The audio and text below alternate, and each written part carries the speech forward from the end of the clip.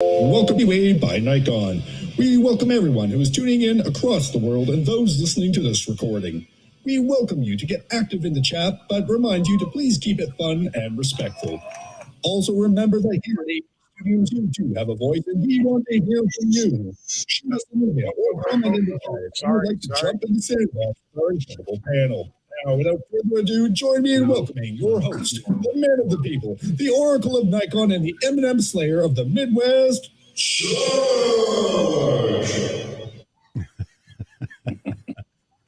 Joe, man, I gotta hand it to him. I didn't send Joe a link. I should have. I didn't think about it. Yeah, everybody. Blah blah blah blah. So we already got Mr. John Ishii, world renowned. And somebody else just jumped in. World renowned photojournalist, now retired. We have Mr. Roy Bigsby, camera collector extraordinaire, has everything Nikon ever put out except for the D6 and the Z8, but he'll have that soon. And Mr. Joe Stroud. How you doing, Joe? I'm good. Roy? I'm good. John? Fantastic. John Stolen, Jeffrey. I'm just a photographer of things photographically. We brought in Mr. Gustavo. Gustavo, how are you this evening? It's not quite dark. I'm doing okay. All right. Not yet. Can you hear me well? Yeah, absolutely. You're fine. Wayne's in the chat. Wayne's he has the link. He can join us. The link is in the chat for anybody else that wants to join us, because this is kind of a fun, I think, discussion. Is do you have a style? Are you recognizable by a style, the way you shoot? Don't shake your head, Joe. You're one of the examples. You are someone that has a style and can be selected out of a pile of photographs. That's just you, and that's a great thing. For those that want it, we'll talk about how do you get it? How do you come up with a style? And maybe you don't care at all. It's really difficult for a generalist to have a style, I think, and you guys can weigh in here as we get going. I don't think a generalist really can develop a style. The closest I could come as an example would be Joe McNally. Somehow, some way, you can, especially the stuff that he's doing on his own, the freelance stuff he's doing, he kind of has a style. It always has some kind of a comedic side to it, and just the way he edits. So, but yeah, Joe Stroud has a style. Daniel Venter, he dropped a comment in the chat. I don't know if he's going to join us or not. He definitely has a style. Peter Hurley has a style. You recognize his photos right away, his headshot photos, and he kind of perfected that style by chopping off the top of the head, which everybody thought that, you never do that. But somehow he made it work, and now it's a style that's not just unique to him. Other people are copying it. So my question is who can you name that has a unique style that's recognizable just by their photographs? Not many. I can James Natchway. Yeah, James Noctway, Sebastian Salgado. Yeah. Michael Kenna. Yeah, definitely Michael Kenna. Michael Nichols. Joel Grimes, even. I mean, he's got his own style, and when you see a Joel Grimes photo, it's his. Diana Ishii. There you go. Her work is fantastic. There are a lot of people that come up in this conversation that we'd have to discuss. Somebody brought up Lindsay Adler having a style. She's a fashion photographer, no doubt, but I can't say I can pin down a Lindsay Adler fashion photo amongst a bunch of others. That's not taking anything away from her work. Her work's fantastic, but I see some of the names like Dixie Dixon. Yeah, she's leaning towards a style. It's becoming easier to see her style. Hang on a second. We got Mr. Vahagan. He's out and about. We'll let him jump in here too. What's up, Vahagan? What's going on? That style is seeping out of the pores right there. Yeah, there you go. What's going on, guys? Well, what are you up to? Where are you?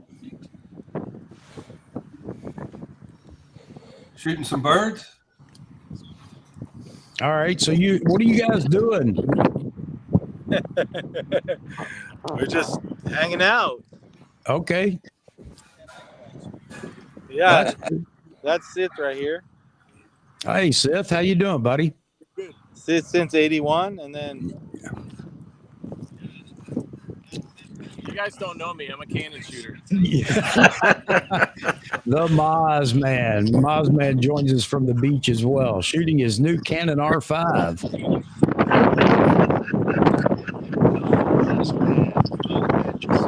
Seems to be a bit windy out there. Oh, you guys hear it, huh? Yeah. Well, we're just having a good time, and rocking and rolling. Video coming out soon. Z8. We had a good time, right? Yeah, we definitely need some more Z8 videos. Lots of Z8 footage coming. All right, good. It looks just Well, like it the wasn't Z9, only Z8. right? It was. We interviewed a lot. We interviewed some cool people, Okay, cool. so it's coming soon. All right, guys. All right. All right, sounds great. Say again. I'll mute it. Okay. All right, so they're out at the beach. I know they went to a Z8 hands-on review with, I think, Sammy's camera. I can't remember, but I'm sure he'll let us know later today. So they got their hands on it. I really don't need to see any footage from a Z8. Does everybody raise your hand if you need to see pictures and video from a Z8? No, because I have a Certainly Z9. no unboxing. We don't want Yeah. to see any unboxing. Yeah, I have a Z9, so I know exactly what the Z8 looks like as far as photos and video. I'm more curious about the handling, but we've gotten plenty of videos about that as well. And I'm sure here on the 26th, 7th of the month, there will be another upload of 1,000 videos of people trying to debunk some of the criticism about the Z8. So that's going to be fantastic. And for you, Roy, I specifically did not want to bring up the Z8 tonight. I know it's the hottest thing. Yeah, I know it's the hottest thing going, but right now, you know, it's so close to actually seeing it. Look at that, a Z8 hat. Oh, wow. Where'd you get that? I attended one of those events as well here in Boulder, Colorado, on Thursday. So I have put my hands on the C8. They are doing a much better job, John, here on the marketing of this camera. Yes. They are. Yeah, my event is on Tuesday.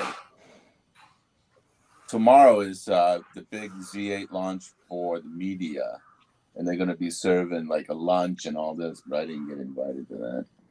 Yeah. But no, so then the 24th is for NPS. Yeah. No lunch for us. It was only a hotel venue with a couple of presentations, but they have, I think, about 6 C8 available for people to touch and with different lenses, including the Mossman favorite, the 400 4.5. So it was very well organized. Yeah. Hey, so this here, I didn't make it. Hey Chuck, this one fellow, what's his name? Hank. I don't know where he's from, but he bet me that he'd get his Z8 before me. Uh-oh. Yeah, Hank DiNardo. Yeah, where's he from? He never told me. I'm not sure. So then I told my dealer, you get that camera. I don't care what it is. You call me and I'll get down there and get a shot and post it. They were saying in the presentation for those here in the US that they expect initial shipment, that even some people that are non-NPS should be able to receive some of the camera's initial shipment, and then they expect a larger shipment mid-June. So, oh, good.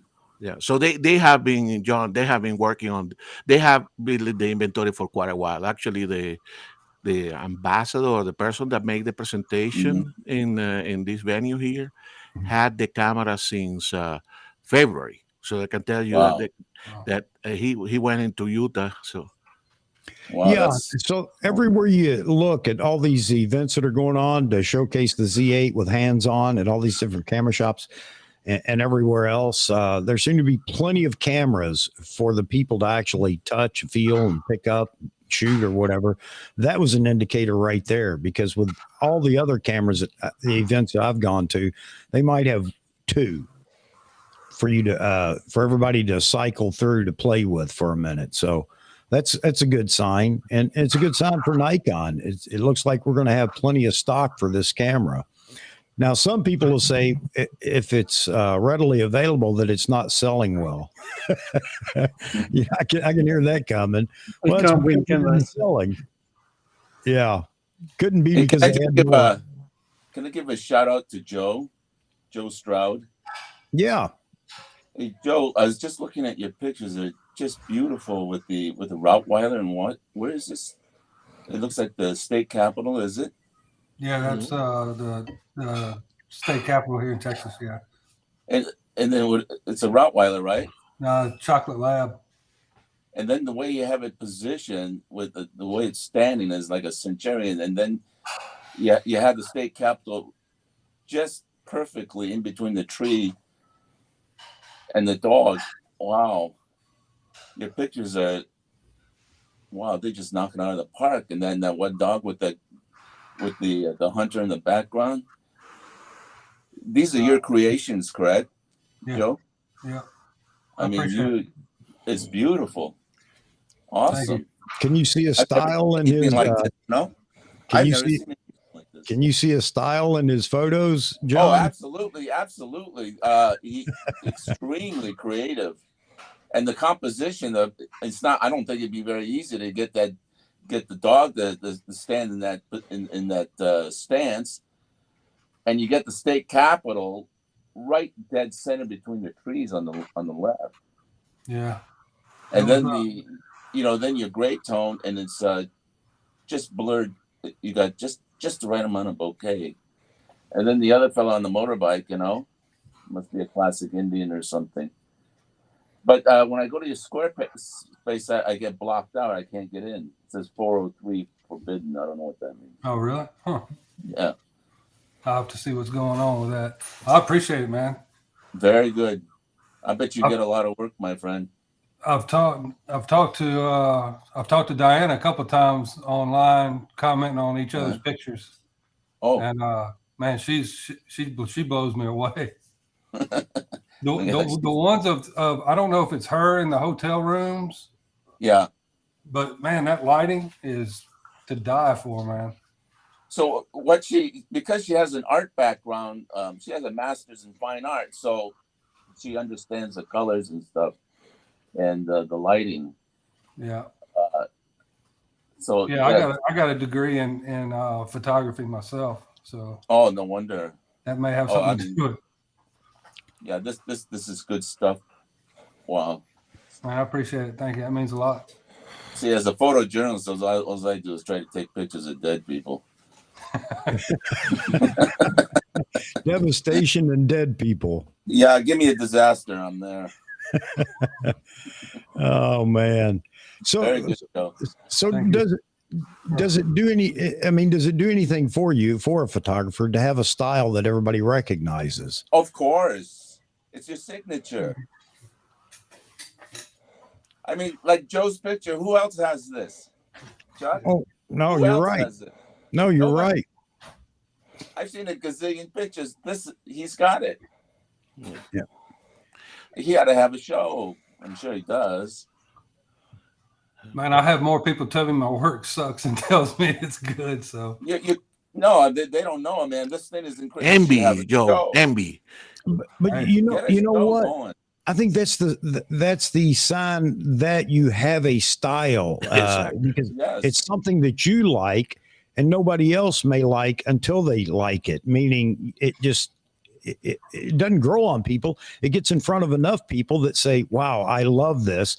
And they love it because of the style and they want to see more of it. Like we've talked about Joel Grimes. Everybody said Joel Grimes was crazy for his composites and the fact that he's colorblind. But the way he colorizes his photos is fantastic, and it's not your typical editing. So, I mean, that's what style does for you. It's just one of those things. It's a talent, I think. And Well, if you yeah. if you can develop a style, then people will come to you. Because I've been Joe's waiting. pictures, you know, you can tell what he's waiting for, what he's thinking for, and his formula for putting together an image. This is not easy stuff, you know, like this deer coming out of the bayou or the swamp or something. I mean, what are the chances of that happening, right? I've Yeah. been waiting on that one for years, actually. For years, and then the reflection on Mhm. the water. That happened in about 5 seconds, and that's all I had. Exactly. And it'll probably never happen again. Nope. Yeah, and the mother daughter combination, the story behind that's as good as the photo. Yeah. You see, Joe has a story, and Yeah. that's what's lacking in most pictures. Is where's you can get a slick picture, but where's the story? Now this this girl, you know, looking out the convertible, and her hair is wisping, you know, to her left, and you can tell it's probably a vintage car or something, and she's dreaming, and her elbow and everything. It's just the composure of this triangle between her head, her elbow, the rim of the car, and up the A pillar. I mean, it's beautiful, Joe. Joe, And with the more subdued color. with more exposure, I mean, you just haven't been in front of enough people. You know, there's 8 billion people in the world right now, and a handful have seen what you do. Because what you do is really good, and the more people that see it, the more exposure you get. That style will take off. I mean, for you, Man, I would hope so. I'm waiting, but you know, yeah. I hardly get any likes. I hardly, you know. Really? That's because it's with photographers. Photographers don't like anything. They just want to pick things apart. They're not creative. They're just snapshot artists, you know, capturing the same old, same old. Yeah, the photos they take, the portraits they do are fine, you know, are really nice, but there's nothing creative in that. And that's exactly why I think you're not doing, you know, a standard headshot portfolio. There's no fun in it. You set the lights up one time, it works. All you got to do is dial them in for different people, and you're good to go. But creativity is the hardest thing there is to come by. The dream, you know, seeing it in your head before you actually put it to print or put it to the, you know, to the camera, and being able to, you know, just throw all those variables in there. I got this idea, guys. I want to let you guys know. I got to give credit to Robert Silver Photography. The other night, he was talking about creative style. And, you know, what is it? How do you get it? And everything else. But I don't think that it went far enough, the conversation, because how do you develop a style? That's a great question for those that would like to develop a style. Or maybe you have a style that you don't even know because people criticize it. And that's the exact reason to continue with it. If people criticize but Chuck, style is like charisma or sex appeal. You either have it or you don't. And also, you cannot work towards it. You just practice your craft. I totally disagree, Gustav. You can't get style, and I'll tell you why. You know, just by like for myself, as a photographer, you got to look differently. All right. Yeah, of course. You got to see things that nobody else sees, that the common person, and that's your job, is to be able to see differently, artistically or journalistically. Okay, so I tell people what you want to do, and this doesn't cost any money. If you want to get into fashion, for example, you pick out all of the magazines like Vogue magazine, Variety, all these magazines, and you look at it. Find out who took the shots. What appeals to you? What is it that inspires you? Now, twice a year or once a year, Italian Vogue has their beautiful Vogue magazine. All right, and there's no ads in it. So this magazine costs huge money, right? And if you look at it, all the great fashion photographers are in there. And some pictures inside the Italian Vogue, only the right page has the image of the model or whatever. The left page is blank. Okay? Why? Because they want you to look at only that picture on the right page when you open it. Mm-hmm. How much does it cost? You got a blank page with no advertising. It's huge money. Mm-hmm. So this is how you create your style. For me, I started looking at, you want to be Nat Geo, you want to be like Time Magazine, you want to be like Newsweek. Take a look at James Natchway. What's he doing? Where's his angle? And then from there, you have that, I got it. No, but that's John. Yeah.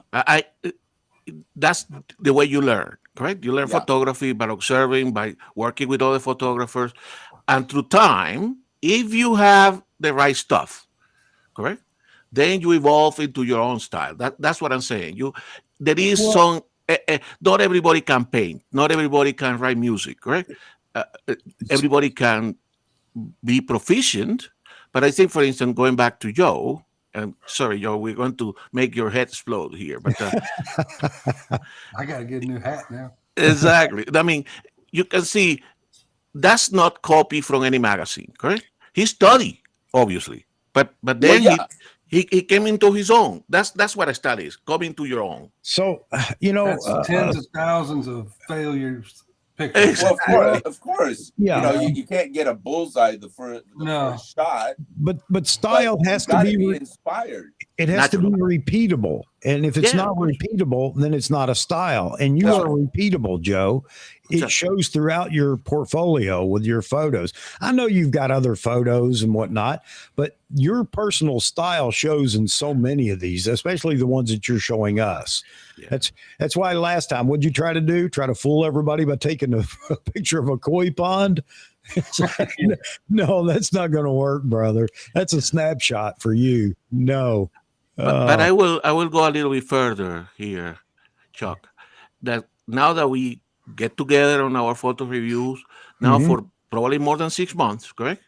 Yeah. When we go through the photos, you can start seeing different people even before you say, this is Jeff or this is Joe, correct? Or we started to recognize, I started to see when, obviously, of course, if we had somebody like Diana contributing or John, Roy, and say, that looks like Roy. Yeah. So I think this community that is mature, made of people that have attempted to do this for many years, I think most of us, or some of us, have some sort of style. Not as refined as others, but there is some elements of that. Yeah, you're absolutely right. And there's a subtle style that a lot of people have. Maybe they like a lot of contrast. Maybe they like a lot of saturation. Maybe they like a lot of desaturation in their photos or things like that. Can become a style too. Mm-hmm. But it's rare that somebody has a style that's appealing to the majority. Exactly. And it's unique. It's not anything you see on a regular basis. And Joe, that's where you sit. What you do is not seen by, constantly by people, or whatever. And as John said, I mean, there's so much that goes into this. So we are going to blow your head up today. We're going to try to get you. You're a great example of a style, a unique style. And again, as it gets before more people see it, then it broadens, and all of a sudden, you're a sought after photographer. So here you go, man. We're going to make you $1 million in the next couple of years here. All right. I also think it's people seek out photographers for their style. Yeah, exactly. I think it's got to do with what you shoot too. A lot of things, because for a long time I shot wildlife and that was it. Yeah. And I got so bored because my stuff looked like everybody else's. Yeah. And everybody else's looked like everybody else's. Yeah. And so I started saying, how can I shoot wildlife a different way? Yeah. I camera trapped for 5 years. I did that. I had cameras in the woods everywhere, and I would leave them out for a month. And I couldn't find what I like to do with that. I was getting some pretty cool shots, but it didn't speak to me. And so I got rid of my 600 millimeter. I said, okay, now I got to challenge myself. And so I stuck with a 72. Sacrilege. And that's what I shot that deer that John was talking about in the swamp. That was with a 7200. Yeah. but you know, but that isn't your style either. That may be something you enjoy, but your style stands out. You Well, may I've not had see to, it, but I've we had see to kind it. of reevaluate what I shoot by moving to Texas because I can't just walk out of my house anymore and be in the woods. All right, You so know? I threw this up here tonight. I just want it's not to toot my own horn because that does no good. Regular photographers, especially, you know, all the real portrait photographers, paid photographers, pixel peepers would look at this image and say, yeah. So what? It's this, it's not that. You didn't do this. It's not lit right. Blah, blah, blah, blah, blah. But it was fun. I enjoyed doing it. This is the kind of stuff I like to do in photography. I don't see how they can have anything bad to say about it, to tell you the truth. Exactly. Well, because you're a creative. You're not a pixel peeper. You're a true creative, and you can look at a photograph and enjoy it for what it is. But pixel peepers have to criticize to show their own worth in the photo community. You know, the lighting could have been better. It's a little hot on one side. You know, blah blah blah. No. But what I'm getting at is you can't let any of that get, you know, take away from what you want to do. And this is where style comes from, not letting other photographers dictate how you shoot, how you edit, what you do with your photos, because there's always going to be people out there that like what you do. But you have to have a teacher to tell you, well, you could have done this, or maybe, you know, you need to eliminate this or that. You know, this is, oh, okay, I got it. Yeah, that's true too. Hey, Daryl, it's a sword. You got to have an instructor. You got to have a mentor or somebody look up to this. Otherwise, you'd be shooting in the blind. Well, John, I think you're absolutely right. But after a couple of years in photography, you move beyond that because you can't let that get in the way of what you want to do. And what photography and rules will do is keep you from breaking rules. Well, and doing yeah, I mean, what you want. Like Diana, I mean, I could never shoot the way she does and the way she thinks. I mean, she's way ahead of me when she just stands there looking at a blank, just looking at something. But she sees things that's way beyond me that I cannot see, and she knows what to do with that image once it's in post. That's that creative aspect. And yeah, the creative aspect. You see the photo before it's even taken. And you know in your mind, that's the key, right? So you're looking at it this is just the beginning. And then from here, once I do the processing and whatever I need to do, it's going to look like X, you see. I can't do that, but she can. Because she knows that this camera will do X, Y, Z, and I can make it look like, you know, ABC and get what I want. Yeah, you have to. Joe's picture is similar. Like this guy with the dog in the front, in the foreground. He's got foreground, middle ground, background. Yeah, all linear. It's perfect.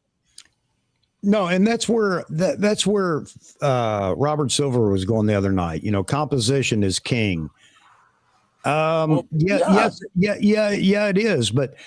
You know, you got to break composition down into plenty of categories as well. Composition is not just the golden rule. It's not just. No, it's not a golden rule. I mean, that's a very rule of thirds. It's not just the rule of thirds. It's not just horizon at a third or you know, upper third or lower third. It can be middle of the frame. It doesn't always work. But my point is that's where you have a style. When you have a style, you have the ability to wow people, and it can often break rules. It doesn't always break rules. And you're right, John, you need the basis. Once you got the basis, then it's time for you to start flirting with your own, what makes you tick. And it doesn't matter what anybody thinks. And if you want to really see what your style is, start shooting and editing photos the way you like them. Don't worry about the critics. And you'll find you have a style embedded in you. I mean, Joe was living in north central Louisiana, right? No, Joe. That's where I was living. Yeah. Yeah. So you know, you walk outside and you see this, and then I mean, my God, I mean, how can you get this is like a gold mine.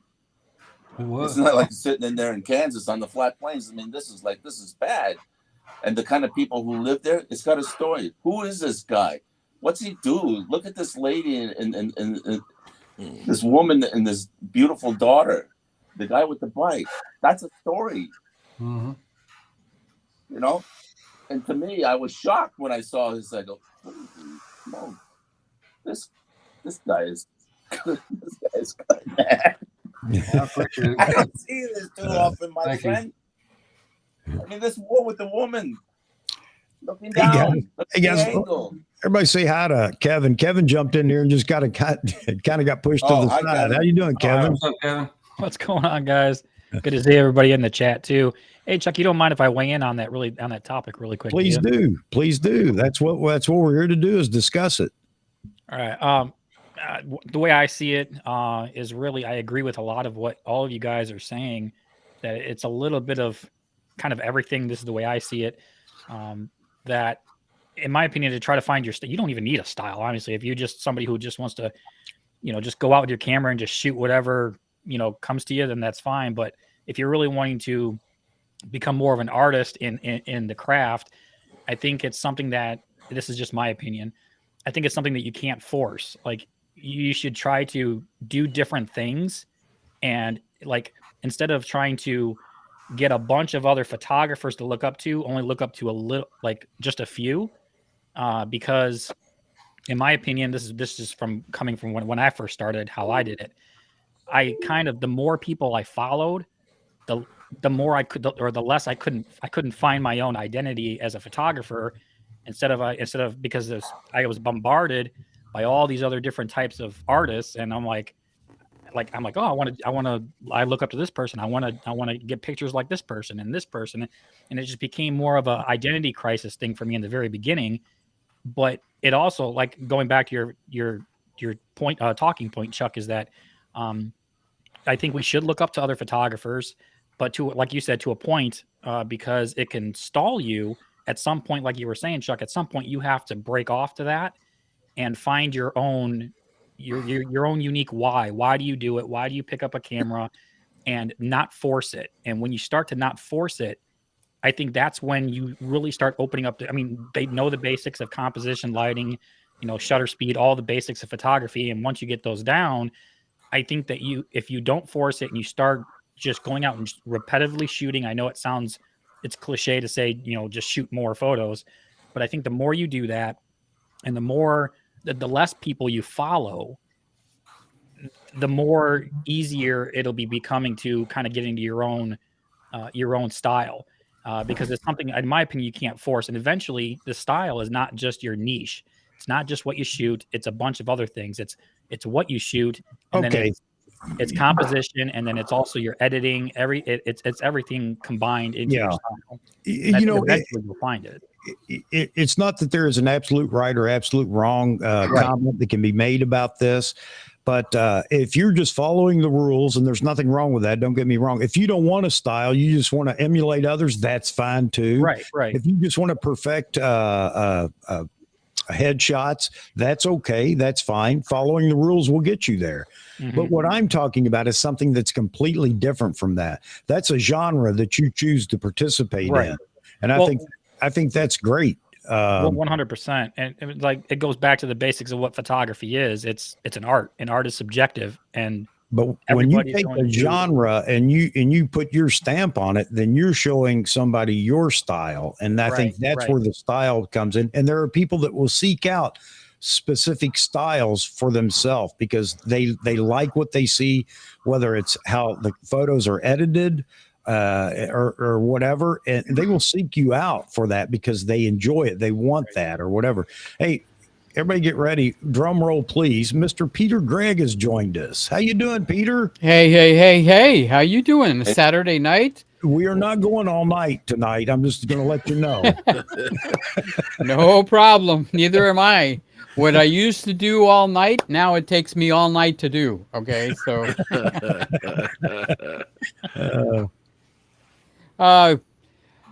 I usually go to my brother's on Saturday night. We call it affectionately dinner and a movie, but it's basically the family getting together. All right. And I thought, what could be better than 1, 2, 3, 4, 5, 7 guys getting together with no girls and just chatting all night? I mean, how can you possibly have any more fun than that? I mean, I keep inviting the ladies, but I haven't had anybody jump in here yet. But eventually, we'll find some ladies that want to jump in here. you know, Sly is a girl, right? Sly Reader. She Yeah. tries to get your attention every once in a while. Yep. So She's welcome anytime. I think she sent me an email and said that. But if you're in here, Sly, by all means, let me know. And if you want to be on the panel, we need some ladies to get in here and push back sometimes when we're Kind of put us in our place. When you boys are having too good of a time, right? Yeah. Oh man. Everything okay? The cameras, sound, I'm doing good. Sounds Yeah. great. Looks great. Yep. Okay. Yep. Rest of the bunch.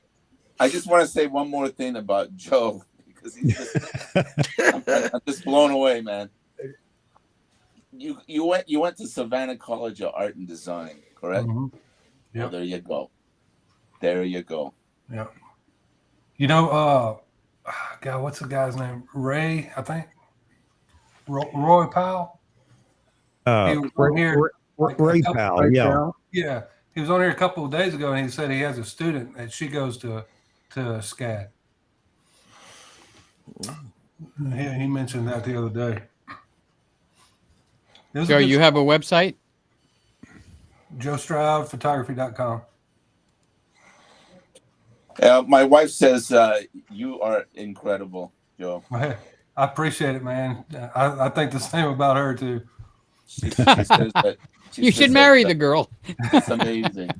And you know, she's so nice, man. You know, I think it was after she lost her Hasselblad, I sent her a little DM, and you know, we've talked here and there a couple of times about some pictures we posted, but she's so gracious. Because, see, both of you went to art school. Mm-hmm. Yeah. Okay? And a minor in art history. Well, there you go, Joe. Yeah, and I went as a painting major, so you know, and got sidetracked with silver and light rather than, you know, oil or watercolor. So okay, I see your pictures. You use like a 4x5. I've used everything from 11x14 to 35 millimeter. Well, no wonder. Look at that, a silver halide, and it looks like a platinum. Is it or? Yeah, I used to work for a real well-known platinum printer, David Michael Kennedy.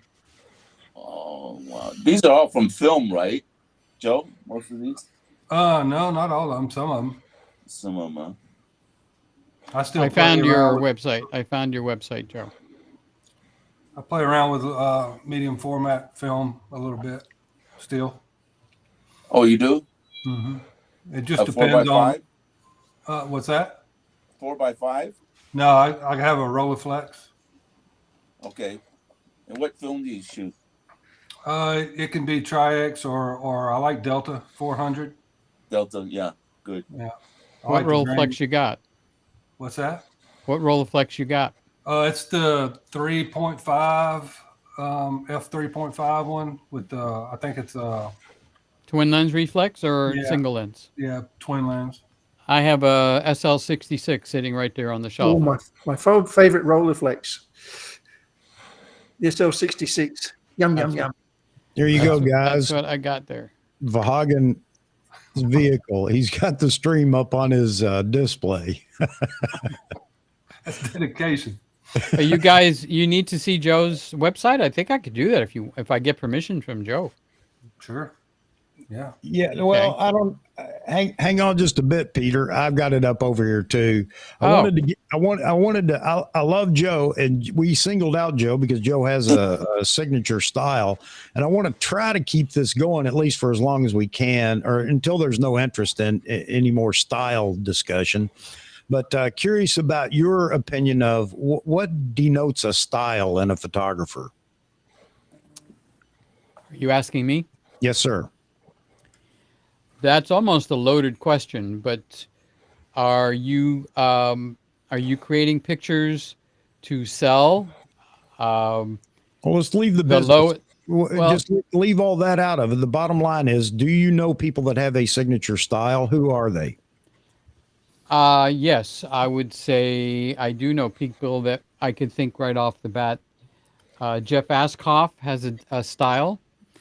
Yervant has a style. Cliff Mountner has a style.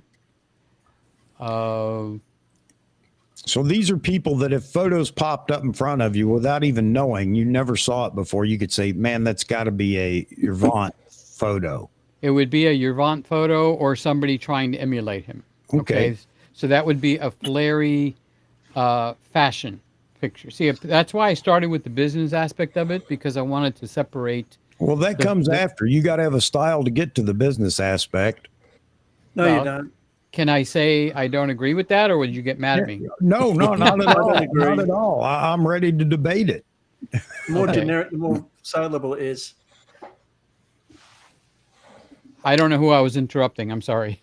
Wasn't No, me. I mean, I can be a classic photographer following all the rules and be in business. Okay, well, I don't need a style or anything else as long as I'm technically proficient. okay, Chuck. The reason I'm only pressing that one little point Yeah. is if you're shooting pictures to sell them as art, I think it's a different mindset that if you're shooting pictures, because you hire to cover sports or a wedding or even headshots. Okay. So if I was going to do a headshot of all you guys, I would have set up something. Now, looking at Joe's website, he has a style. Okay. I would have some critique of his style. All right. But I would think by looking at Joe's pictures, I would have to think immediately, do I want that on my wall? Okay. And I look at his pictures from that point of view. So that means, is he just making a style so I could say, Joe, you make real pretty shots, but that's not going to put any money in your pocket. Okay. So you got to take that style and apply it somewhere, in my opinion. You either want to make art where they're going to buy 30 by 40s and put them up in their house instead of going to Walmart and going to where the frames are sold, where you buy a frame and they give you a picture with it. You know, is that what we're trying to define? No, it's kind of you build it and they will come. Oh, that doesn't happen.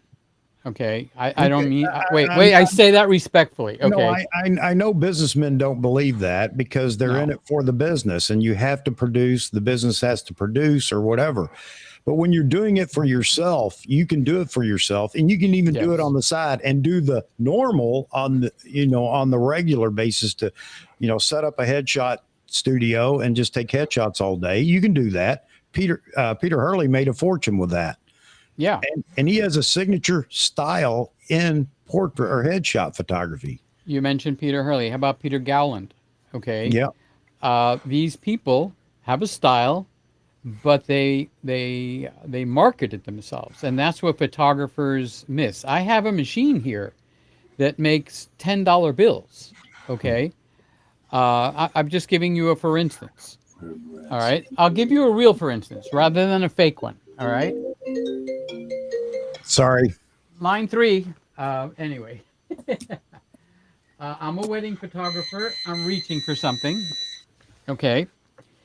And back when we were shooting film, you would take your flash unit because it was with film, it was flash. You did very little low or available light work in a commercial like weddings and events. Okay. So what did you do to make your light softer? You took a 3x5 index card, you put a rubber band around the back of it, okay? And when you did that, you turned the flash upright. I should do it like that, all right? I wish I had a flash here. What's wrong with me? All right, so when I got into digital, I created a product. And this is not a commercial, okay? I'm not even going to tell you where you can buy it, all right? This is called a better bounce card because that 3.5 index card was basically a bounce card. That's the reason you put it there. Okay. All right. So I created all these sizes, okay, large, small, medium, all right? So I did all this stuff, and I can honestly tell you there's hardly anything better on the market. I've used them for years. The problem wasn't creating this, the problem was marketing it. So if you have a picture, okay, unless you just want people to tell you what a pretty picture that is, it's the marketing that's going to get it sold. Okay, now Okay. I want to respect your not going into the business aspect of it. Yeah. For a second though. Okay. Well, how does business enter into this? Because we're not doing it for a business. What are you doing it for? Fun. You're doing it for fun. For Okay. ourselves, you know. Okay, so you're doing it for fun. Yeah, I shoot for me. I've got 4 walls in here. Okay. I've got 1, 2, 3, 4, 5 of my pictures on the walls. So just to do a quick overview, we got 1, 2, 3, 4, 5, 6, 7 people. How many of you guys have your pictures on your wall right now in your house? None. No, he's got, I can't see your names. John, Yes. Joe, Roy? Is that Roy? I do. Yes. Roy, are you the guy that we play all night? Yes, Every night? I'm that annoying guy. Hi, Roy. I love you when you come on. Roy comes on.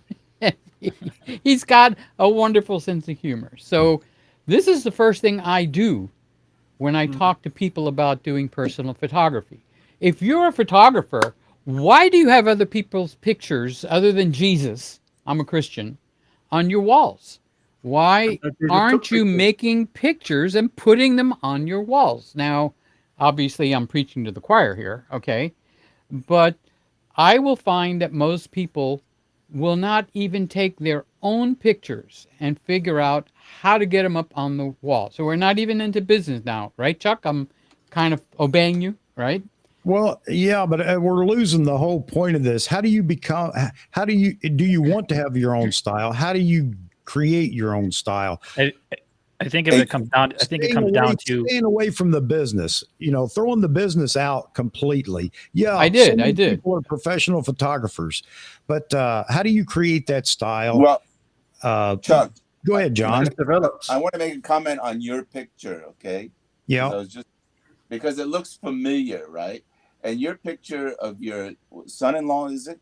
Stepson looks like Herb Ritz's images. Okay, I don't know who he is. Oh, I thought. Well, Herb Ritz was he was a photographer, and he shot like Richard Gere, all these famous people, and he has a famous, and he shot a lot of pictures of this gay guy carrying two tires, and he's just ripped like hell. I don't know if you're familiar with that. Yeah, Herb Ritz does a lot of male, bordering on erotic kind of picture style. And so when they're amazing images, and he died quite a few years ago. He's dead. Yeah, he died in the 90s, I think. Yeah, he died in the 90s, but his pictures are amazing. And I think Chuck's picture of what he showed us is very, very similar. His pictures of Richard Gere, David Chuck, bring Bowie, your picture back up again. It was too quick. John Connery, I would have to explain that. Yeah, there you go. This looks exactly like a Herb Ritz shot. Yeah, now he doesn't know who Herb is. No. Okay. Well, he has a following because he has a computer. So Chuck, just Google it. No, that isn't the point. He didn't create that to mimic Herb Ritz. Right. I guess that is my point. Is okay, but now this photo isn't my style. My style is I don't like doing the normal. I like themed shoots. I like portraits, doing portraits that aren't going to sell to anybody unless they specifically want a portrait the way I like to shoot. And just recently, and I've shared all those photos, but I'll throw that one up there as well. That's the type of photography I like to do. Is it going to pay me? No, not at all. Even if I wanted to, it would be difficult to get. Well, I don't think so. I Wait, think make your statement again, Chuck. I didn't get if it. you would pursued it, it would be difficult for me to find and I mean, I don't even want to try. I don't even care to sell or whatever. Okay. We'll stay out of that. We'll stay out of that part. But so that picture that you took, that one right there, let's work with that one. Okay. Yeah. You're trying to create art. I can't get it any better. It looks good. It looks wonderful. I'll give you $7.50. Okay. No, but seriously, you're trying to, like you started before I interrupted you, you're trying to create a style. Okay. No, I am not. And for that picture, you are. You created a style. No. It's what I enjoy shooting. I'm not trying to create a style. I don't care if it's created or not. This is my point. But do you have a signature style if people were to look at your work? I would say no. Whether it's for sale, me, I would say no. Yeah, okay? Whether it's for sale or whether it's just you doing it and sharing it with others, could people pick your photography out of a pile of photos? They couldn't, because each one is a creation. You just made a creation there. Yes, and it's not going to be liked by all or even many. You never know, but it's what I like to do. So many people will try to talk you out of what you do, and this was my bigger point. You shoot what you want, you edit it the way you want, and don't worry about the critics. If you're not shooting for money, or maybe you can shoot, regular headshots, but what is your style? What do you enjoy doing? And there will be people that will enjoy your creativeness, regardless of what the masses think. And do you have a style? Do you want a style? I even put that on the thumbnail. Or do you even care? Most people probably don't, but they can name people. But most people can name people that, such and such has a style. I could pick his photo out of 100. And, so-and-so, she has a style, and I can always pick her photo out of, a pile of photos. And I'm not trying to convince anybody to do it. It's just a discussion on, if you want a creative or a style, how do you do that? Do you have it already? You haven't exploited it? Has somebody squashed your attempt to continue developing your style? Because again, it's not for everybody. If you want to be liked by photographers, you gotta go out and take photos that are technically right. Lighting is spot on, blah, blah, blah, all this. That's why I always say, don't shoot for photographers, shoot for yourself. If you need to shoot for photographers, you better be shooting for money. Well, I think everyone has to have an inspiration. You have to be inspired, not copy, but inspired. Right. There's some photographers that inspire me, like, wow, you look at Nat Geo when you're a kid. Wow, how do they do that? Right? I want to be inspired. And that's the juice that keeps me going. If I'm not inspired and just take snappies all day long, that's not inspiration. I agree. So when I see pictures like, hey, the one you took of your stepson, that's inspirational. That looks like Robert Mapplethorpe type picture, or it looks like Herb Ritz, or this is excellent. And okay, so my input into that is inspirational. My input into that would be, what do you call it? Contrarian. You guys know what contrarian means? No. Contrarian means if you say it's red, I'm going to say it's blue. I'm going to go contrary. Contrarian, yeah. Contrarian, okay? So I want to argue with Chuck about that, okay? Because I think I'm misunderstanding his definition of style. I really do. And therefore, I can't enter the conversation on an even level. So when he has a style of his son-in-law, okay, to me, I'm hearing, maybe incorrectly, I'll correct myself and cover my butt right up front, okay? Does that mean I expect every picture that I'm going to see from Chuck to resemble that picture? No. Is that what style means? Okay. No. Well, I agree with you. Okay. Yeah, and I agree with you. Go ahead. So, but I don't have a good idea of what you say by style, because if I look at that picture of that young man, I expect the next picture to kind of look like that. That would be a style. Okay. So I'd have to say I'm 100% against style with that definition. Each picture that I create is a creation, not a style. Okay.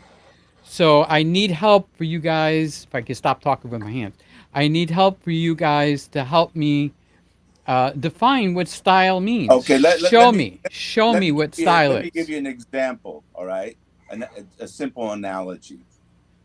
Let's try. Okay, for music, for example, there was a lawsuit between Ed Sheeran and Marvin Gaye's family. Correct? Hmm. Let's get it on.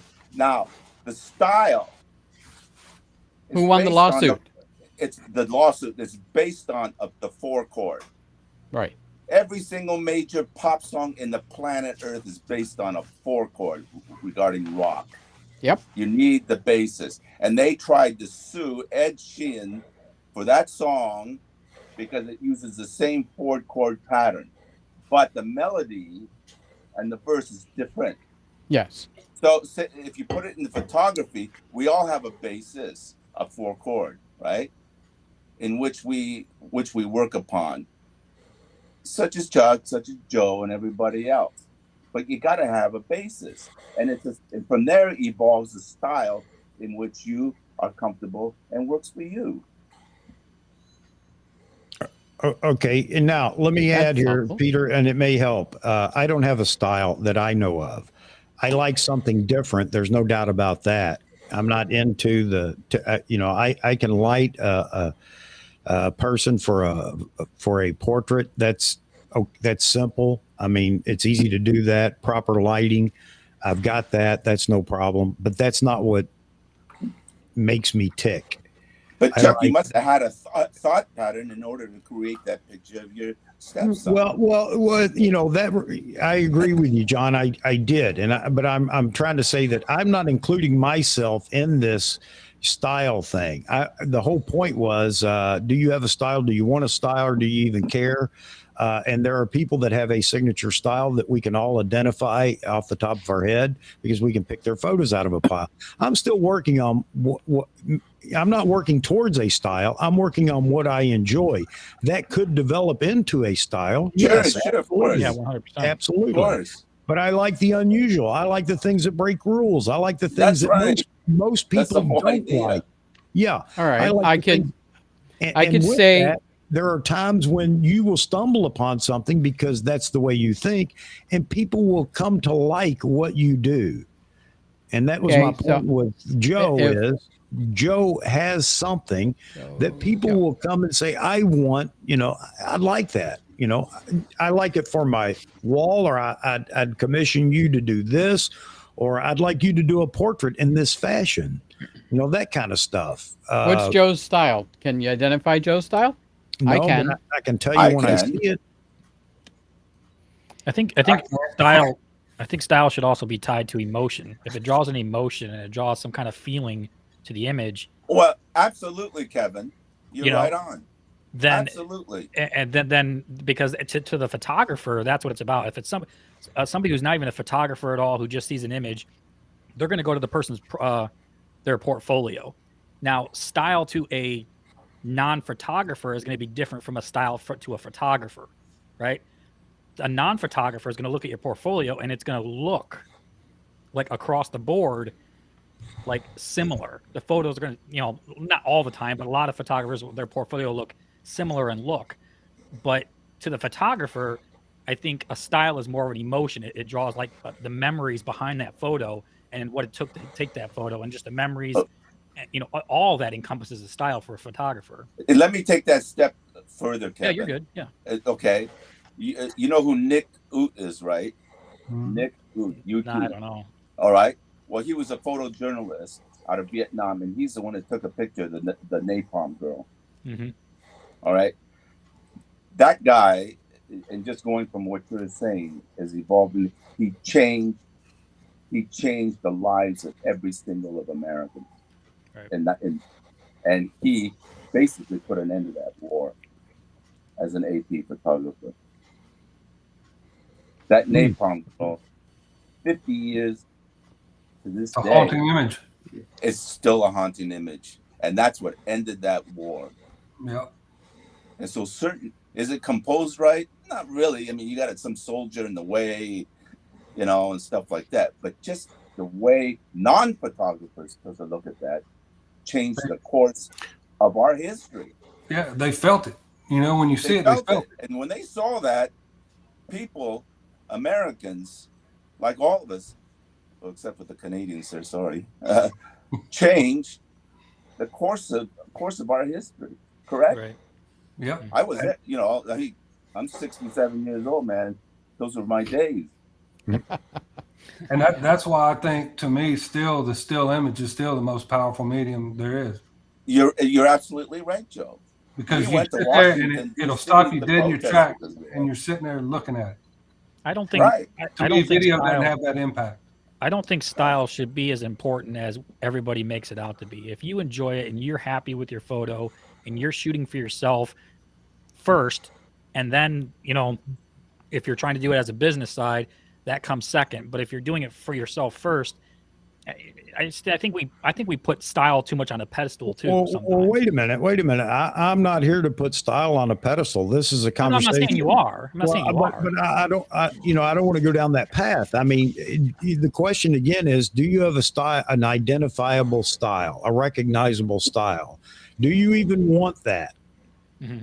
I could say I started in on the show tonight, and I started thinking kind of like if the picture is here and it started here, okay, I was thinking here, and I was questioning Chuck, what's the target and stuff like that. Well, I'd like to reverse that. Okay, I'd like to say I'm beginning to sound like an argumentative person, but I think style is inherent in each of us, and we do it whether we realize we're doing it or not. But the style is not in the picture, okay?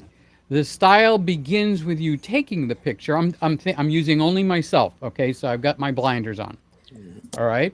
So I do have a style, and until Chuck just pointed it out, I didn't realize I had a style, all right?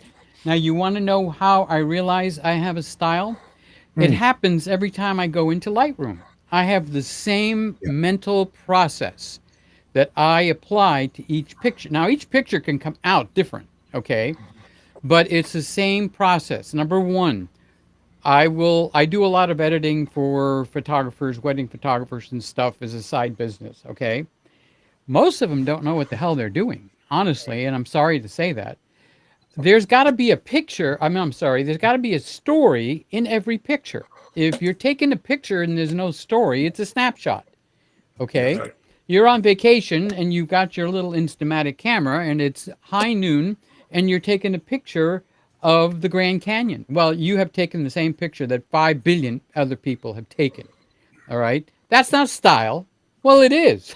It's a snapshot. It's a tourist, what he would take typically on doing it. I agree with that. And on your starting point there, I think editing is a big part of your style. If you edit your photo, brings it into your style. Yes. So what is my style? My style is to find the story in any picture, and is to find a focal point in any picture. Okay? And then start to work in the editor to start to massage and bring out that focal point. So in my workflow, if I took a picture of Joe, okay, now Joe's got lighting going on right now. All right, he's got a black background. He's got a light on the side of his face.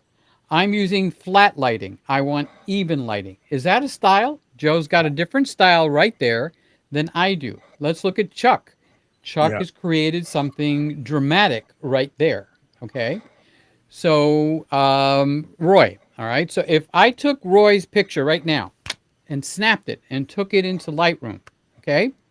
My simple workflow would be to take the whole thing and reduce it by 1 to 1.5 stops of light. I'm going to make everything darker. Then I'm going to go back in and I'm going to bring my style in. I want the picture to be his face and not the AP Studio sign on his wall. And I'm not picking on anybody. Okay, I try to be funny with what I'm saying. Okay, now Kevin has done that already. All right, he has actually made himself the focal point, and he's got the supporting characters. So in Lightroom, I wouldn't have to do a lot to help Kevin become a style and creating a picture. So my style is to immediately take the exposure down and bring out the focal point. Like I was looking through Joe. He's got a picture of a dog. Okay. Now everything is lit evenly. And I feel that that dog, all right, needs to be more focused on, because I don't want to say, hey, Joe, that's a nice background you got there on that dog. Am I looking at the background or am I looking at the damn dog? Okay. What's the focal point of that picture? Is it telling me a story? Chuck, can you find that picture and put it up? You got to look at that picture of the dog is outstanding. Can you bring it up, Chuck? It is amazing. Yes. Because he's got, the focal point. The focal point is the whole image. That doesn't work for me. It needs to tell me a story. Well, then there you go. You don't have an art background like Joe does, but Joe's an artist and you can see it. But Peter, that's my point. You've been in the business of wedding photography for so long. I mean, you're absolutely right. Some people will take photos that have no soul or whatever. As I added the soul part, meaning it's just a snapshot. I get that. But that's not a style. That's just doing it correctly. And Matthew Card put up here, people go to wedding photographers based on their style. And I would agree somewhat, because there are some that definitely do things a bit different. Maybe it's high key, maybe it's low key, maybe it's they're posing or whatever. There's their style. I agree with that also. But on the photo that you're talking about with Joe, it's just a photo. And I'm not going to critique it. I either like it or I don't. I don't need to tell him what's wrong with it, in my opinion, because that is what he created. And I love it, actually, the way it is. If we were doing a photo critique, on show me a dog in front of the Capitol building or in front of an important landmark or something like that, there may be plenty of things to critique. And a lot of people might not like his photo, where I'd be the weirdo that would say, I love that, because it's not the standard snapshot. That's the way I would see it, of a dog standing in front of an important building. And I'm not trying to go ahead. For go me, ahead, Chuck, John. it's not the dog, but it's Joe's message. Mhm. What's the message? What's the message, please? Huh? Loneliness. What's the message? The message is this: the message is that you have this this powerful dog standing there in that stance, and he's in front of the Capitol building in Austin, and it could even state a political message. Now, I'm a photojournalist for many, many years, and that picture would be a front page, right? He's got the Capitol building, the state Capitol building. It doesn't have to be sharp, because we all know where it is. He's got it right between those trees, and the stance of that dog is, "Don't play the fool with me. I'm a Texan." Yeah, but I will go. And I think the whole image is encompassed. Yeah, let me. I don't look at one thing. I look at the whole thing, and it creates this beautiful, powerful image. Let me get Gustavo in here, because he's been chomping at the bit. Go ahead, Gustavo. No, I was saying that I will go a little bit further than what Peter was saying, and that's the point that Kevin was making. Is that motivation to do the photo? Okay, the point that you say, I'm going to take a picture of that. That's where the process of, and Peter, you were talking about, you were creating an image, correct? You're not snapping. You're creating an image with a purpose of conveying a message. It could be documenting an event, or it could be trying to pass a message, correct? But that start at the point that you pick the camera, not to make a snap, but to make a photo. That's what, and obviously the people that do it well. Eventually, there is a common thread into the photos, and that's what we see in Joe. There is a common thread. Yeah. Okay. So let me do this, Matthew. This isn't about business and clients. Has nothing to do with business and clients. So now I'm going to refine the question. Do you have a creative style? And let me say creative. It's not necessarily just following the rules, not necessarily perfect exposure or things like that. Do you have a creative style that people could identify your photos? Well, ask Joe. He's more than qualified to answer that question. Why did you take, what's your message, Joe? On that picture? Yeah, let's use the one with the dog. That whole concept came with the lockdowns. You know, for the first time I walked outside and I didn't see people, you know? And so there you go. My first thought was, okay, if something happened and this thing wiped out everybody, what would be left? Animals. The animals, your dogs, everything would be left. So I went when I knew the streets were empty, and right there in a symbol of Texas, right there, the state capitol, that's what I wanted to show. See, and that's my photojournalist part that sees that, Joe. Yeah. I knew it. And I wanted to do it in some kind of artistic way. I mean, I always think of my images as when I go to take them, how can I do this in an artistic way? That should have been on the front page. Hey guys, hang on just a second here. Let me say, if you haven't liked the show, you don't have to, but I would appreciate it. And I'm not going to ask you to subscribe. You'll do that if you want to, but I do appreciate the likes because it motivates me to get in here and bring up these controversial topics, obviously. And I don't disagree with anybody. I mean, it's just a matter of continuing the conversation to try to drill down, or maybe it brings out some creativity in some people. I don't know. I just found it interesting the other night. I just don't think that Robert had a chance to really carry this into a really in-depth conversation. I'm enjoying everybody's point of view and that you're bringing up. So by all means, if you would like to join the panel, you're more than welcome to. The link is in the chat right now. And if you want to get on here and have a voice in the conversation, by all means do. And I want to go back to, first of all, let's see what else. I think I got everything out of the way. I have my t-shirt. So many people do like this for whatever reason. So I will show up. My wife got me this for Christmas, by the way. So my beautiful bride, and she'll be walking in the door in a minute. She's been over visiting with her son. I don't want to turn this into something that I don't know, breeds some kind of animosity between each other or whatever. I don't. It's not. It's just it's a point conversation. It's the point of conversation on the subject matter of style. Yeah. And then the way people see Joe's picture. I'm using an example. Mm-hmm. And I can relate to those pictures because I saw exactly what he was trying to portray. Yeah. All right. Exactly. And that's the message. He explained it.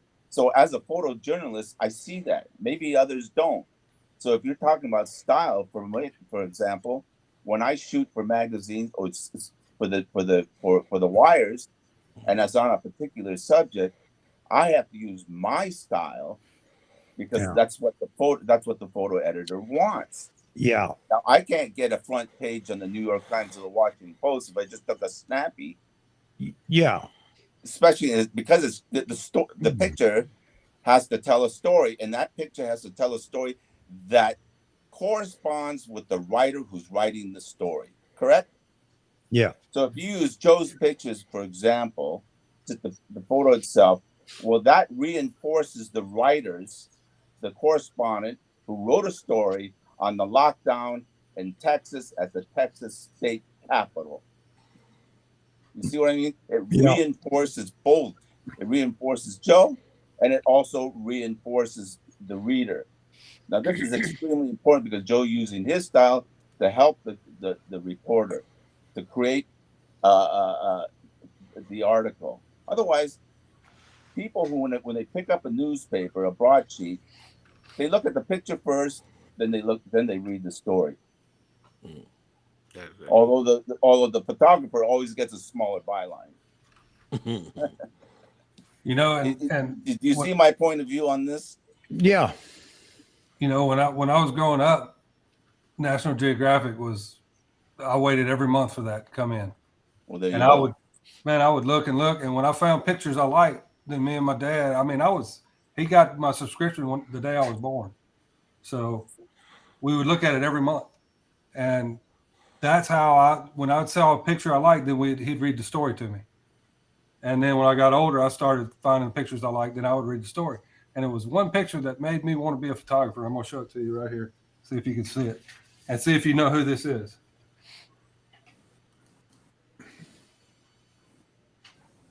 Oh, I have seen that feature before. Oh, yeah. And I was in his gallery and I saw it and I bought it. But it's Jim Brandenburg when he did the story of the wolves on Ellesmere Island in mid-'80s. And that picture right there stopped me in my tracks, just like the Napalm Girl, you know. That image says so much, you know. You can read so much into it. And I'm not comparing my dog picture to this by no means, but that dog picture you can read into that picture too, of what the meaning is. Well, let's break. I heard him talk about it, and he said he didn't even remember taking it. Yeah, he shot so many, and that was shot with a Nikon F3 with a 28 millimeter lens. There you go. You know, so you just got to be there, man. If you're there, luck will find you. You know, but you got to work the picture. ready, and you got to be willing to see it. Yeah. And you got to work the picture. You got to be able to work the picture. Yeah. Peter. Yes, sir. How you doing down there? I'm at the bottom of the screen. I got shoved all the way down. All right. Let me bring Matthew Card in. Matthew, get a camera. What camera should I buy? I like to be on audio. I'm gonna start requiring everybody to have have a camera. We got to see your face, man. That's the whole point of this. All right. So you know what? This was really about just, again, do you know somebody? Can you pick somebody's photo out of a crowd? Do they have a style? Do you have a style? Do you want a style, or do you don't care? I can. So wait a minute. I want to get completely away from it because, you know, we're psychoanalyzing it now. We got it to a point where, you know, we've determined there are, 15 ways to, determine style or whatever. To me, it's really simple, but I'm a simple-minded person. I think that's evident. I see something that's repeated in somebody's work, and to me, that becomes a style. I mean, it's just that simple, whether it's editing or whatever. But yeah, I mean, you know what? We all have a style when we're shooting for clients and things like that because we want the best possible photo for them. So we follow the rules and we do what we're supposed to do, and we provide the client with what they want. That's a style too, just abiding by the rules. No, but Chuck, what I was saying was locally I can. It's like, doesn't matter if it's a photo competition or even the event I ran, there's photographers, they submit their work. You knew who it was without even looking at the name. You knew. It's like I knew locally it's Michael Cardi, Kurt Van Zandberg, and other ones. Everyone knows their image. No matter if it's the name is on the image. You know who shot it. Yeah. So there is a lot of photographers who have a style. Yeah. You know their work. It's like Lindsay Adler. You see her photo, you know that's a Lindsay Adler photo. See, I would differ there because I think she does fantastic work, but it's fashion photography, and I would say that it looks, like so many other fashion photographers. I don't think if there's anything unique, it's because we watch her do her her lighting tutorials and videos and things like that, so we can identify. She did a tutorial on shooting light through a hat, or whatever. But that's not her style. Her style is creative, but it's just fashion. Then how about a Joe Grimes or Joe Manale? Yeah, Joel Grimes is undoubtedly, he has a style. That was my whole point. And all this really, I guess, needs to be turned into just a creative style. He has it. He has something there. You can't deny it. You'll pick Joel Grimes ad photos or anything else that he does out of the, even his portraits tend to carry over some of his style into them. So yeah, I agree. But that's what I'm talking about. Not just something that's not just a gender or genre. Whoever's in a genre, a specific genre, that's their style. Yeah, it is, but that's not what I'm talking about. The more creative aspect that you can't deny, no matter what, and they can apply it to whatever they shoot. It's just the way they are. But I know sports photographers. Well, I know who shot it by the framing, by the look of it. You know who shot it, because everybody has a unique way of shooting. So some people shoot very tight, some shoot loose. So a lot of times who shoots what. Okay. Wait, hold it. You're gonna tell me if somebody takes a tight shot, that's a style? If their photo matches like 100 other images they have shot, and all the images look the same, if it's a tight image of a way to shoot football, yeah. If somebody takes a Dolphins and they're catching it and it's a close shot, that almost identifies a certain photographer for you? If they're a dolphin photographer, no. I can't agree with that. I mean, when you're going to take a picture of a sports and you've got a zoom lens, you're going to use it. That doesn't give a name. Okay. I think what Matthew's trying to don't use zoom. What Matthew's trying to kind of go at is that if it's part of that person's style, it's not the person's style. It's just part of it. If I see somebody's their portfolio and it's all cropped in like in bird photography and it's only the subject's head, and that's almost all their profile, that's part of their style. You know what I mean? It's not. So we're talking about people that have famous pictures that have been published. How about we pick on one of our own guys? How about Woody? Right. You guys all know Woody, right? Who's Woody? That guy. So Woody comes on, and he's in a lot of your shows, and he does bird photography. Every picture that he takes has a bird in it. Is that his style? Or is his style? You're talking about Jeffrey. No, Woody. Woody's he's never come on the live stream, but he is in the Facebook group. Okay, yeah. Woody is on Facebook. Okay. Yeah. He doesn't believe in video. Okay. Right, he wouldn't be here. But he would be in your conversation. Okay. Yeah.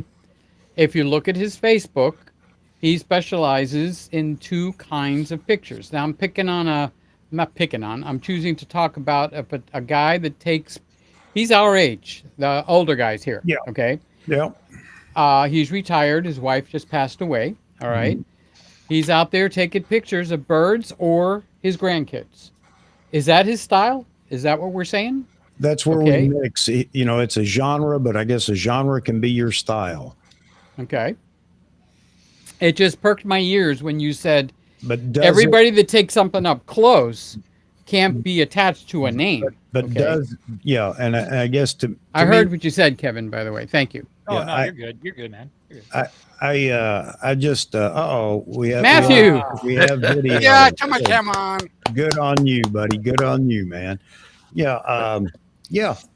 But I want John to elaborate a little bit, because I want in one of our get-togethers, John, you mentioned, hey, sometimes you were amazed that you go to the same event, correct, with a bunch of your colleagues and photographers, and then you look at the pictures, and they look like they have been taken from a different event, because each of the photographers put their own imprint, correct? Do you remember that conversation that you have, John? Yeah. Yeah. Exactly. So that's for me Bless you. tells me that Thank you. these people has a style. They have a way to see the world that make them take a certain. It's the same football event, Peter, but they Well, will gravitate towards certain type of images.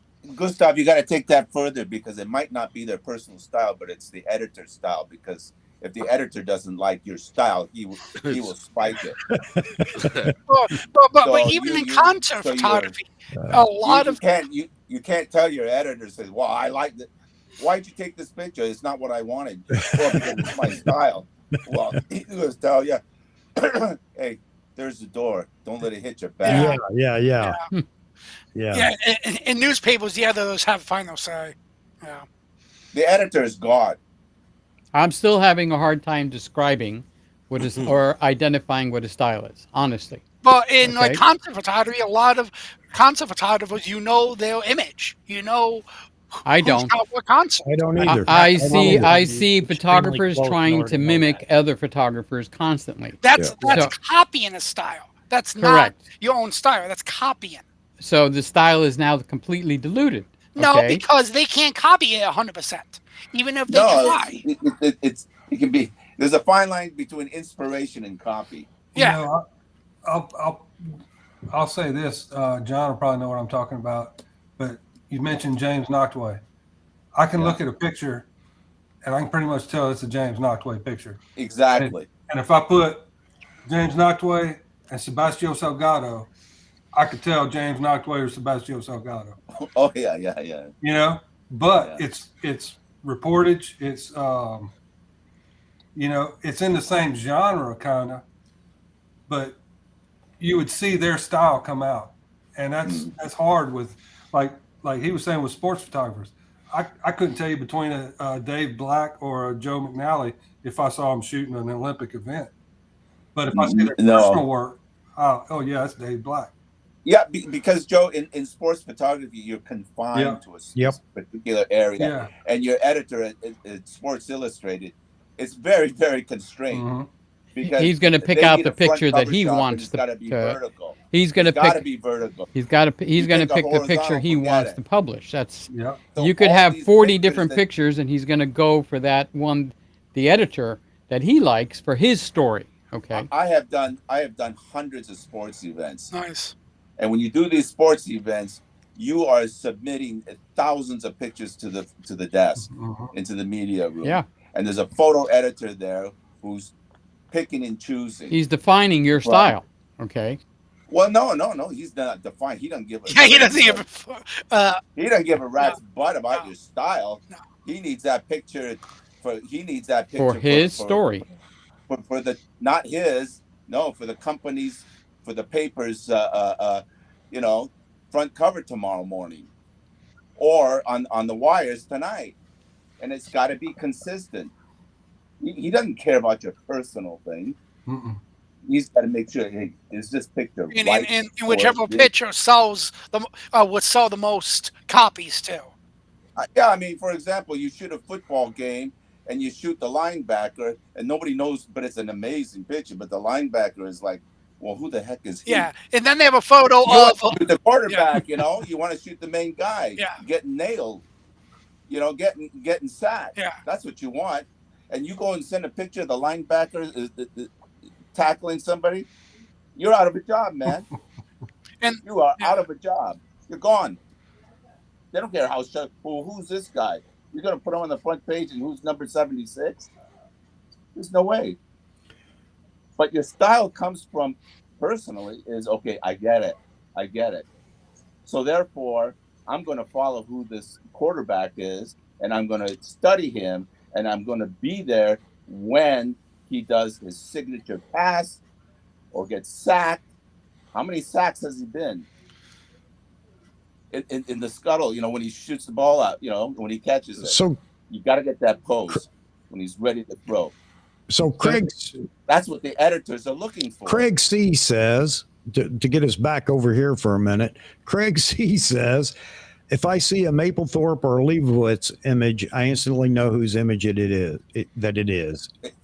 Exactly. style. Yeah. Exactly. And maybe That's maybe why. that's the best way to say it, Craig. Who out there exhibits that kind of style? Do you want to have a style not like theirs, but a style yourself? And if so, Answer how do you? Adams. And if so, how do you get it? And most people don't care; they're not going to go to that length. But there are people that exhibit enough characteristics in their photography that they have a style that they may not even know exists, because oftentimes it's suppressed in them because you feel like nobody likes it. I'm the only one that likes this, and it gets snubbed, and in the photography community today. But there are images for those that like a creative image that will stand out, and you go, "Wow, man, I love that." Just like you were talking, John, the photo of the dog in front of the Capitol in Texas, Joe's photo. I agree. It's one of those photos I like. I don't even know why I like it. It resonates with me. I'm not a deep thinker. I'm not going to go into, I feel like I'm in the moment. And Plus, also, I like it.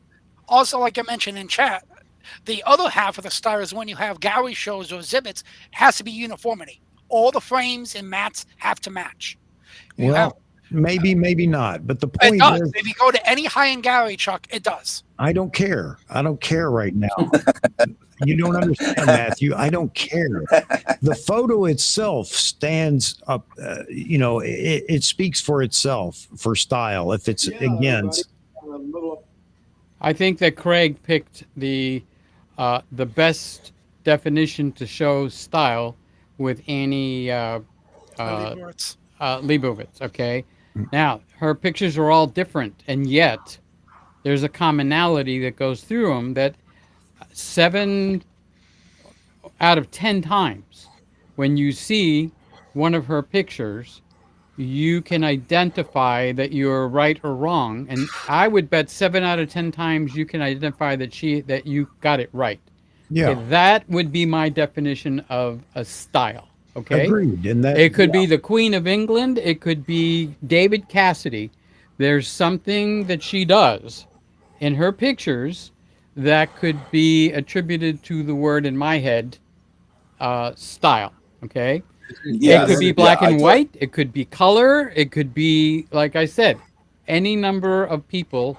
And I think that's the best definition of style that we have exhibited tonight. I agree. Okay. Lebowitz, she's a master. I see And her Adams. obviously. She went broke, of her. course. I mean, she went belly up, but we're not talking about the marketing side, according to Chuck. yeah. We don't. She's buying too many Z8s, but the fact is that she does have a style, and it's you look at the one with Keith Richards on the bed with his guitar and stuff. And you never say what camera did she use. No. It's the Exactly. picture that speaks for itself. Okay. Her job with Louis Vuitton, with the former Soviet president inside the car. Okay, so we've hit a common thread here amongst all. That's what I was looking for. Okay. Actually, only recently everyone is obsessed what cameras used. Back in the fun days, nobody cared. No one cared if it was Nikon, Canon, Pentax, Color or Tri-X or anything. Yeah, nobody cared what camera. Only recently in the last 10 years, people are obsessed what camera was used. All right, so we're not going there then, are we? Because we're not obsessed with them. You are, Chuck. So let's just stop that in its tracks. All right. Chris says he has 6 photographers in his team. He can always tell who took the pictures when they're submitted, even without looking at the folder's name. That's just something. Now, I agree with you, Chris, that they could have their signature style, but is it recognizable by others? Is it one of those things that it's enough? Or are you just used to looking at their photos? Where'd you go, Matthew? You dropped. All right. I'm still here. He's still We here. lost Kevin. That's what happened. Okay. No, Kevin dropped out. Oh, Kevin Exactly. dropped out. Oh, yeah, I see you now. I'm blind. John, who was the New York Times photographer that had the style? He did, I think, lifestyle. He shot for them for almost 50, 60 years. No, You got to keep this relevant to the audience, Matthew. All of us didn't study art and photojournalism, and that's why some of the names that you guys bring up, I don't know. I can't forget his speak name, to. but he was known for forever. He was like he shot for the New York Times like And for I'm going to bring up a name that decades. half the panel here may not know. Peter Colson. He's down in Australia. And you can pick his photos out of a pile because he has a signature style, just the way he edits and shoots in black and white all the time. You don't have to shoot in black and white all the time, as Peter said, but Peter Colson does. And he has a very unique style in the way he edits, and it's identifiable. Annie Leibovitz, you just talked about that, Peter. Annie Leibovitz has an identifiable style, and that's what I'm talking about. Well, just for Joe, real quick, I notice you're taking notes.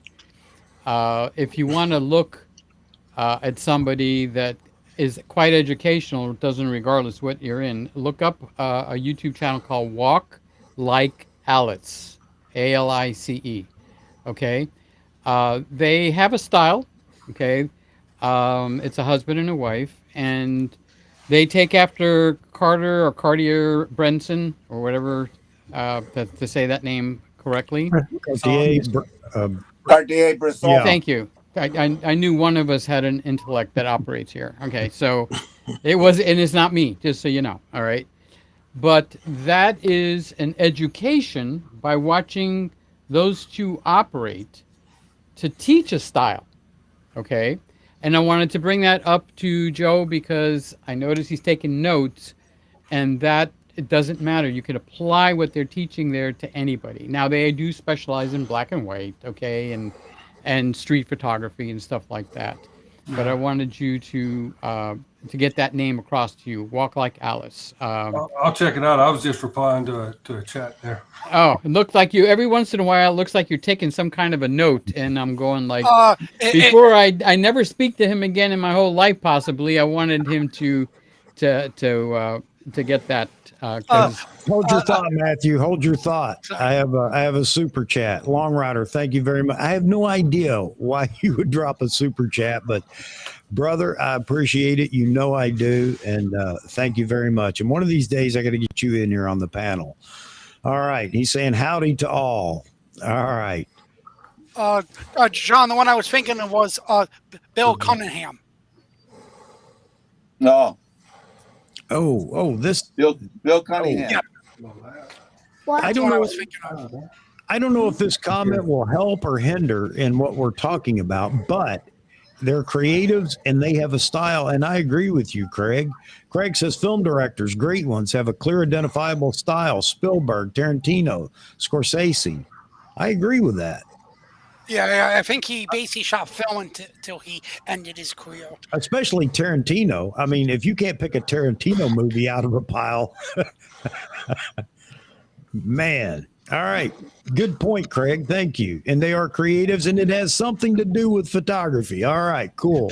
Plus, also, now you can go style. HDR, photo stacking, stitching. You can go to those areas for style, too. That's just techniques. Yeah, but some people style it. Their images are because of HDR. That becomes their style. So Albert, I wish they'd get rid of that HDR style. I'm going to put this up here, Albert, because he made a comment. He drops AI in this one as well, but another comment that was really interesting, that AI may challenge more of the creative style people, their work, than your technically proficient, perfect, by the rules portraits and whatever. And I think that's true because, even the photo that I have up on the screen, that, it's all right in my book. I enjoy doing that kind of stuff. But is that where AI is going to step in and take our style away from us because it can replicate? No, I don't know about that. It will be after most of your guys' lifetimes. Hang on a minute. Wait a minute. This is style right here. My little buddy is listening to Stevie Ray Vaughan. I'm teaching him great. What's his name? Gabriel. Hi, Gabriel. Gentlemen, this is why we don't cuss on this channel. No profanity, because you never know. You on Robert's channel. Yeah, you can do it wherever they let you, but not here. All right. He's learning the blues. Cool. Gabriel, have you ever picked up a camera? Oh yeah. Yeah. Go get your camera. Uh, I know he'll get it. There's a Does picture. Gabriel have one of these? No, he's got a set of drums. Oh, for you. He gets on mine, but I got him a little electric set for his room. Stevie's So we just had a great my example. We just had a great example of style. All of us focused in on Gabriel. Yep. Okay. Did he do anything special? Here we No. go, right here. You should get Okay. the drunken wedding photographer and see what his take on style is. Hey, Very nice, Gabriel. You know how to use that thing? Yeah, he's been making videos. He also has my F100, and he's got a Polaroid camera too. Bye, Gabriel. hey, Joe, is that a CCD camera that he's got? Probably is. It's an old one. Okay, let me tell you something. When I was in Hong Kong a couple of weeks ago, right? I went to this flea market, and there was a guy who had maybe 200 of those old point and shoot CCD cameras from the 90s. Mm-hmm. All right. Mhm. And every single Chinese girl from China, influencers, are buying them. Why? Because the CCD has a different particular type of saturated look. Mhm. And it's becoming so popular that these old point and shoots are being snapped up everywhere. Yeah, I used a CCD for 12 years in my D200. Yeah, see. Yeah, Nikon, the only thing they could produce was a CCD camera, and they couldn't compete against Canon when Canon came out with CMOS. So all Nikon But everyone was wants to giving go back, you no? was features. No, that's not true. The D700 and D3 was CMOS. Yeah. I didn't say that Nikon didn't eventually move over to CMOS. Yeah, it didn't take them long. It took them until 2008. 7. 8. The D3, I like CCD sensors. and the D700 came out in 2007. The D3 came out in 2007. That's Right. why everyone wants a Leica M240 because of the CCD, or the M8 because it has a CCD. It does? Because the yeah, so the CCD has a very particular look. The M8 and the M8.2 use Kodak CCDs, and it gives a particular look. Okay, that's Joe's image right there. I can see it. Yep. By the way, it's going to be funny, but that's not the picture that I was talking about. I like that picture a lot. Okay. Oh, Here you go. Yep, that's it. Cropped in, tells a story. Yeah, It focuses on the dog in the front. It's got the story as part of the whole thing. Is that a style, or is that a really good taken picture? Well taken picture. it's a style. Both. It's both. It's both. Both. How about that? It is Style absolutely and both. I Yeah. don't think that's a style at all. I think he created a masterpiece. But does every picture look like that? That would be a style. But there is a commonality on Joe's photos. Yes. Okay, point it out. I'd like to see it. Well, what so- is it? What is it between all Annie Leibowitz's photos that you consider a style that makes it a style? And I'll just apply it to his because that's going to be the easiest way I can explain it. Well, that's deflecting because I can't answer your question. So Go to the gallery. Answer yours either. I think hers is continuity. Exactly. I don't know. There's a when I think I don't have pictures of her to show. Poor, Okay, no, that's okay. poor website. But what? Okay, I grew up in my dad's flower shop. All right, and when a guy has a problem with his wife, he'd come in and buy flowers. When he got a birthday or an anniversary, he'd come in and buy flowers. Now, any business that you're in, there's the art of upselling. Okay. So we would have you pick out a nice flower arrangement, you bring to the register, he's going to ring it up. How did he upsell? Would you like to add an orchid to that? Okay, $25 more to add an orchid to a flower bouquet arrangement. So the guy would say, yeah, more money is going to help me. Okay, so he'd give it to the designer, and the designer behind him would put the orchid in it, and then it would come back up to my dad. Okay, and my dad would say, no. He says, the guy just spent $25 to put an orchid in there, put it someplace where it hurts, right up front and center. Okay, so he'd take the artistic, well-designed orchid that was put over to fit in with that flower arrangement. He'd pull it out and he'd put it so it's the first thing that struck your face. Okay, that's what Annie's pictures look like. Okay. There's something that strikes your face every time you look at one of her pictures. Now, There's something that focuses you in where it goes, bam, I just spent $25 for that ding dong orchid. Okay. I would That's say her you're style. right with the images of hers that we see. We don't know how many other images we've never seen that she's taken, but you're Only right. what's published. Only what's published. Okay. You're right. And here's another Joe Stroud photo. And to me, this matches the dog at the Capitol. May not to you, but it's a style that I see even in this. This is just me. It's got a focal point. Okay. It's got a light and a dark. I couldn't tell you why. It just does to me. It's just that's Joe Stroud photo right there. Yeah, it's got breasts. Okay. I'm trying to pick out what's the style. It's a good shot, Joe. God bless you. You did a good job on that picture. This is a All Joe right. Stroud photo. No breasts. That's not a Joe. Peter, you're so funny. You think I'm funny? Where's Roy? Roy is the real comedian in here. Yeah, I mean, he's quiet. you watching what he's putting over there? I'm going to get a Z8 so that I can, Joe Stroud photo. Yeah. Not every photo, but I mean, so many are. This is you. That's Joe. not. Bring up the horse. That's a Joe Stroud photo. Joe, I got one question for you. The horse. When you process your images, do you use Lightroom or Photoshop? Lightroom.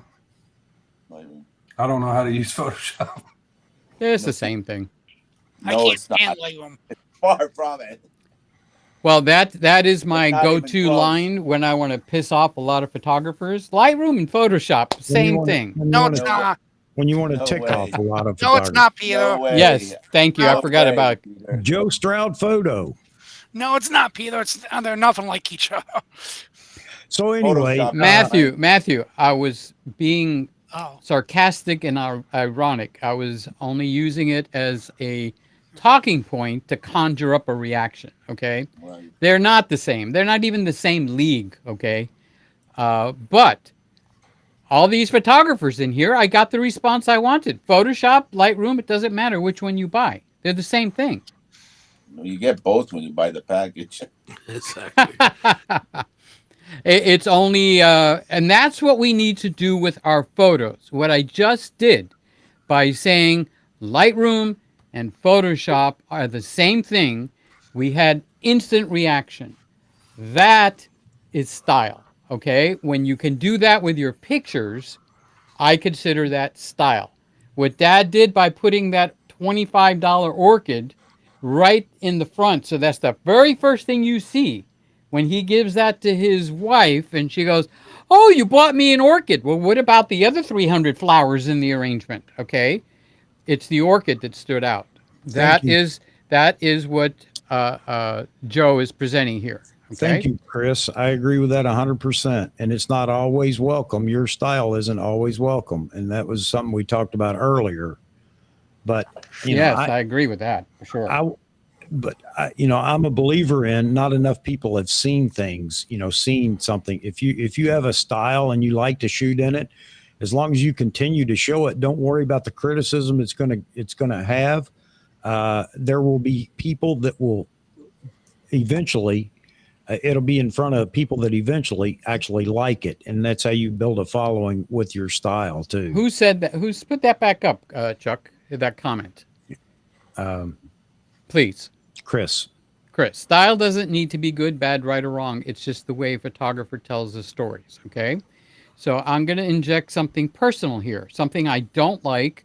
I resent it when I see it, but it would be a great definition of style. Okay. Yeah. In October, I'm going to be 70 years old. All right. Mm-hmm.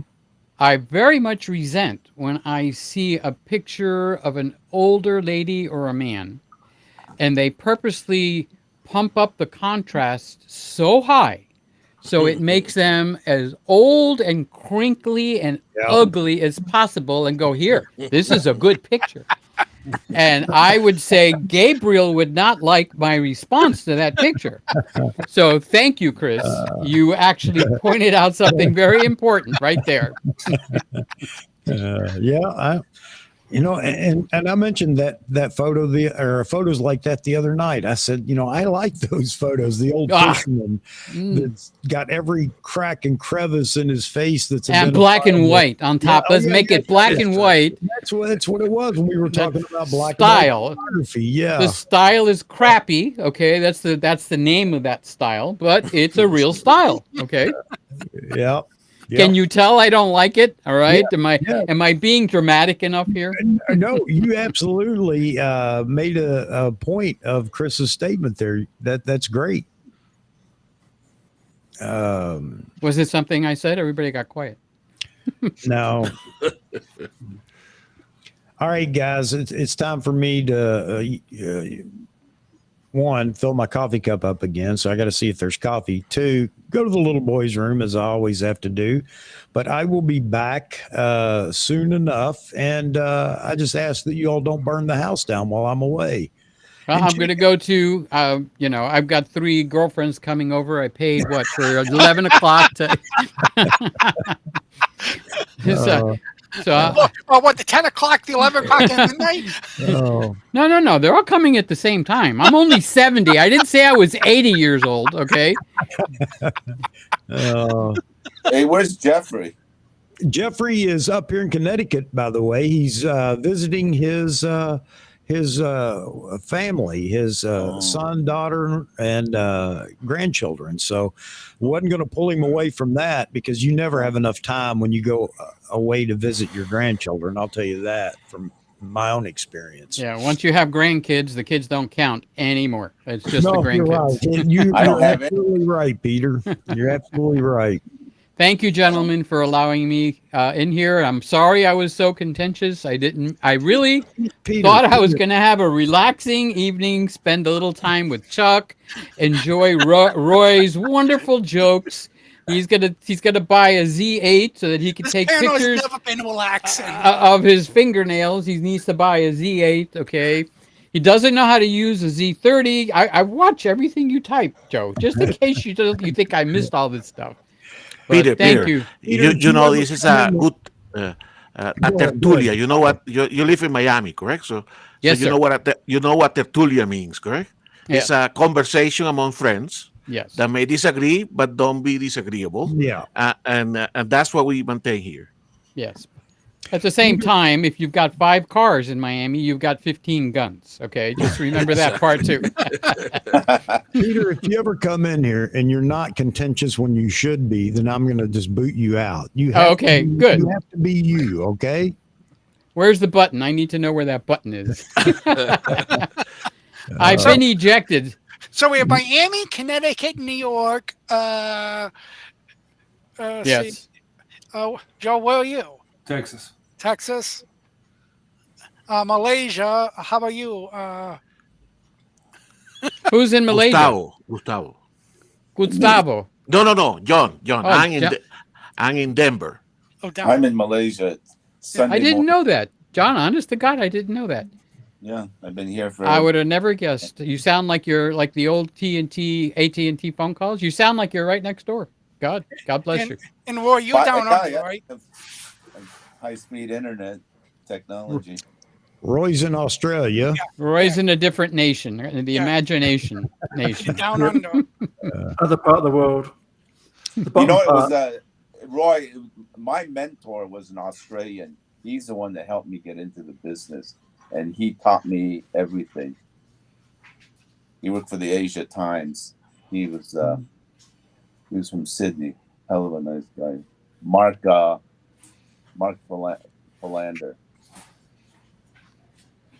Well, guys, it's time to say goodbye. I hate to, be the party pooper, but Chuck's really got to go to the bathroom. So yeah, I do. I know the feeling. And wait wait till you stand up. The feeling will hit like a ton of bricks. Okay, I as long as I'm sitting, I'm okay. But if I stand up, Forget it. I'm sitting there shaking my legs like Joe's grandson standing in line. And that is style right there. Pee dance. John, you can laugh. You're allowed to laugh, John. There you go. Okay. You better take your potty break, Chuck. Yeah. All right, Peter. I will talk to you. You're welcome back anytime. Okay. Always, God buddy. bless you guys. Thank you very I much. love you all. Thank you very much. See you Bye later. bye. See you later, Bye. Peter. Bye bye. All right, gentlemen. I shall return. So where you're going, Chuck? I'll We tell want to you- end the conversation. I would ask you to look at the chat. If you guys would look at the chat and try to answer some of the comments and questions going on over there, because I'm sorry, but we just kind of Neglected the chat. yeah. So if you guys would do that, I'd appreciate it. Be right back. Hey, here you go, John. Oh, that's a beauty. So I don't know if you can see it. It's a full bird's eye maple body Oh my God. and bird's eye maple neck. But does it take good pictures? No, but it sounds good. But yeah, that's You my like whole to play, thing. you like to play the blues, is it? Yeah. All I try to right. play other stuff, but it always sounds the same. Okay, so why don't we do the intermission? You play the 12 bar, you play the rhythm of the 12 bar blues. in what is it? In E, you know?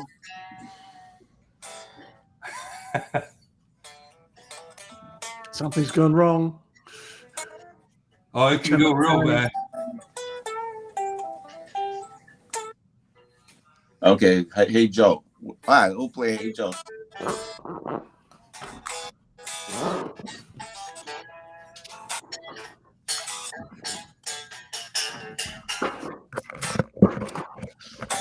I sure wish I had an amp.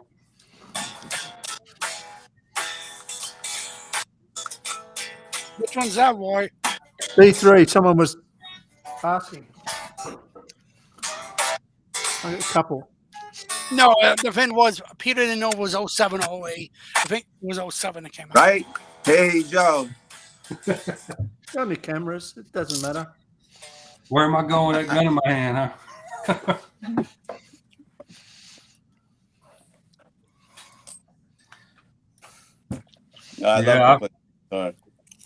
I love a guitar. I got 12 of them now. Man, I used to have a bunch. I've whittled it down to 2. I got a Gibson acoustic and then my Fender Strat. Oh, I just started collecting for a while and I just stopped. I said it's just never ending because they're a hell of a lot cheaper than cameras, that's for sure. Yep. You know, unless you get them custom made stuff, but Yeah, I love them though. I love them all. Gibsons, Fenders. You know. It depends where you get it. Some I know which probably as much as the cameras that most people buy. I tell people that I saw I saw the Rolling Stones for $30 and they go, oh wow, you know, especially these young people, right? And all my rock and roll guys are starting to, you know, die off. I saw Jeff Beck for $4. You know, one of my old professors, he was from England and he was worked for the paper there in London in the late 60s and early 70s. Yeah. He knew all of them. He'd be backstage with them. He had pictures and 16 millimeter footage of the Yardbirds with Clapton. Oh my God. He'd walk in and they'd be twisting up a big fat one. They'd look at him and go, "You ain't taking pictures yet, are you?" He said, "Not till we finish that thing." You know, the Beatles photographer, he used Hasselblad 500C. Mm-hmm. You know, where they're all jumping on the bed and everything in the 60s. Yeah. Those days, all album covers were shot with the Hasselblad because it was a 6.6. Yeah. Yeah. Right? It was a perfect album cover. Yeah, because records were square. Right, exactly. So they just, you know, and the Hasi was 6'6". Like this. There you go, 6'6". Yep. Oh, I remember when that album came out, Matthew. I don't think you were born yet. I wasn't. I was born in '78. Oh, okay. I think I'm 44. ahead of you. I'll be 45 this year. Oh, he's just a young man. That camera. There you go, Roy. That's it. 500C, right? Yep. And I love shooting with those things. Oh, they're beautiful. Look at that. Now that's a camera, my man. Beautiful That is a cameras. camera. All mechanical. Look at No that light meter, lens. nothing. Look at that lens. It's gorgeous. And there's another old one. What is it? Oh, that's the Yashica D. Yashica. No, yeah. See, I learned on that thing in high school. Hey, I did wasn't you know even that older than that. Hold on. Hey, Roy, did you know that Agfa used to make a black and white transparency film? Yeah.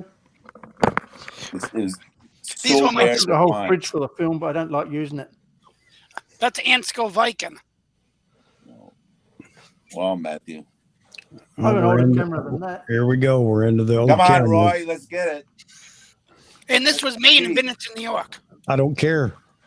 I'm not targeting you, Chuck. What is it? What is it, Roy? It's a Perma. We're just showing old cameras. That's all. Okay. Listen to this. Clunk. Hey, I want to say hi to all the viewers out there. So I know that there are a lot of folks that do view this and watch. You know, I'm just going to shoot in the dark here. Matt Granger, Manny Ortiz, and so many others that I know step in. Becky and Con, I don't know if you guys, it's probably too late for you, but I know that a lot of people are watching the stream or at least checking it out. I want to say hi to you guys and invite any of you to step in and be on the panel with us, talk to us. Roy, you got this? Like a 3F. 3F. Is that close enough? Okay, all right. Close enough. Okay, you and I are on the same page on this, right? We're on the same page on this, right, Roy? Yeah. I like the old I Nikon. have a Polaroid SX70 upstairs. Oh, bring that All right, down. David. Bring that down, Matthew. Polaroid. Hold on, I'll go get it. David's in here as well. All right, so David, you want to jump in the show and tell with the film cameras, I guess, right? Yeah, can you hear me? Yeah, hear you. All right, I can hear you, but I can't hear you. Well, let me ask you something. Are you using Chrome as your browser? Because Chrome works best with Restream. Randall, how you doing, Randall? You want to jump in? The link is up above. God, Roy, the sound of these things. God, I missed I that, like the that sound of the old Oh, man. Nikons and old cameras. What do you got, Joe? That's my first camera. Oh, look at that. F3 HP. Yeah, with a Voigtlander 40. Oh, my God. F Same mount. here. Same That's here. spelled Nikon wrong. It's back to front. Huh? Your Nikon's broken. The Nikon's back to front. That's better. That's a great camera, though. It is. Oh, yeah. And that great lens right here, too. The Voigtlander 40 Yeah. millimeter f2. Yeah. Fantastic lens. Okay, what is it? Show and tell today? Yeah. Oh, there you go, John. Oh, there you go. SX70. God, I remember the ads for those. Oh, Oh, yeah. my God. I love the winding motor, that Polaroid. You know the thing is, Matthew, when you shoot with Polaroid on commercial shoots, every time you show your client a Polaroid shot of the picture, right? The client wants this, you charge him $25 a shot.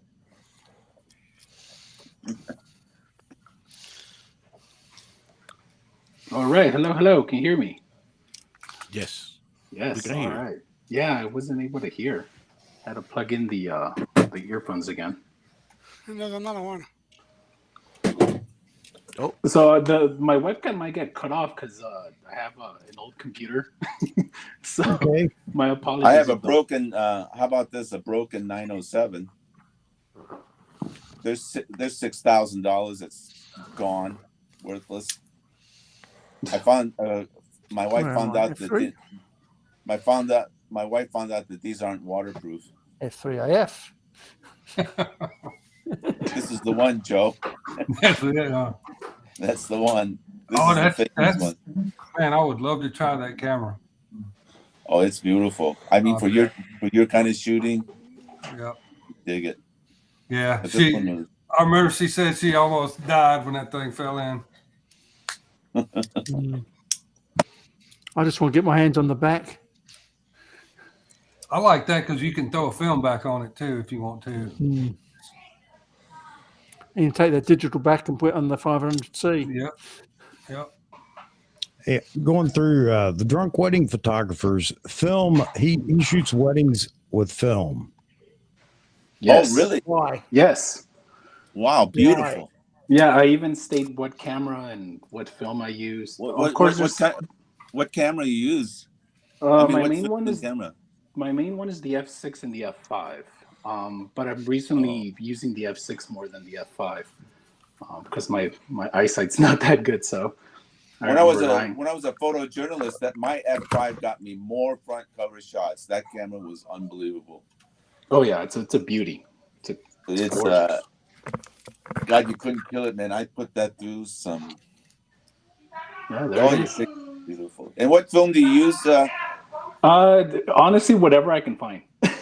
I'm not picky Really? on that because that's something that I wanted to talk to about you guys about style. That once you figure it out, you can pretty much use anything you have laying around, and your pictures will look the same. I mean, I know it's such a very simplistic way of saying it, but to me, style is being able to photograph different things exactly the same way and having consistent results every single time. So if you notice on some of my photos, like when I take a picture of a plant or a building or of a couple, you can put them together and it forms a diptych. And that's something that I think style has a lot to do with, that you can, that your photos. Oh no, yeah, that one doesn't have Roy's flash. gonna kill himself over there trying to get a camera. But I mean, my favorite film is Fuji 400H, but that's long gone. So now I use C200. Wow, there you go, Ultramax 400. Because again, I shoot everything exactly the same way, so it's like I get consistent results every single time. The old Fuji 800 press film was phenomenal.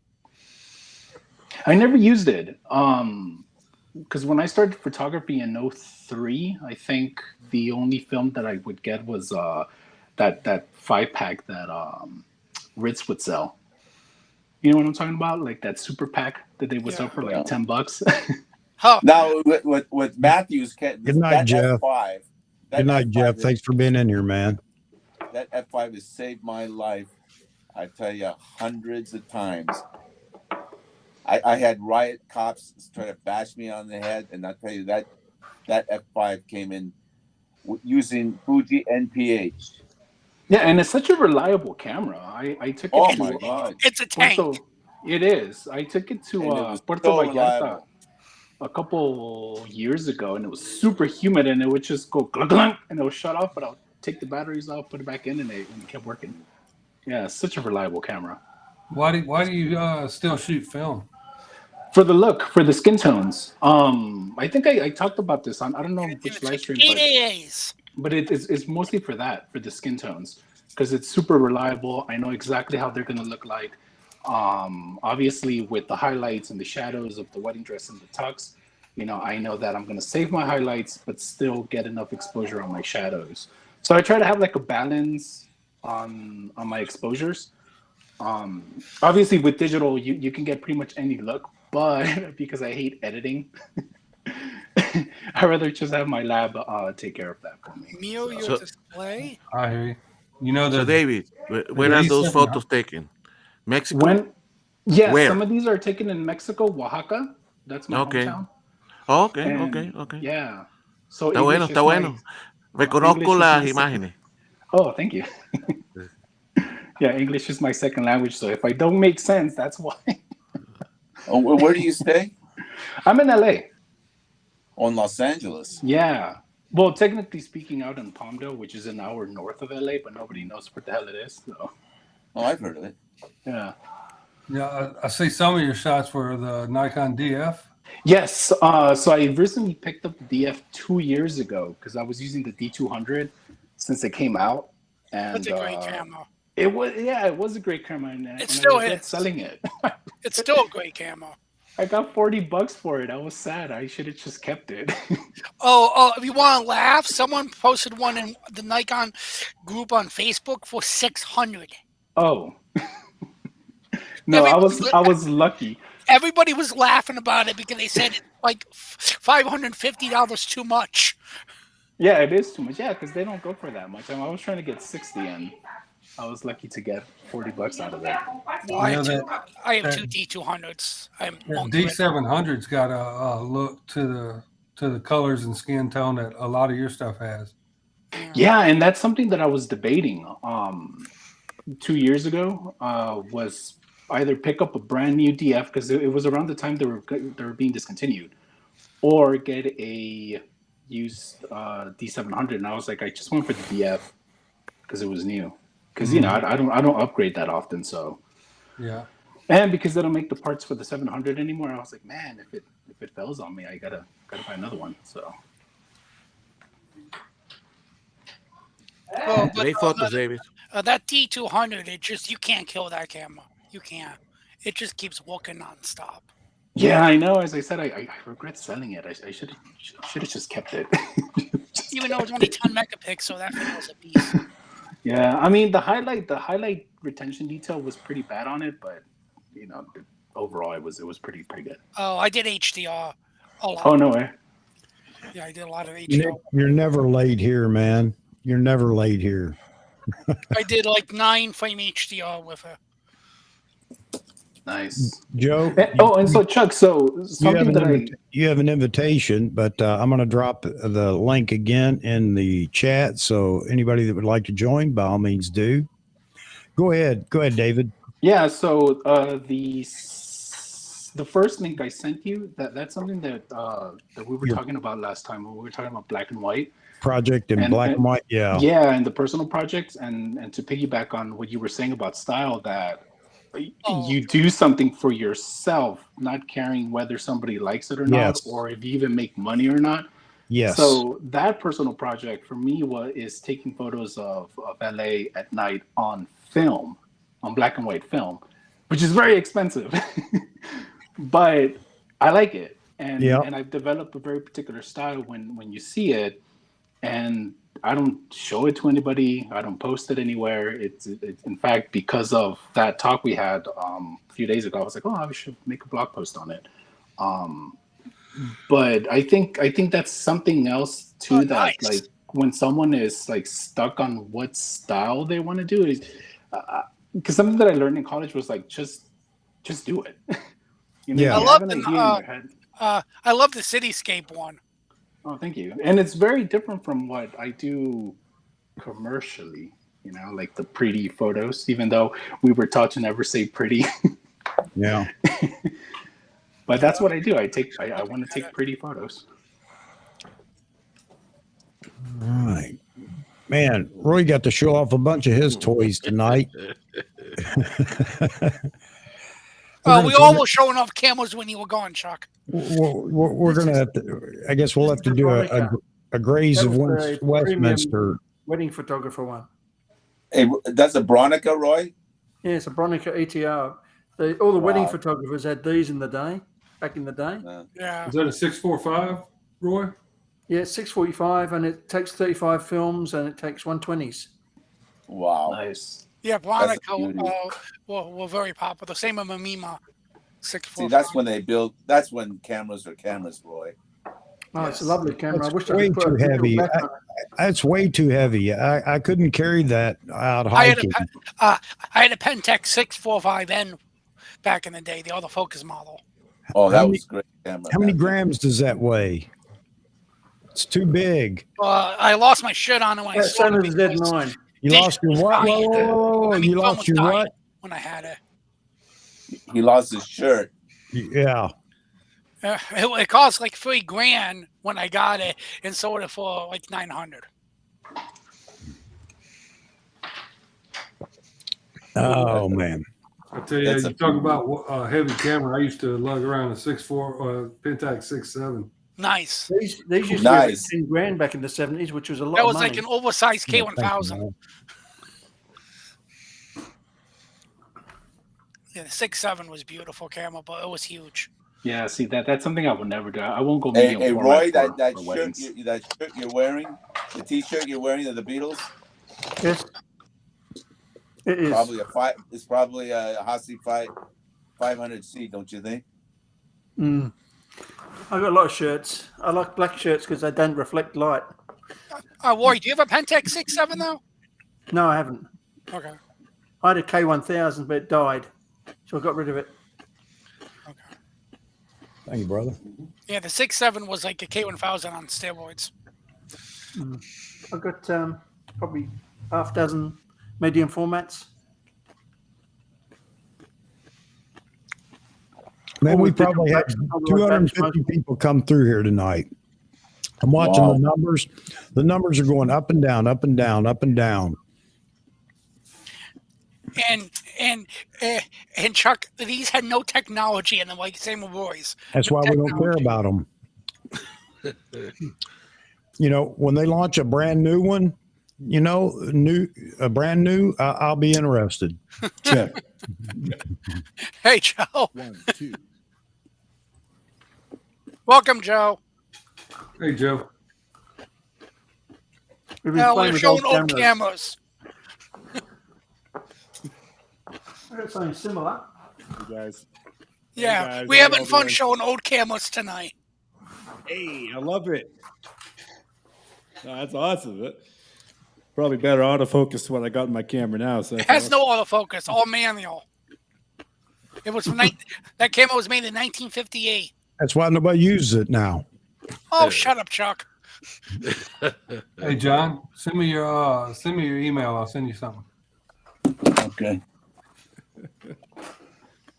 Just getting my mic figured out here, guys. Sorry. I was like in middle of editing some wedding photos I took today, and I was like trying to get all this set up when I saw the live stream was happening. Wayne, why aren't you in here? You don't want to set your camera and stuff up? Or he's out eating dinner or eating breakfast? Hey, Joe, question, because we all were talking about before you came in about style. What's your definition on somebody's style? Man, like we're talking about like style, like what you're wearing to go No. to the mall, or style is in the photos you take. Photo. Choose. Oh man, I think it really depends. I mean, like I don't like to say you should just pick one style to shoot in. Like I know there's a lot of photographers I follow on Instagram that post bangers, and they're always of a certain style of editing. Like it might be super moody or maybe really soft and warm. I find for myself, if I pick one thing, it kind of limits the way I look at the way I take photos. So I'll be like, oh, like does this fit the theme of my content now, as opposed to more of a street photography mentality where it's like I'm just going to take pictures of things I think are cool. So, you know, I think for myself, it's just whatever's in front of me kind of dictates, you know, the way I edit, the style that I'm going to have. Also, I gotta add about style being a wedding photographer, since a lot of wedding photography gets drowned out. A lot has to do with your personality too, and your personal branding. And it's funny because the name that I have now, the Drunk Wedding Photographer, I was debating on rebranding for a while, and I asked other wedding photographers about what they thought about the name, and all I got was negative feedback. No one's gonna book you, all sorts of things. And I was like, you know what? My clients like it. The people who follow me on Instagram like it, and I did it. And since then, I've had a handful of wedding coordinators and wedding planners reach out to me, and it's usually the other way around.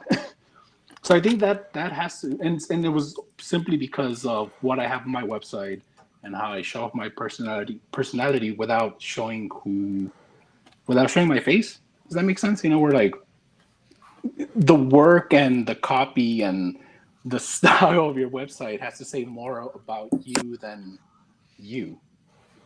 Does that make sense? Did I make sense? Let me ask stand for what you're doing, basically. Let me ask a question here, just on the same, but particular to Roy, since he was product photography. Do product photographies have a style?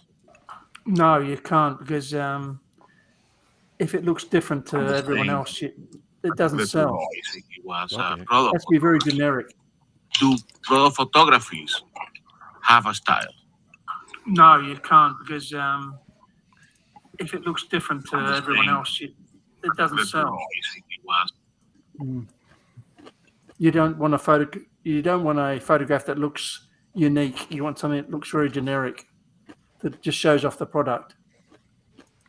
And it was the same with the fashion industry when I was in there. I was only in there for 2 years, and I got out because there was just no room for creativity. It's like you had to follow whatever that year's trend was. You had to follow whatever this company was doing. You had to follow, so it was very cookie cutter. So there was no I don't style. care what the picture looks like as long as it sells what they're selling. Yeah, that's all they cared. Does the photo of the clothing match the fabric? That's all they cared about. And was the model tall? As long as you show off the product properly, they don't care. Yeah. Look at all these happy faces in here. Wayne, welcome, buddy. Wayne, how you doing? I'm good. How you Hey, guys Wayne. doing? Hey. Wayne, it's cold where you are. It is cold. The snow is melting off the hilltop. If you guys want to see that. Just sent in private chat one of the HDRs I did with the 200. Actually, it's kind of melting nice, so you guys can see out there.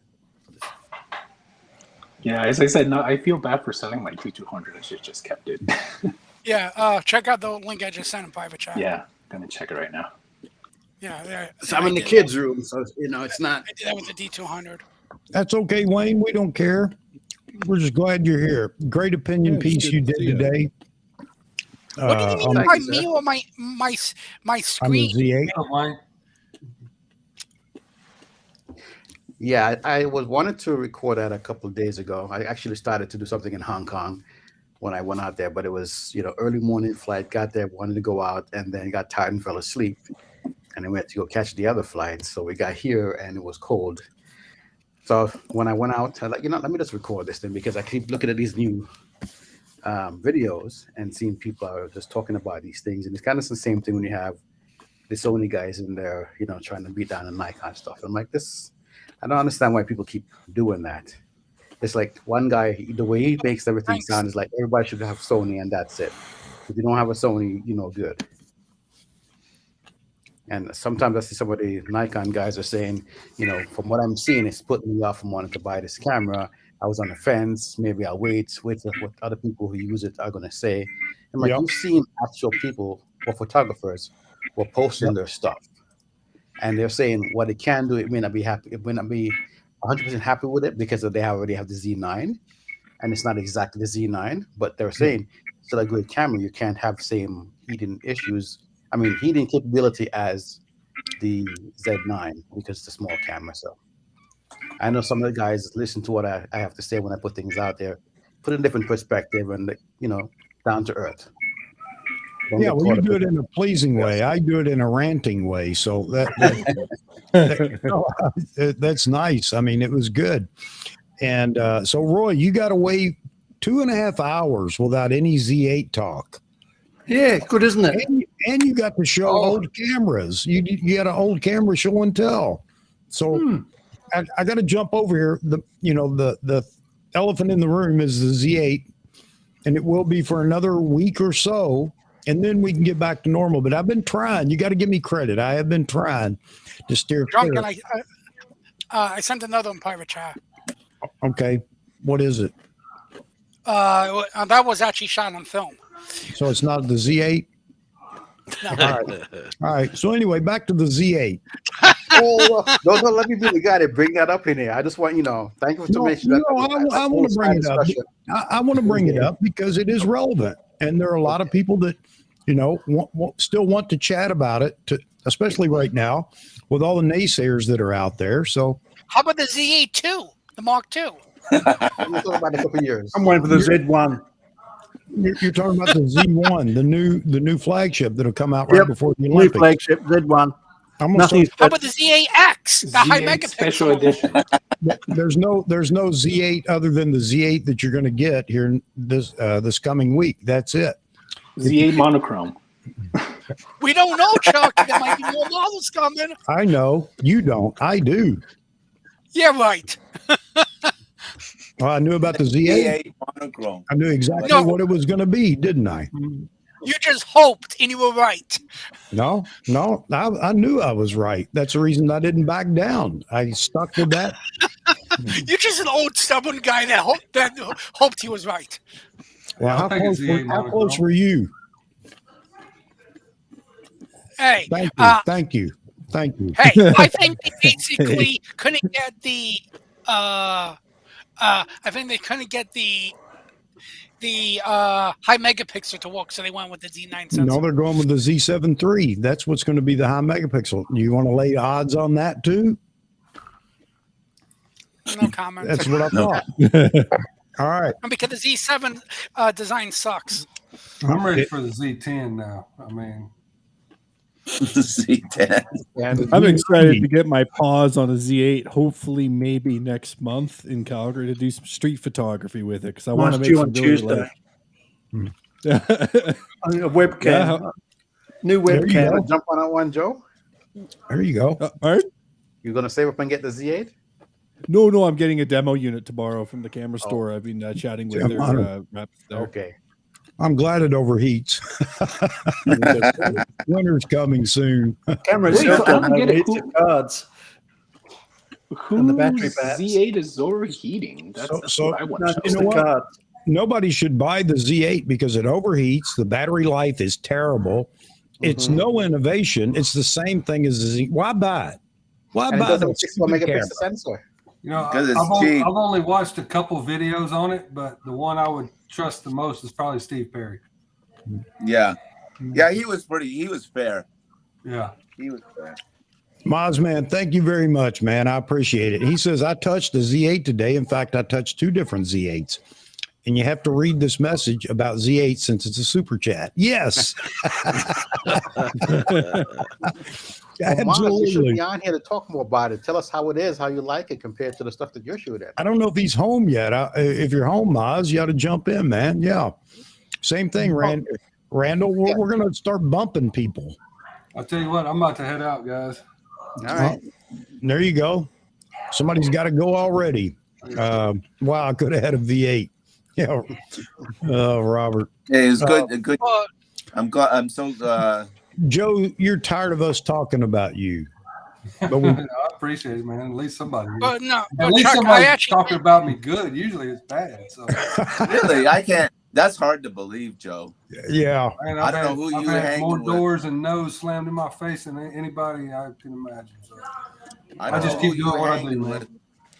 Well, Joe, have a good night. Joe, thanks for jumping in here, man, because you were the great example for what we were talking about, even though we didn't come to any resolution, but that's okay. Hey, art is subjective, man, and I just try to do it the best way I can. So, yeah. But, fantastic. Actually, Chuck, if they do keep the 7, I think it will be in the DC8 body. I sold my 7 when the Z9 came. Matthew, read the rune. Read the rune. We're y'all have a good one. We're saying goodbye to Joe. Appreciate seeing all y'all tonight, and tell Diana I said hi, John. Okay, we'll do. She really enjoys your work.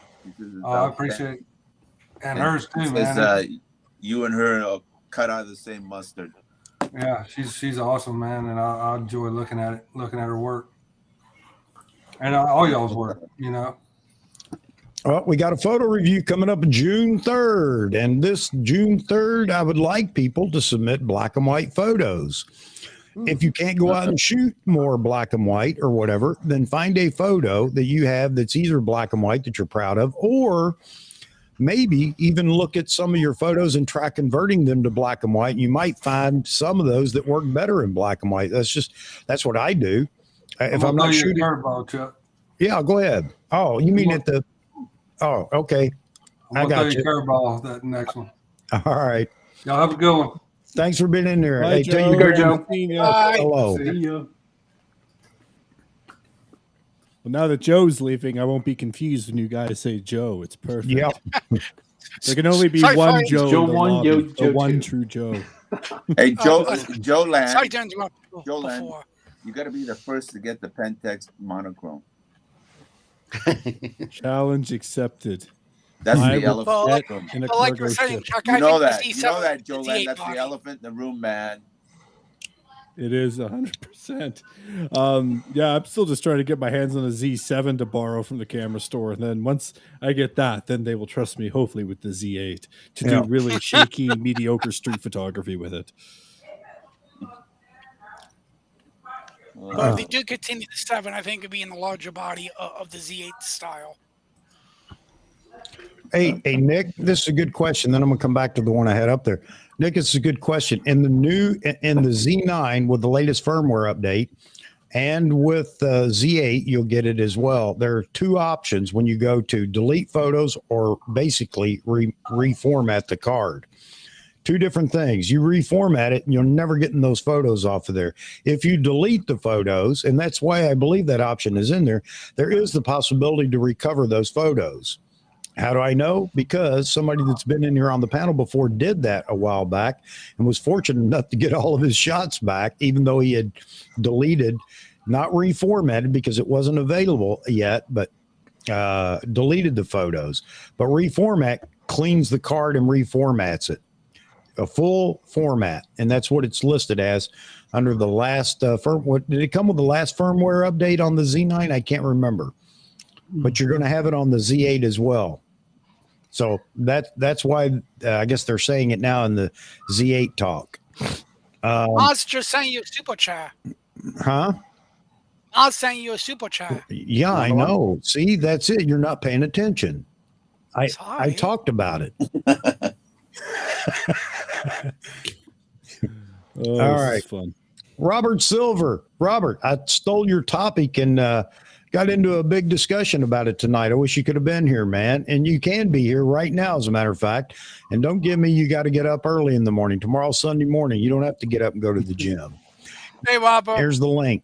All right. Randall Brander, you're welcome as well. All right. So back to the Z8 talk for a few minutes. So a lot of people, you knew this was going to happen. There are a lot of people out there. There are people that just make petty attacks just to attack anything Nikon. I get that. I don't even pay attention to those. But the sad part about it is when influencers make a comment, and unfortunately, although I like Matt Granger, again, I don't know, a better representation of the camera overheating and the camera buffer it has been done by Rishi and by Matt Irwin. And I got to give them credit, especially with the camera overheat, because they ran two tests. One ran the overheating test with the battery in the camera, not the battery grip, just the 15C. Yeah, that was really good. And it generates heat, just like the card generates heat. So it added to the possible problem of overheating. But again, I go back to, if you're going to shoot 8K video for 2 hours, although the Z9 can do it, I dare you to do that and edit it all, please.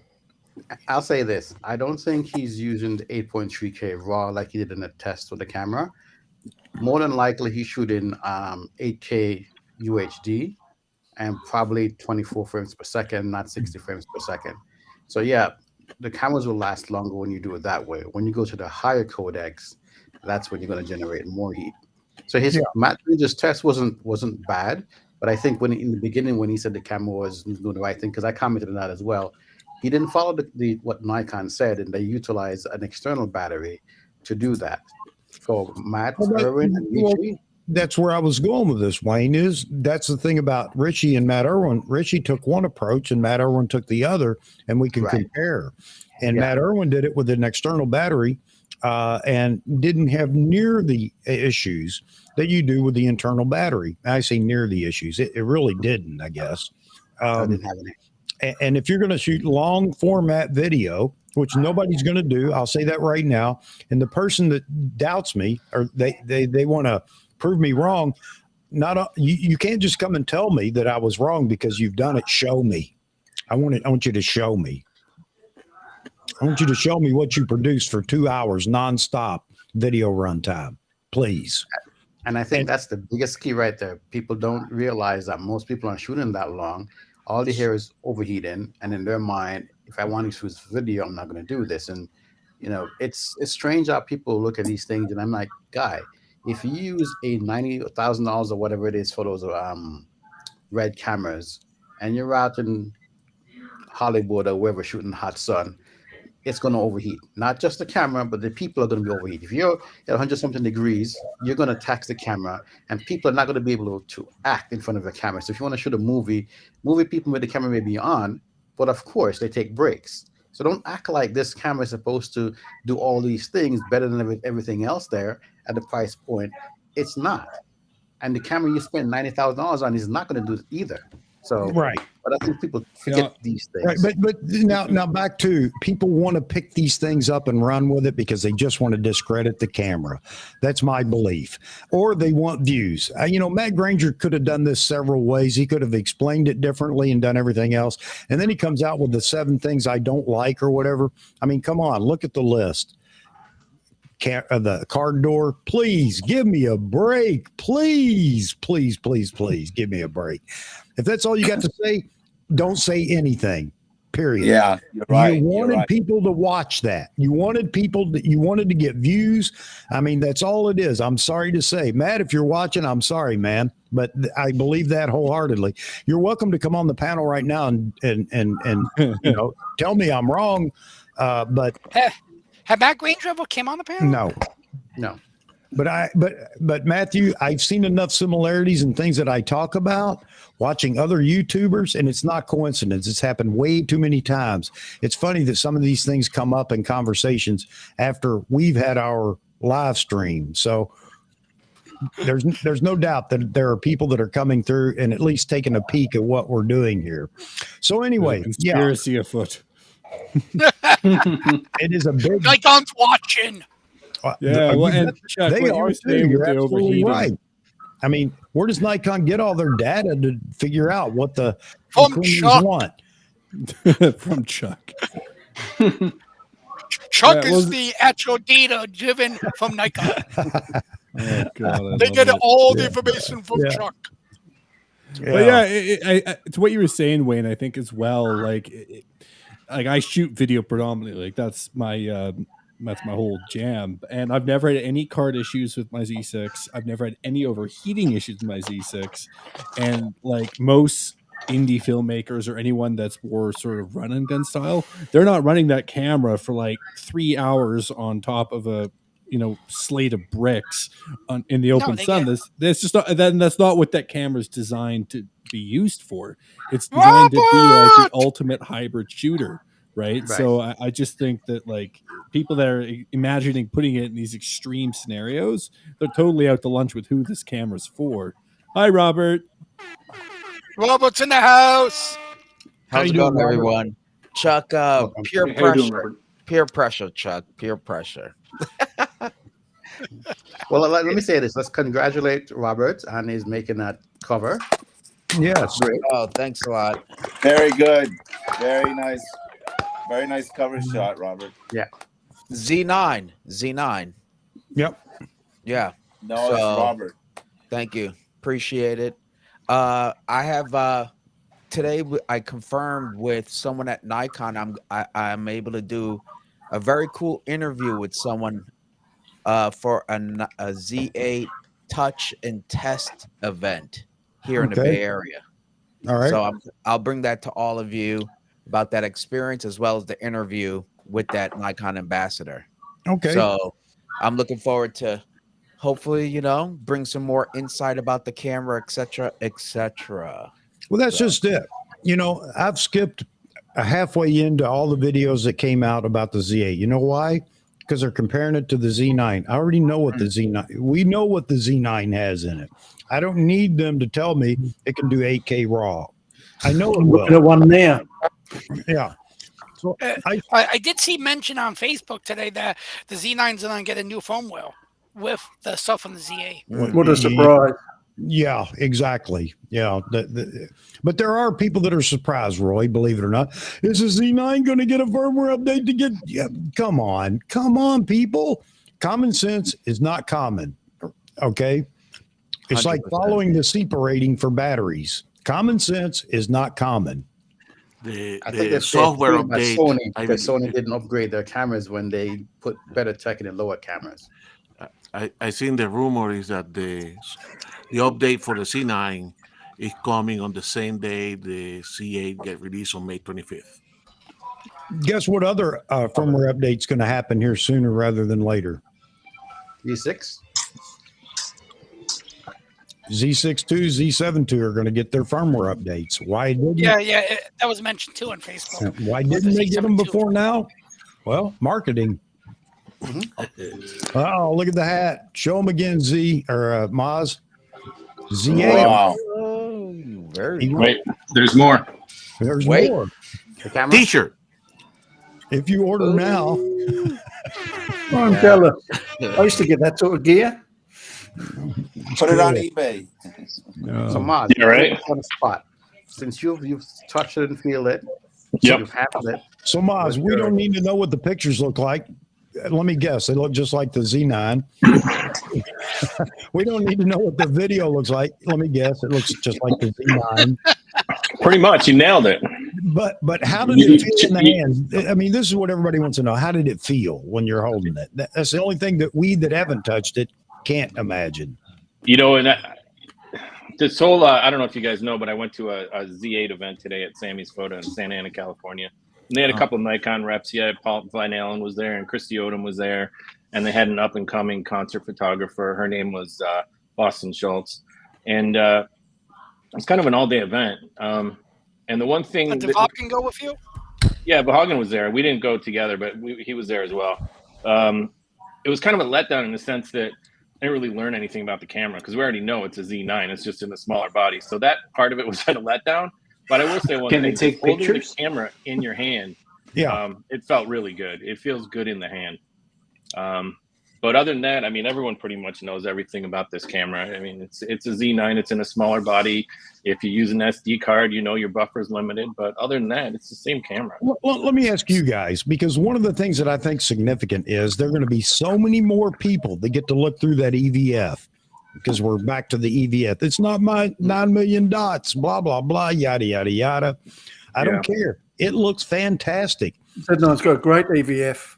Yeah. This has no dots. So my point is that there are going to be that many more people out there that get to attest to how great that EVF is. No lag, no buffer. It's just, it's fantastic. The brightness of it, being able to change the brightness on it and the screen on the back. I mean, these are phenomenal things. And to those that you're going to get a chance to see, for those that I'll never let or drop my OVF, I got a feeling once you see and get to look through the Z8, because it's going to be more readily available and you're going to have a friend that's going to have it, you might change your mind. It's like, wow, man. But it doesn't shoot film, so the drunken photographer's out. That's pretty cool, that it actually is that good. And oh, by the way, you can't look through the OVF at night in the dark, but you can through the EVF on the Z8 and Z9. Just thought I'd throw that in there. I never had any issue with the Z9 at all. So if it's gonna at least match that, I'm actually very happy with the Z8. And of course I would have liked to, something newer and maybe a sensor or something, but then it would be going head to head with that Z9. So I kind of understand where they were coming from. It's a perfect camera for anybody who is on the fence jumping into from the 850 to the full frame mirrorless. in a professional manner.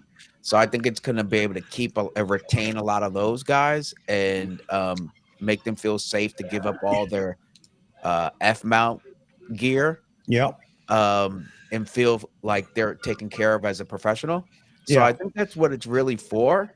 The rest of us bought the Z9. No, but I would agree that with Mossman, it actually feels very solid. Okay, it feels very sturdy. It's a proper feeling camera when you hold it. So Nice actually, size. in a way, it has a. I mean, for those, I mean, it has a feeling comparable to the DA50. So those you that have DA50, so I love it. I love it. Hey, that boy shooting Nikon. First time in here. Appreciate you dropping by, man. I really appreciate new faces dropping in. Thanks. Oh, I'm sorry I had to compete with Matthew. So anyway, thanks for dropping in there. Go ahead, Matthew. No, I said it depends if you use the grip on the A50. Doesn't matter. It's Because some people can. Some people have like the grip because it fits better on their hands. It's a D850. It's going by the way of the mule. We have I like my D850. You can love it. There's nothing wrong. You love all the other cameras you got back there too, but that doesn't mean it's relevant today. It does. Yes, it does better focus stacking and things like that than the Z9. I use that all the time. Never. Why not, Chuck? The focus stacking is a phenomenal feature. I ain't got time, Matthew. I ain't got time, man. Focus stacking takes time. We have all the time. I'm a busy man. All right. The Chinese have feng shui. Nikon has feng chuck. Yeah, thanks, Mark. Yeah. Appreciate that. It doesn't sound very nice, does it? You know, one of the things that I will say, they had the battery grip there today as well. And there's a lot of fuss about the battery grip on the internet. Did it look ugly? When it's side by side with the Z9, I had my Z9 there. I put it next to the Z8, and you guys will see a lot of this stuff because Vahagan took a ton of video today, and he's going to release a video probably tomorrow or tonight with a lot of shots of all this stuff. And I got to interview Christy Odom, and he interviewed another photographer, and there's a lot of stuff that he shot today that's probably forthcoming tomorrow. But the battery grip when it's on the Z8 and it's next to the Z9. The difference isn't that great. It looks a lot greater on the internet, but when they're side by side, it's only a little bit taller. It's not as big of a deal. The battery it takes. Yeah, I mean it doesn't take the Z9 battery, but you know. But Maz, do you think it's about the size of the A50 with the grip? Do you think it's about that size with the grip? Yeah. It's. I mean, it's. I would say it's like. If it's smaller than the A50. Yeah, but with the battery grip. You know, it's probably about the same size. I don't know. It's hard to say without the cameras right there next to each other. But it's not that much bigger than the Z9. Greg Wilson's 800 is on the way. I saw that, man. Congratulations. Same as Greg. You've been waiting a long time. What was that, boy? I think it's going to be about the same size as the one on the D850. Compare it to my D850 with the grip. Looks about the same. Yeah. Yeah. All right, so for you guys who had a touch and feel, one of the things I noticed when I looked at like the Asia site and the European site, they kind of get more into some of the tech stuff. And one of the things that I did see mentioned is that the screen and the viewfinder should have close to like HDR resolution. Did they mention anything like that when you guys are talking about it? Because I know the camera will do it. And one of the big things of, if you don't have an HDR capable screen when you're taking the photos, you're not really getting the good look at what you want, exposures and so on. So if the Z8 has that, I think that's a boon above, the cameras you can shoot that. Yeah, Wayne, the OVF of the C9, which is the same on the Z8, it's fantastic. Let me tell you one thing. This is again the wildlife photographer perspective. You know which is the best screen to check if your photos is in focus? The OVF in the electron viewfinder in the C9. You just you go 100% to check if it's fantastic. And zoom in, it's fantastic. Okay, much better than even bringing it into the computer. Really? So you want to check your photos? Which one is the keeper? You want to put a lock on some photos because these are the ones that are better. It's just looking at the photo in the camera, not the screen below. Just go through the camera, and I mean, everybody that uses a C9 can tell you that. So I don't know what else do we want. No, it's the thing about it is this is one of those things that people talk about. Me having the A7R5, some of the same things you talk about are very similar. So when you hear these things that these Sony guys are saying that the A7R5 has this, didn't beat it, because I have the camera, I don't have the Z8 to reference, but I see the information because I've been looking at everybody's different website to see certain things. And like Bosman is saying the marketing stuff would not. Well, I think we all said at this point, Nikon's market, especially in the US, is not the same as what they do in other countries, and I don't know why that is. If it's because of the local folks. I do, but I'll get in trouble because I've said it before, and I don't need to mention his name again. That's why I can't get in NPS anyway. Continue, Wayne. But they just Nikon just pushed 0 APR for the last 3 or 4 days. For 24, 36 months. Maz and Robert both was on Robert's channel. Maz was talking about it. Yep. Yeah, but they kind of ended that before they, for those folks who would want to get it after pre-order, that would have been great for those folks as well. But go back to the screen thing, because of the 2 cameras, and when I saw that thing about this guy from India saying that the camera is almost HDR screen, I'm like, well, that's good, because the Sony camera is pretty good on all the settings that you can change on it for viewing LUTs and so on. Because when I was in Hong Kong with John, and I was looking at the camera, I was like, why the heck this thing looks so weird? John. But I forgot that I had set the camera to also display LUT through the viewfinder. Yeah. And the colors were kind of wonky because it was still taking the video information and displaying that on the photo side, which is the thing that annoyed me. I like when you have your photo and your video stuff separate. When I flip it to one side, I want my things to be separate. The other thing that annoys me about the A7R5 is if I shoot single point and photos and I go with the video, it's also in single point. I'm like, no, there's a setting inside there that I go, I want this, this, and this, but there's nothing for the focusing system to separate it. So there's certain things that, I can say that while I like the camera, there's some things that annoy me about it. And the more I see from the other guys who are utilizing it in other parts of the world, I'm like, So these Sony guys can all say these things. You can say what you want to say, but there is so much more that the US side doesn't really talk about. And I thought the hands and touch and feel, especially if you're going to have an ambassador and other photographers on the site, they would get more into the techie stuff and kind of explain some of those things on the US side. Yeah. Bye, Wayne. Hey, Wayne, hang on just a second. So Joe Man's Land is leaving and John Ishii is going to leave. John, when are you going to start the I guess you were talking about that earlier before we got into the stream. You setting everything up so you can run your own Patreon for photojournalists, people that want to learn? Yeah, I'm in the process of setting it up now. I get my I want to get my room looking, right. And so I got the microphone and I'm going to use my iPhone as because it works pretty good, and use that instead of all this setup which I don't really understand. But, and then Wayne has been helping me on that too, on the production side. But yeah, we'll be on it soon. With I got so much stuff to review that people can check out.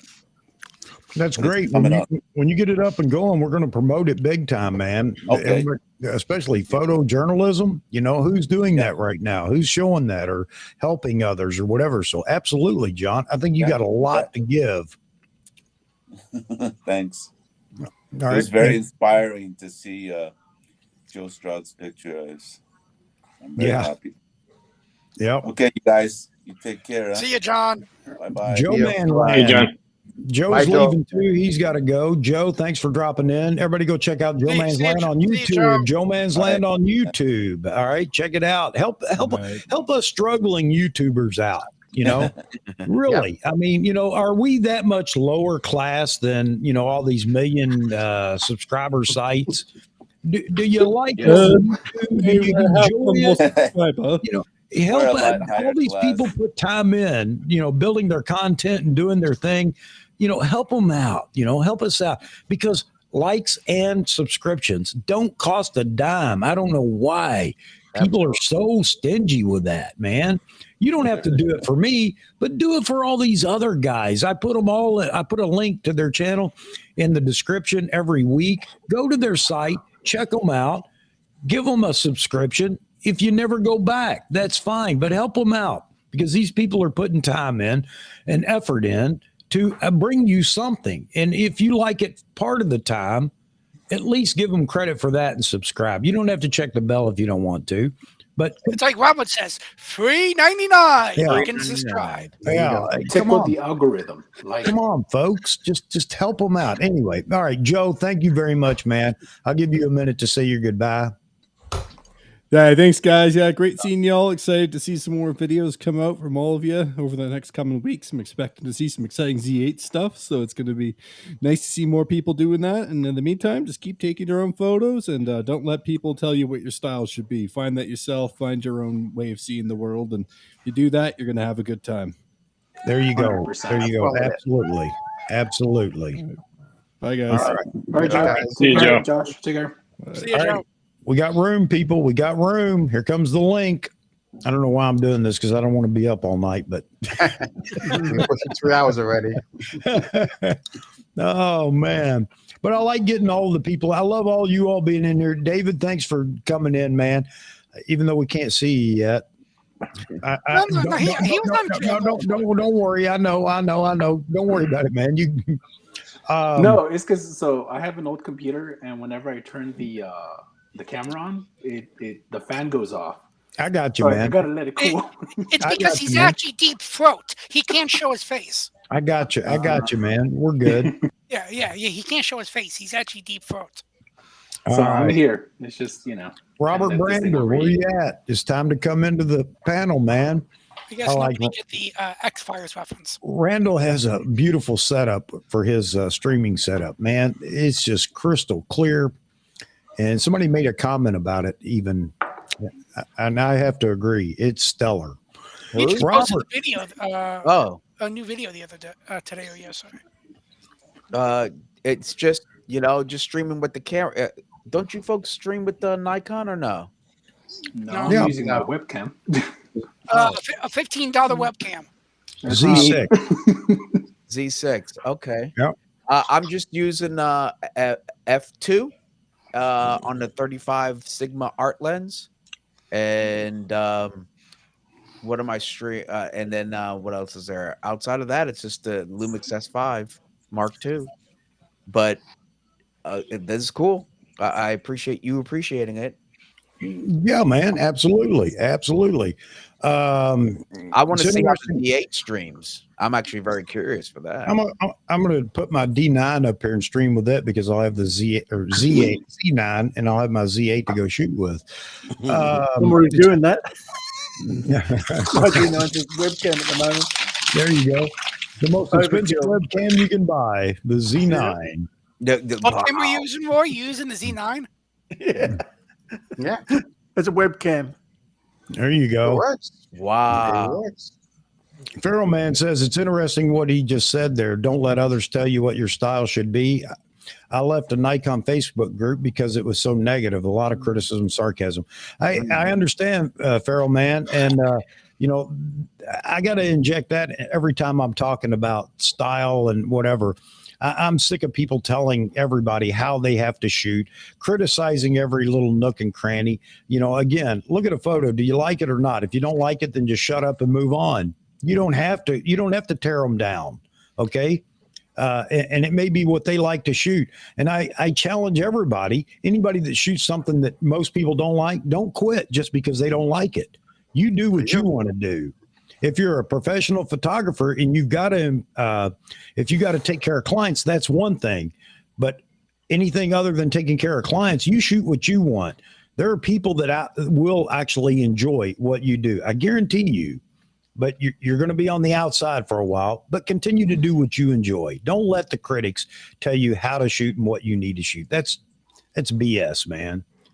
I'm going to have to run, guys. The kids are getting ready to make some noise and want to come and change clothes. So let me hop off. It was great being here with you guys.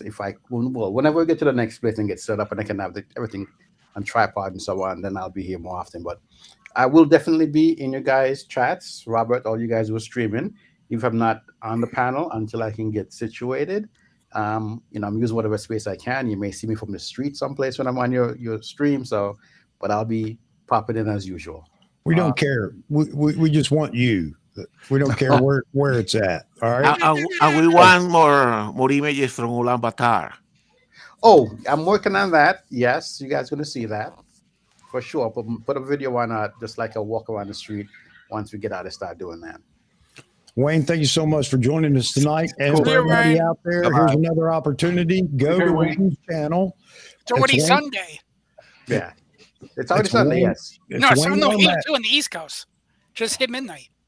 It's Wayne Armatics on YouTube. Go there. Check him out. You'll enjoy his content.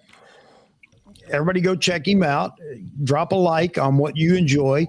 Drop a subscription so you can keep up with what he's doing. Please, we are the small YouTube channels, and we want people to actually enjoy what we do. All right, Wayne, thank you so much, buddy. Take care. All right, guys. Take care. Thanks, everybody in the chat. See you guys later. See you, Wayne. See you, Wayne. All right. Roy said he expects the Z8 will make a great webcam. Absolutely, Roy. $4,000 webcam. Nikon should use that for marketing.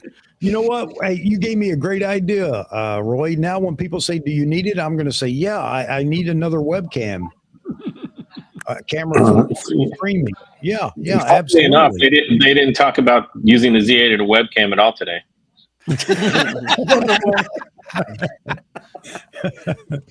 Absolutely, Roy. That's what I'm going to do, man. Just to aggravate people now. Do you need a Z8? Yeah, because my Z6 is getting a little old. I need a new camera. I need a new camera for streaming. By the way, if this thing counted shutter clicks or whatever they did for video, man, I'm well over the legal limit on its. Yeah, you're probably up to 10,000 by now. Yeah, well, more than that, I bet. This camera has probably 10 million. My guess is 15,000 hours on it. Streaming. Because it's been the only thing that I've used to stream with since I started all this. You know, a couple of 5-hour, a couple of 6-hour, maybe a 10-hour stream. Did it overheat with the 10 hours? No. No, it did not. Then again, Nikon needs to send you gear and to stress test it.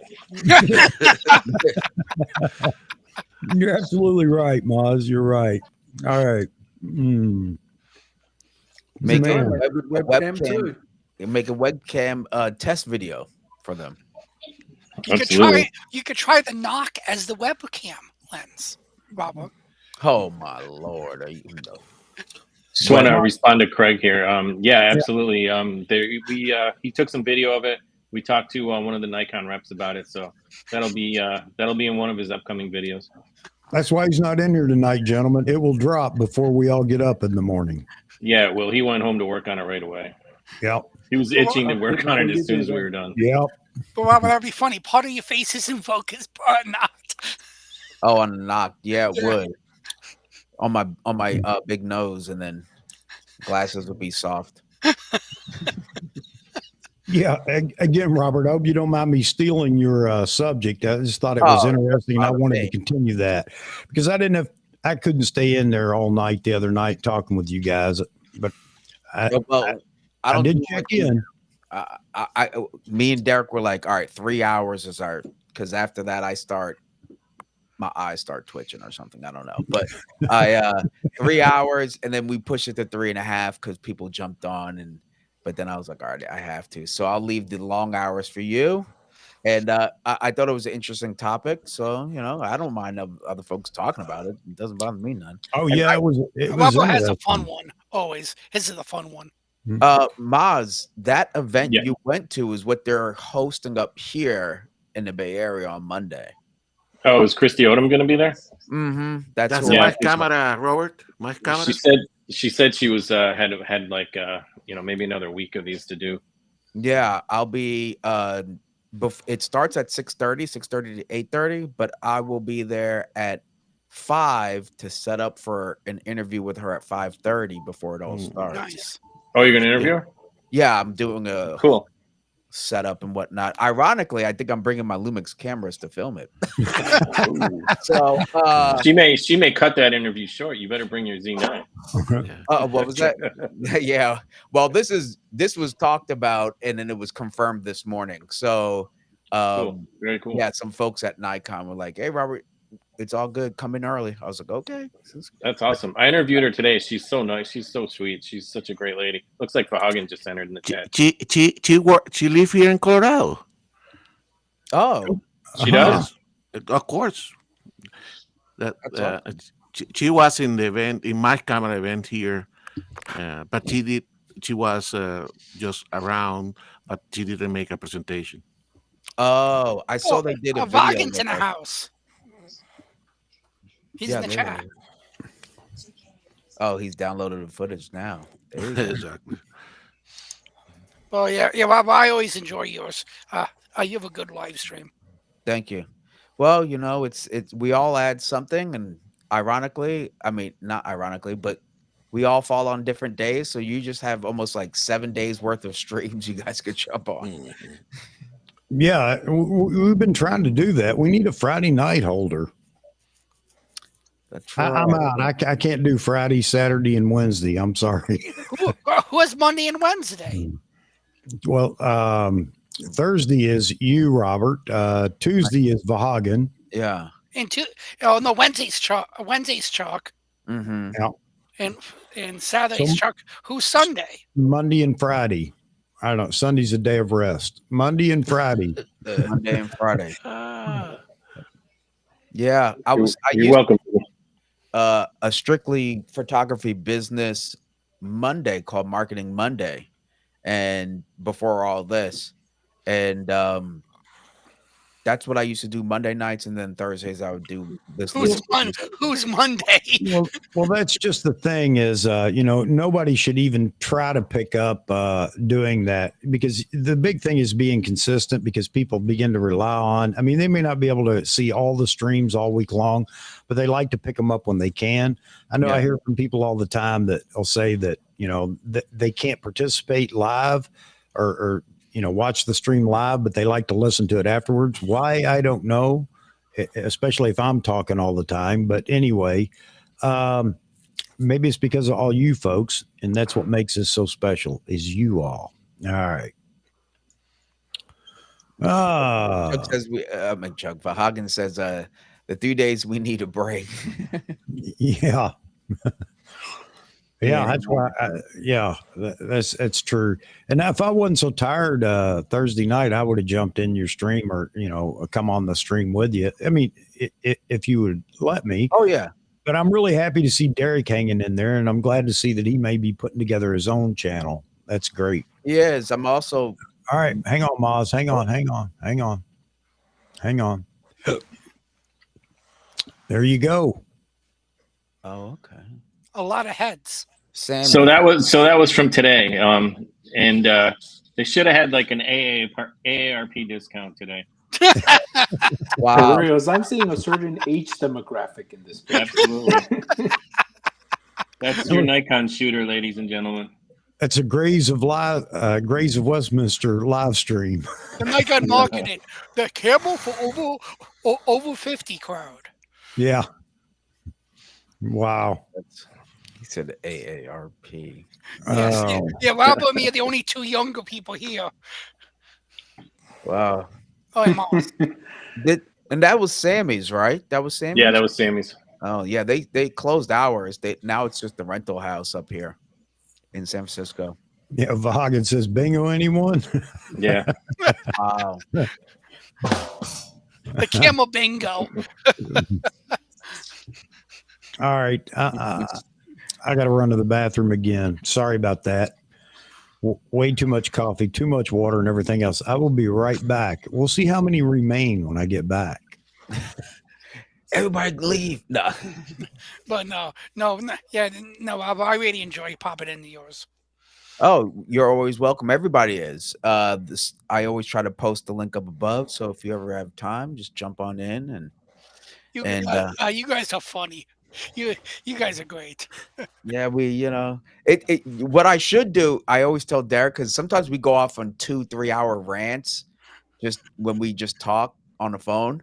I'm like, bro, these are a live stream. This is ridiculous. We need to just press live next time. Because we go off sometimes about all sorts of experiences. And anyway, so I'm glad he's jumping in. I'm glad you guys like him.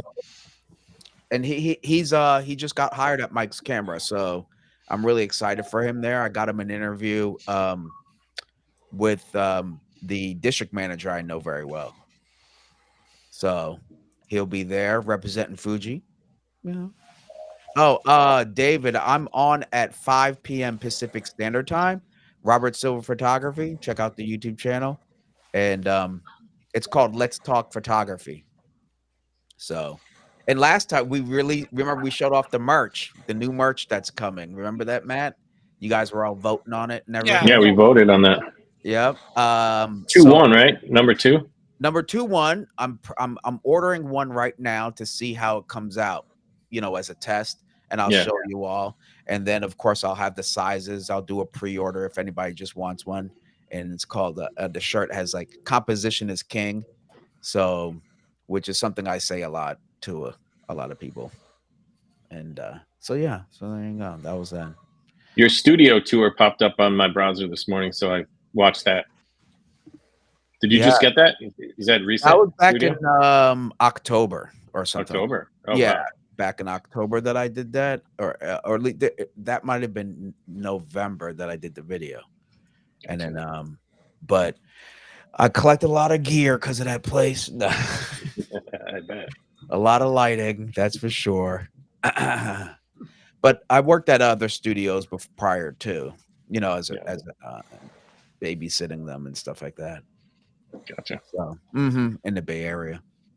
Now the Bay Area is, it's interesting. Are you renting your studio out still? I think you said you're renting it out in the video.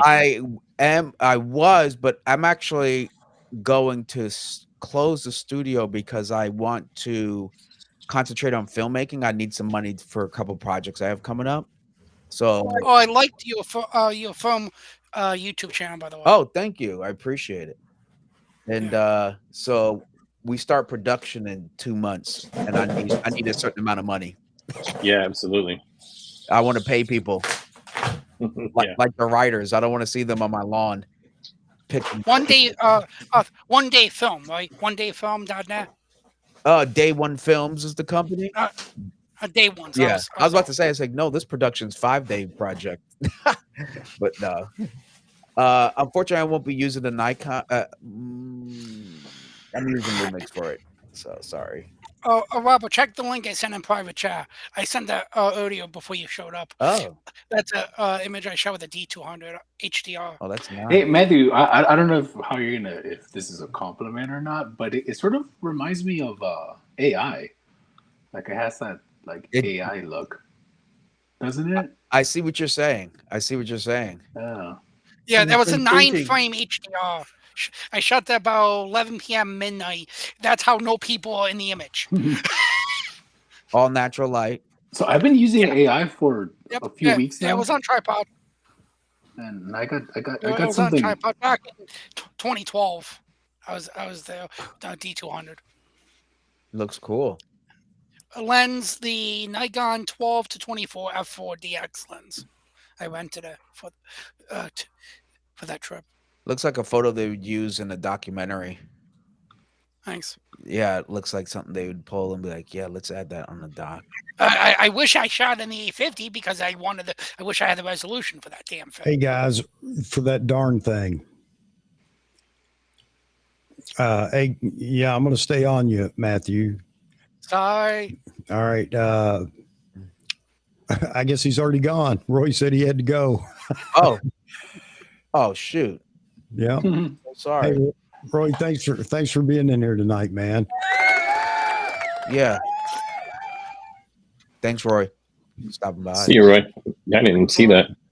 That was quick. Yeah. I didn't realize.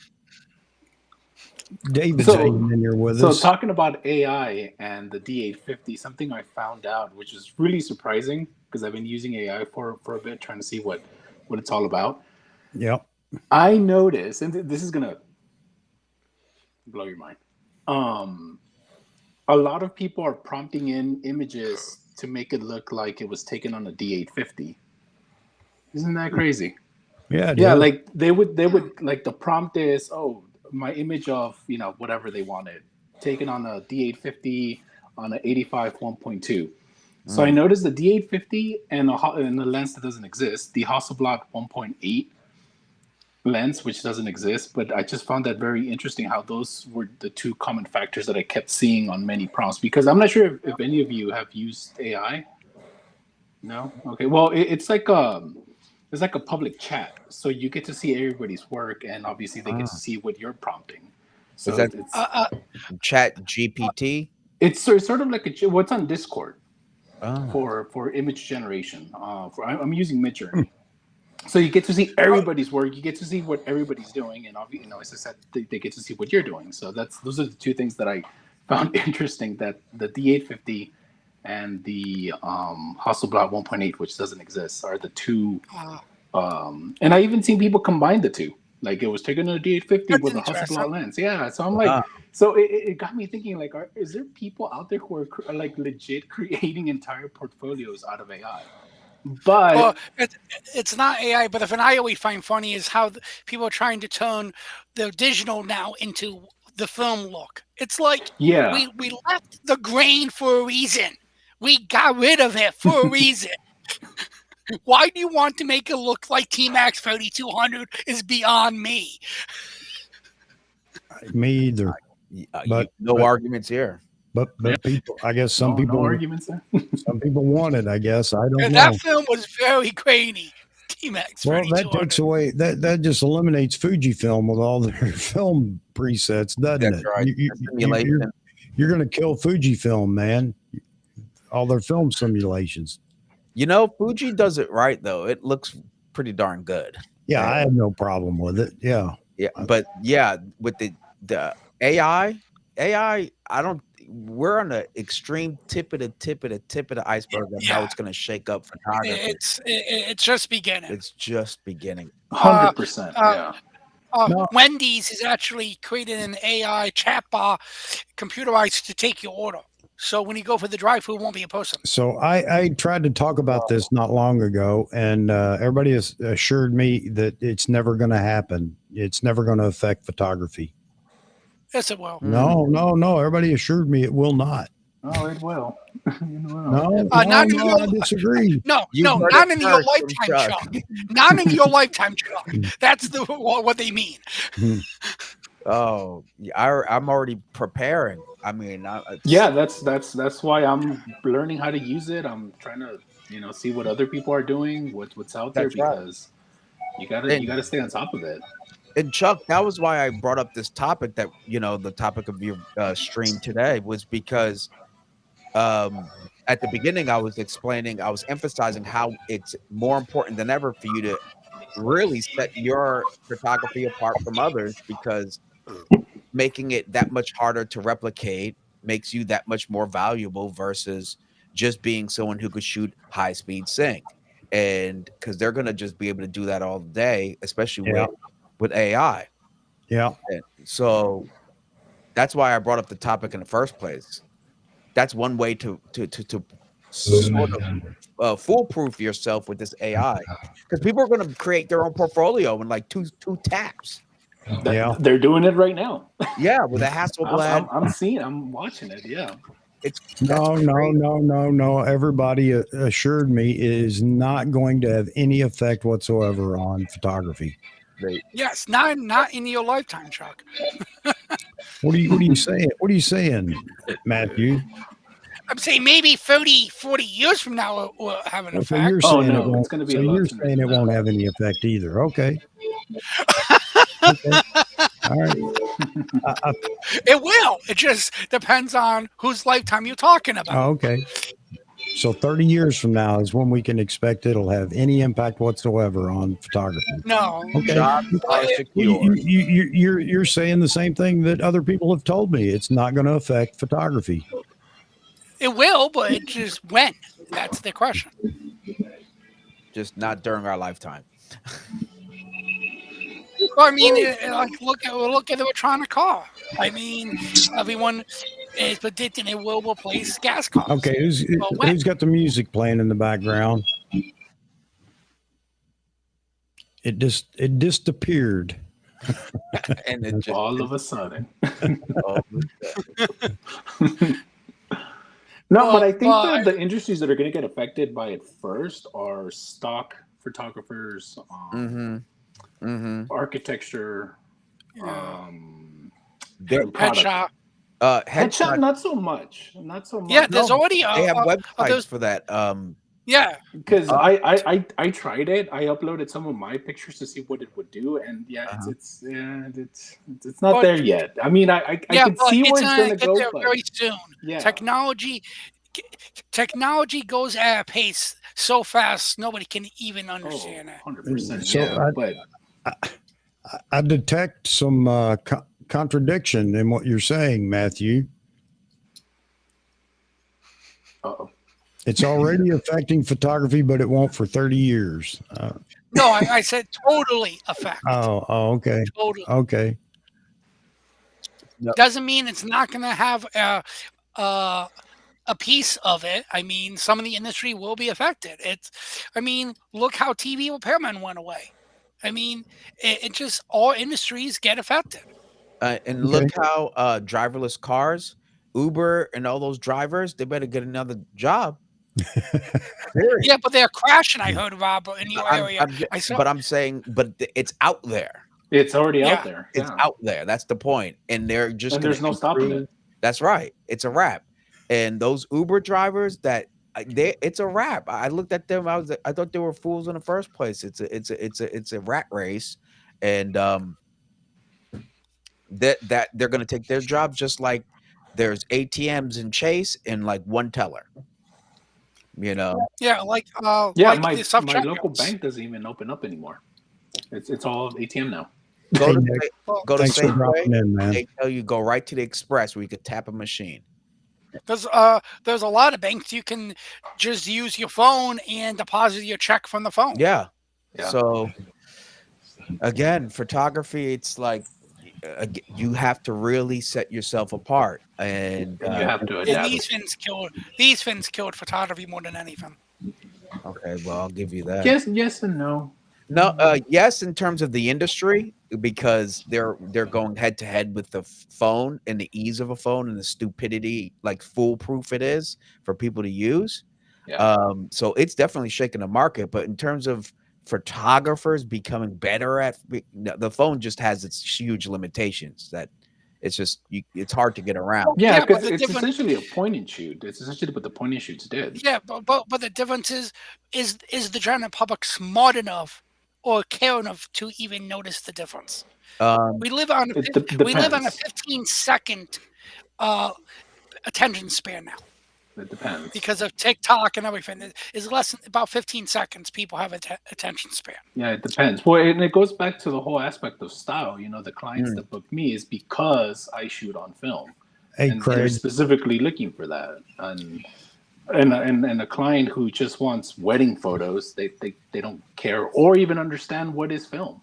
Thanks for dropping in, Craig. I gotta get in here when I can, Craig. Thanks for dropping in, buddy. See you, Craig, and see you, Nick. Nick left too. Yeah. Yep. Do you scan the film, or do you? Yes, it's scanned. Yeah, it's scanned. What scan do you end up using? They use a Fuji SP3000, which is the last film scanner that Fuji made. Yeah. So it's Nikon made some good ones back in the day. Yeah, but those are desktop. Here we go. We're back in the day. Industry scanner where like it needs like its own power supply. The Nikon film scanners, they stopped those about 10, 15 years You know what I'm going to do? I'm going to have a live stream that runs bi-monthly. One live stream where we just talk about old cameras, that I can just sit back and let you guys. Oh, this is my FT4, and this is the scanner, and the dual lens reflex, and whatever. I'll let you guys go, man. Just let you all just salivate over each other's, old times. Yeah. Unfortunately, I'll have zero to say in that one. Exactly. Me either, Robert. I'm glad that people enjoy it, but it's not for me. I'll just put it on my shelf. That's it. Right. You know what I mean? I'll just put it like right here or something. That's true. If you guys want to send me a bunch of them old film cameras, I'll set them up in the back in a display so everybody can look at them. Yeah. There you go. How many did you order? Well, there's a market for it. I mean, even with the point and shoots, Canon is releasing a new power shot, and it's something that I've been saying on the Grace live stream, that Nikon should release at least one Coolpix for that market. It's not a large market, but it's large enough for Canon to make a new one. Yeah. Hey, David, thanks for joining us, man. I know you're out in the wilderness camping, so I hope you're having fun out there, buddy. At least you had enough connectivity that you could be part of the chat. Appreciate it. See you, David. See you, David. No, but the most interesting thing is, will they go with the full frame Z30 next, or will they go with the? Yes. Yes. Yes. Yes. The next camera to come out will be the ZF, because 85 people want it. So they're going to do that next. I'm one of the 85. There you go. You heard it from somebody that wants with it. film simulation. Come on, Robert. Do a sound Z8 effect. parts. And also, and then right on its heels will be the Z90, because 195 people want that. Because nobody wants the Z6 III. Nobody. So it can just be put on the shelf with the Z7 III for the next couple of years while we get all the niche cameras out of the way. But people have talked about the Z30 full frame, and they've talked about the D500 replacement. So Mossman, did they bring the issue of the 200, 600 in the Q&A in your No, event? it's funny with any kind of like a technical question or anything like to do with inventory or things like that. That was all off limits. Yeah. There's a lot of chatter in the background, though. People that have actually talked to either the camera store folks or a Nikon rep, it seems, about the abundance of the, first initial shipment of the Z8. So I'm sure they don't want that in the limelight in public discussion. That's a big surprise Nikon wants to spring on everybody.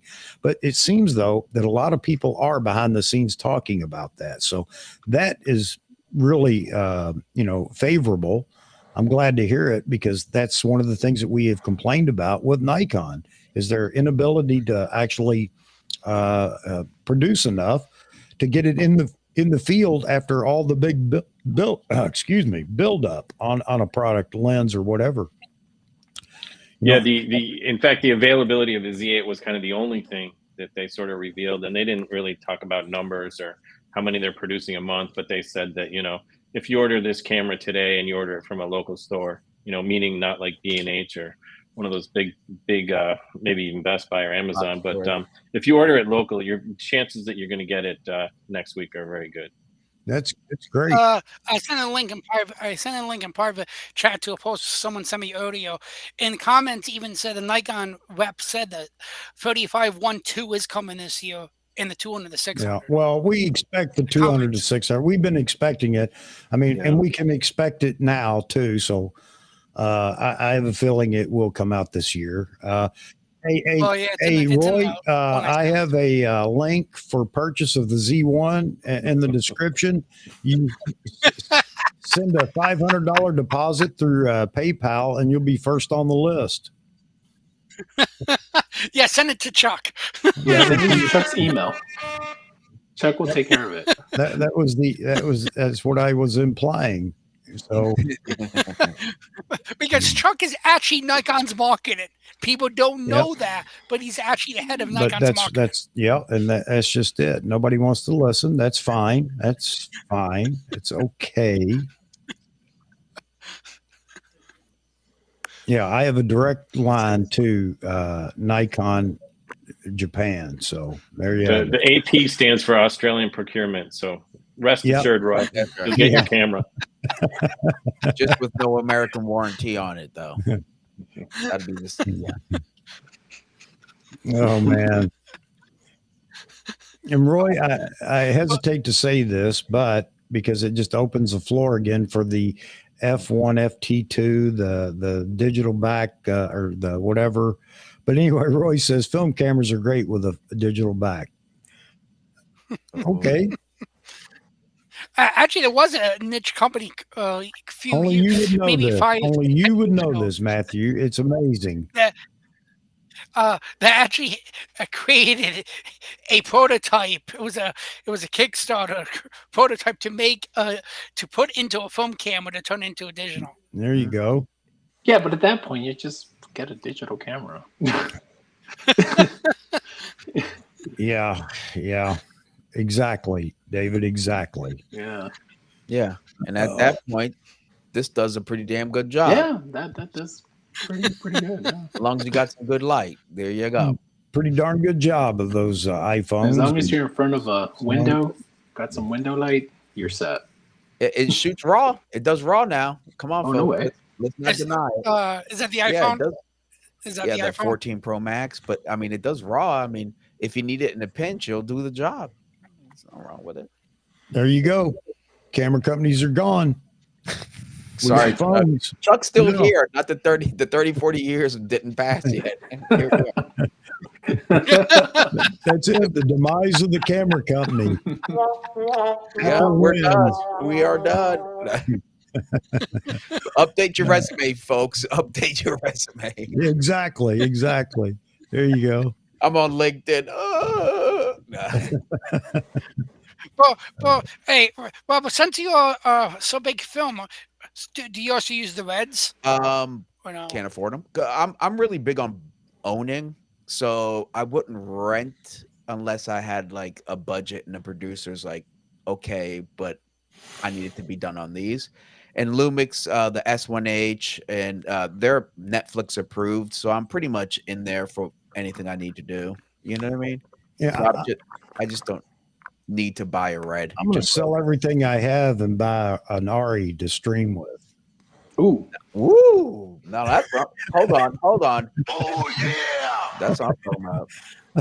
I just want to aggravate people. Exactly. Yeah, there you go. Did you need that? No, I didn't need it. I had a Z6, but you know, I saw Red wanted I saw Red for sale on eBay for $25K. You're gonna get one because the Z8 overheats.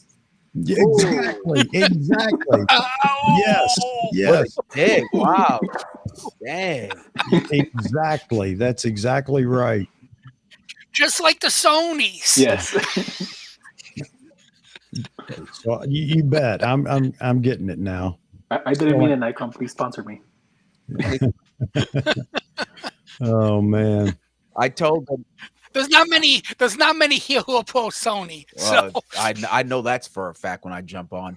I told some people at Nikon about this community, about the love of Nikon, etc. And they really, I was like, let me tell you, there are a lot. They know damn well that all this darn well, like but yeah, gold for them, gold marketing for the month build up to now, April and this month.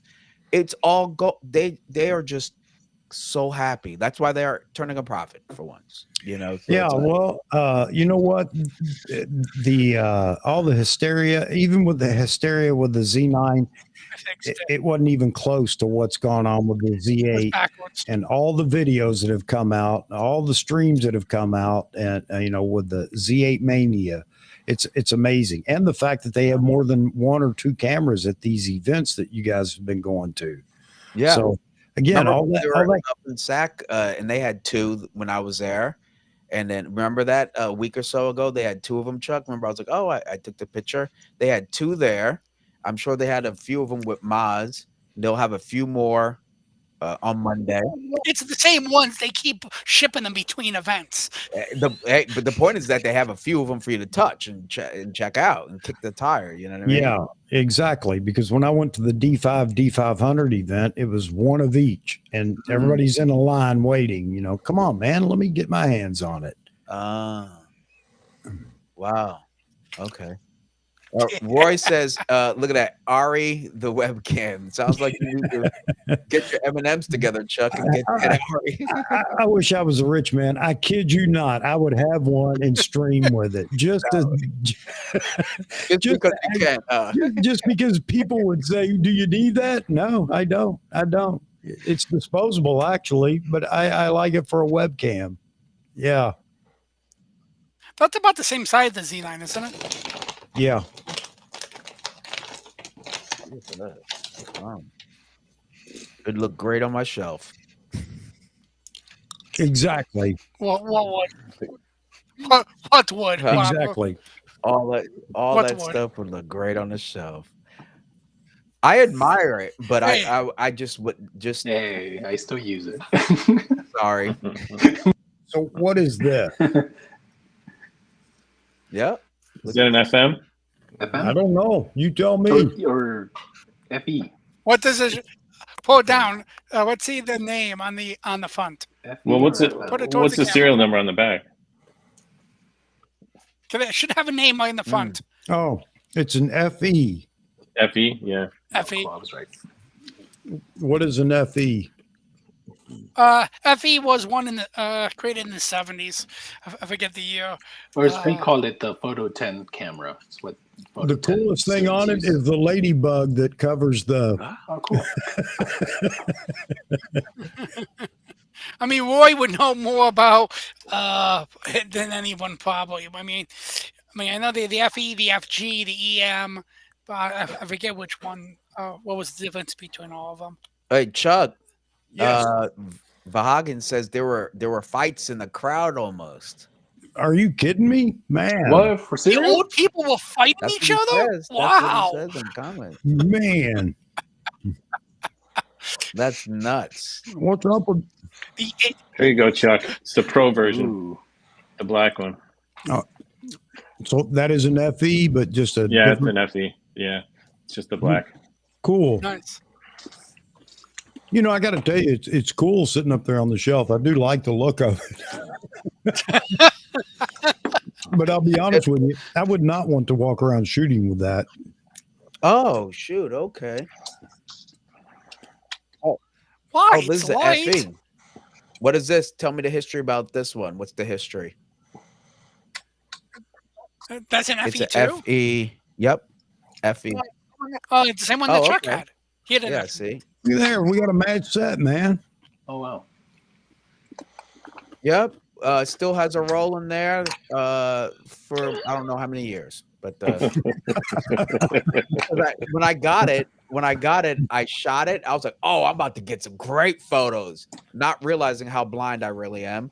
And I swear it was in focus. And then when I developed them, they were all out of focus. And I was like, "Yeah, never ever. Let me put that." What was I thinking? Well, exactly. That's why I'm using the F6 now, because my eyesight it's not as good as it used to be. Sad. Oh, Yeah. Vaughan says the younger crowd in the back were chit-chatting and the people in the front of the crowd were not having it. By younger crowd, he means people in their 50s. Yeah, define younger. And I'm not kidding. That needs a sound effect. That needs a sound effect. There you go. Younger crowd. Yeah, you're right. Maybe they were standing up behind him when he took that photo. Jeezy says, looking forward to the Fuji X Summit, even though I am a bit unhappy with the rumored new camera. Okay. Oh, I didn't even know they had one coming out. Yeah, I didn't know either. I mean, they how old are they you? can't even get 53. 53. Okay. I'm 44 right now. Youngster. No, Wow, but you not much better to here in Denver. Hang on a minute. Hang on a minute. Huh? Hang on a minute. Put it up there. All right. not much better here in Denver. Oh, Except that Hey, the lady that was in front of me complained because I asked about NPS, and she said, "You should be an NPS." I said, "Well, you cannot get that to become an NPS." that Well, looked you like got- Jeffrey. she almost caught you, huh? Man, Okay, Roy, answer the question. The FE was had a electronically controlled shutter. Oh, man, Gustavo, I wish I'd have been there. Would I Yeah. had some conversation with her? Man, I complained. So, So so Rob, you said you're 43? 43, yeah. Yeah. So 43, 44. Boz said he was 53. We don't have to talk about age. We don't have to go there, please. No. But yeah, they okay. No, I'm just saying there's a few under 50 here. There's a Shutter. few. where was that pic of the crowd? Where was that? How did I share that? Did I share that? I got one. I thought that was the link in a private chat. Was it one of the links? Let me see. No. No. Okay. I thought it was. No, I think Yeah, Moz you Man showed it right. Yeah, I Maz. showed it on my phone, right? Yep. yes. Yeah, 1 second. Yeah. I got it.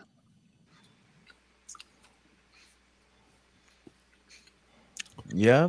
Were there a lot of walkers and air tanks? You know, it's God, funny. you worse than It's we funny that are. you said that. Yeah, one person did have oxygen. Stop it. No. I'm not kidding. I'm not kidding. And he was complaining about having to carry it around. It was too heavy. No, it wasn't too heavy. Mm. Wow. Holy cow. I thought you were playing around. No. and Vaughan's laughing. Mm. Compared with an oxygen tank, the C9 is light. Hold on. 100%. Man, did I hit the nail on the head a while back when I talked about this? The average age in the Nikon crowd is, well, I mean, I can look at my demographics on YouTube and look at how many people are under age 30, and it's few. It's very few. And it's what I said. I got in trouble. Well, I didn't get in trouble, but I felt bad because I thought I was going to get in trouble. Disturbing the Grays of Westminster chat one day. This has been I don't know, several months ago. I don't know how far back. When I said, because they were all in there, yak, you know, the double reflex, twin eye, cine sapper, you know, whatever. And they were all they were engrossed in the conversation about some obscure camera that no longer exists or something. But anyway, and I said, what's the average age in here in the chat right now? And it just went quiet. Ooh. All of a sudden. I guess the average age was probably 50 at least in that chat. No, it was probably more than that. Because people were ponying up their age. Well, I shot the Beatles, but I was a little slow getting across the road to shoot them because, you know. But when you asked for a number, you heard crickets, huh? Yeah. You know, it's funny. It's funny that you say that about shooting the Beatles, because the guy that was sitting next to me pulled out his phone and he started showing me photos of Led Zeppelin that he shot in the 70s. Wow. Ooh. But Chuck, I've been shooting Nikon since I was 22. Okay. Rakesh says there was two guys under 40. Myself and my roommate, who's not a photographer. And Vahagan said they were part of the cool crowd, and there were some grumpy old men there. Yeah, the woman with the oxygen was 2000. very. She was awesome. She was great. She wasn't as old as the rest. But the grumpy old guys in front of her really wanted a piece of her. But see, this has been what I've been talking about, because this is why Nikon doesn't get a fair shake, because you got so many people. I mean, I'm not saying all, you know, Roy's not one of them. There are people that, well, I bring him up because, you know, he's in our age category, but he likes digital. But so many, and he's even accepting now a little bit video. Okay, he's not absolutely opposed to it, but Nikon, you know, as a whole, their core consumer group is probably 50 plus. And okay. wait. No, hang on a minute. They are 50 plus, and they want stills only cameras today, even if it's digital. They're willing to accept digital now, but they want stills only. No, I don't want no video in it. I want Nikon to build a camera that doesn't have video in it. It costs less. No, it won't, because everything it takes to do video, it also takes for all these other things that you want in these new modern digital cameras. Okay. But anyway, I digress. The whole point is that Nikon had to start shunning them. In other words, ignoring them, us, I'm in that category, and moving to a different demographic. Everybody talks about Nikon's never going to go away. I will agree with you, but Nikon has to court a new demographic to move them into the future. Yes. Yeah. No, I agree with both of you. But I have a question about video. Okay. Other than business to business, which is shooting for companies, events, promotion, what other video most people do? Because phones join a video live stream, or join a video YouTube channel, or join a video Facebook channel, and you'll learn. You like to research. No. You like to research and do it. And then you'll know it's not just for live streaming. It's not just for YouTube videos. It's for so much more. But you're so out of touch, like so many other people, they think video is just a YouTube thing. No, I understand. I just said other than business to business, which is shooting for companies, promotion, events. Other than that, most social media is done by phones. A lot of YouTube is phones and GoPros. Well, actually, yeah, that's part of it, but there's everyone younger than 40. They're using Sony to create video content all the time, and they're shooting so much of. Look at TikTok. A lot of those videos are done with an actual camera, and it's not. Wait a minute. Hold that thought. And before you say anything, Matthew, do they need it? No, but they're buying it. Because of video. How are you going to counter that? You're going to educate the world and say, go on a spree, man. Get you a YouTube channel telling everybody out there, all this younger generation, you don't need that. You can do it on your phone. You can do it on whatever. See how far you get. See how many takers you get on that. The bottom line and a company doesn't care why they're buying it. Are you going to? Anybody want to argue this point? A company doesn't care what you do with the camera once you buy it. And I said this the other day, Nikon doesn't care if you buy the Z8 and throw it in the street as you walk out the door. They don't care. You already bought it. There you go. A company's in the business. They got their money. Yes. So all this idea that I'm going to change everybody by telling them all you need to learn is the exposure triangle and you need to quit. No. A company doesn't want you doing that. No, the reason I was asking because Robert is big video. I was getting his opinion on it because he's big video. That's what they're using, and the first thing that come out of their mouth is Sony, and the second one is Canon. Because of that, for TikTok, for video period, Sony and Canon, yes. But the Nikon crowd is loyal and has disposable income, so at least for the time being, Nikon is going to be in good shape. Yeah. No, you're absolutely right. That's one of the things that has really helped Nikon is the fact that they do have disposable income because of the age, increasing age within the Nikon camp. Because when you're raising a family, you got 2 kids, you're in your early 30s, you don't have that kind of money to go buy the Z8 off the rack or whatever, order it right up front. You don't have the money to buy all these lenses. I know, I was there. Everybody thinks, well, you buy it, because you're rich. No, I raised a family. I got through all that. I worked all those years to get to a point where I can enjoy some of the things that I've often wanted. When I was 30 and everybody's walking around with a sporty new this or that, I didn't get it. So you're right. It's this demographic, but this demographic is going to go away. This demographic only has 20 or 30 years left in it at best. Yeah, the baby boomers. Oh, okay. But the main thing is, like he was saying, the younger generations won't have as much when they get older because they barely can afford to survive right now. They can't save money. They don't Well, have that's what it. I'm saying, Matthew. Did you not hear me? I just said that. What I'm saying is, you're saying down the road they don't even have money to save now. I'm saying they don't have money to save. I can't answer for all of them if they don't, want to do something for themselves later on down the road. But the point is there are people that have worked all their life, and now they're in a position where they can enjoy some of the things that they longed for, but they had responsibilities and they were responsible individuals. They took care of their families. They did what they needed to do. And now that family responsibility is moved on, and they can enjoy the fruits of their labor. That's why you're right. You're absolutely right, Gustavo. Because of the demographics within Nikon, there are a lot of people that are in that position. But it's not growing. And in a big business, a conglomerate, it needs to grow to justify shares, right? Mhm. Got shareholders to answer to. So that is why they need and must go to video. And as I always said, you have to get into video. That is the future. And to Manila's point, look, they're in the Philippines. Yeah. Okay. Talking about video that's where it's at.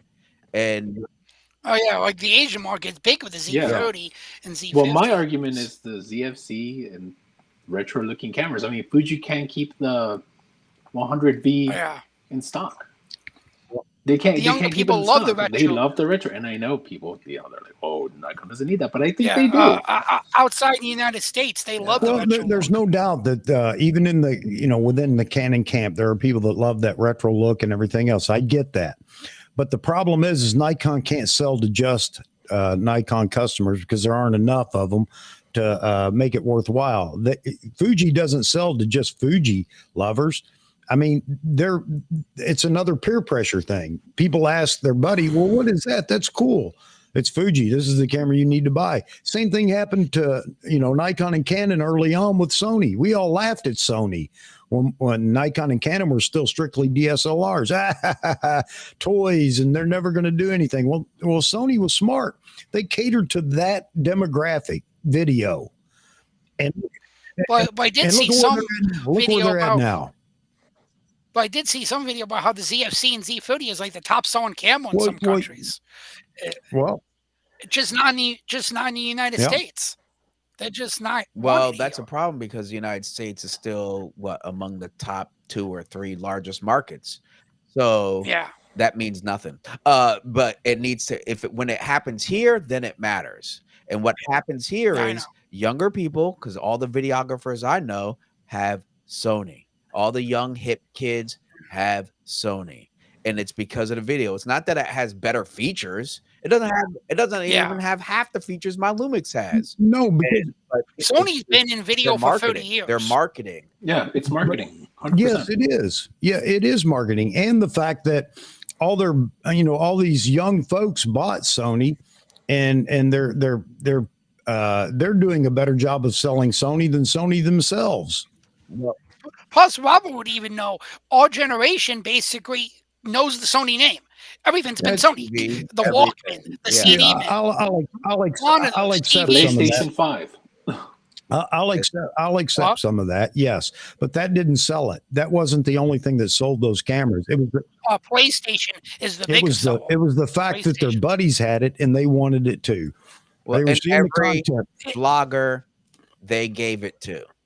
They gave it to them. They look at Jason Lanier. How did he get a whole set? I mean, it's like, hey, I'll give you this here, and you just keep on doing what you're doing and don't skip a beat. Mention Sony twice, and that was. I know a lot of people say that kind of stuff, and I know some of it took place, but I have no way to prove that Sony just had a bus driving around through cities doling out cameras to people. Because they're a consumer electronics company, Chuck. They have more money than any other company because of the PlayStation, the monitors, TVs, They make Walkman, movies. So what you're saying is that Sony Corporation, not Sony Imaging, Sony Corporation is funding a losing money at the beginning. 100%. It's called loss leader. Give it away. Like Sam's Club has the the rotisserie chicken been a loss leader in Sam's Club for over a decade. It's still like $4.99 or $5. It hasn't increased in price. They know people will come in and buy You it. give it to one YouTuber that has 500K.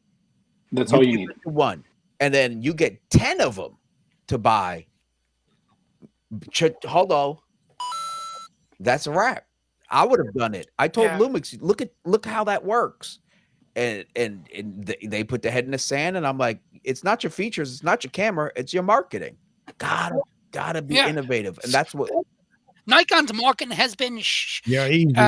SHIT for over 20 years. To that same demographic that's growing older, that still's reading newspapers, and you know what I mean. And so, with that said, that's why when the Z9 came out and they were really emphasizing their shift to video, I was like, hell yeah, because you should have been there 5 years. Yeah. And like the reason I like in 2000 is the feel, the ergonomics, the controls. I could have gone with Canon. I looked at the Canon 1V, US 1V, but I love the F5. But the thing is, most people don't buy just because the feel, controls, and the ergonomics. People buy, like Robert said, the name. And I looked at the R5 before the Z9 came out. I was like, damn, if they don't come out with something, I might. Canon's looking pretty good, and they've been synonymous with what? Video with the dual pixel autofocus. Yeah, so, Canon's been video for like over 20 years. Sony's been over 30 years. So I was really considering them for that hybrid use. And then when the Z9 came out, I was like, all right, cool. And then obviously I've been happy, but I was on the edge. See, and every wedding photographer I know uses Canon. Yeah, Canon has a whole Cinna line. The C700, the younger generation actually took over video and cameras, because you remember before Sony really kicked it off with the autofocus in their video capability in their cameras. It was hit or miss. I think with Canon they had tried and it wasn't doing so well, but everybody pulled focus is where I'm going with this. Before Sony, let's just say before Sony, everybody pulled focus. Except for like the D90 and hold on. It didn't work. The D90 was the very first DSLR to have video in it, by the way. Yeah, but it didn't have AF. No, I'm talking about the Canon 90D or 90. Because it had dual pixel autofocus and it was cheap. And that right there is what made cheap first time wedding videographers was able to get a camera that had autofocus. Because if I'm not mistaken, the 5D Mark II was one of the big sellers. Yes, for 5D video. Mark II, 5D Mark IV. Yeah, for video. Yeah. And the reason Canon was able to do that, Canon was smart. When they switched from the FD mount to the EF mount in 89, 90, they were smart. They designed that mount for autofocus, for the advanced technology. Nikon just kept trying to adapt. That was the problem. Nikon trying to use was using the mount from 1958 and kept trying to adapt it. Canon was smart. They said, we are changing mounts. We are designing it from the ground up. So Nikon was smart with the Z because that's what they did. They said, we're starting over so we can now do this right. And look what Manila is saying right here. Yeah. Mark saying, and again, it's not the camera because I know the camera and I know the company. It's because of they're playing catch up, kind of like how Nikon's playing catch up with video. And these companies, you got to be agile because the next generation doesn't have the patience. Yeah. No. What I meant was Canon's been for free lens mounts. The manual focus mount, the DSLR mount, and now the FR mount. So Canon's been with free mounts, and Nikon kept the same mount forever. And that was the drawback in some ways. So because they couldn't, the AF was never as good as Canon.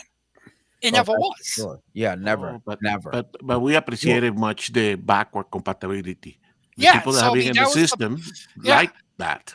Yeah. and, So and to piggyback on the style conversation, the reason why I have a particular style is because of the F mount. yeah. The glass from the F mount. Yeah. So The only I mean, it other doesn't help company. Nikon's bottom line now, but it helps Yeah, me. the only other company that did the same thing was Pentax. Pentax kept the K mount from the 70s up to today. So they were the only other company that kept the same mount. But Canon, now Nikon decided we want to advance our technology. The only way to do it is create a whole new mount. Mm. So, and now that new mount can do the 1.2 lenses you and Chuck love. The 85, the 51.2s. They could do it then. They just chose not to. No, the F mount could not handle it for AF. For well, I don't know. They even said that they could not handle in the F. All right. Okay. Gentlemen, I'm gonna have to get out of here. All right, Robert. Man, thanks Chuck, for I am jumping. going to the gym tomorrow morning, sir. No, it's a day off, man. Take a day off. The PGA Championship final day tomorrow, man. God. Ugh. I can't believe you're going to miss it. I'm trying to add every extra day I can to this crazy life I've got, and if it means me going to the gym, I got to do it. But all right, it was really. I'm glad you did say something. Because you did, I was like, all right, you know what? I could stretch it. I could make an hour or something. See you Thursday, Robert. That's talking about my PJs. I'm like, all right. I literally rolled out of, bro. I was literally in my bed typing, and I rolled out. I was like, screw it. Let me turn on these lights. See you Thursday, Robert. All right, everyone. Hey, everybody, have a great day. Like Vahagan and Mazman. Monday is my time with the Nikon folks. So I'll be sharing that experience as well as Vahagan will be sharing his. Okay. And another crazy week of Nikon. We can't get away from this damn camera. I'm telling you. Well, we're almost there. We're almost there. We're almost there. Hey, thank you, Chuck, for having me. Thank you, everybody. Have a great evening, okay? No, thank Take you, care, Robert. Thank you for Hey, dropping Robert. in. Everybody go check out Robert Silver Photography on YouTube. Check All him right, out. Take folks. care, everybody. All See you, right, Robert. buddy. Take See you, care. Robert. All right. I think I might leave too. It's 1 a.m. here now. Yep. Whoa. Yep. It's almost time to go for me too. Because Chuck and me are both on the East Coast, so it's 1 a.m. for us. Yeah. Whoa. And I got to get up and watch the PGA Championship tomorrow. Ugh. Final day. No, thank you. What do you mean, no thank you, man? I can't stand golf. It's boring. Well, you got to love anything that somebody else invented and we made it better. No. I get all the Brits upset.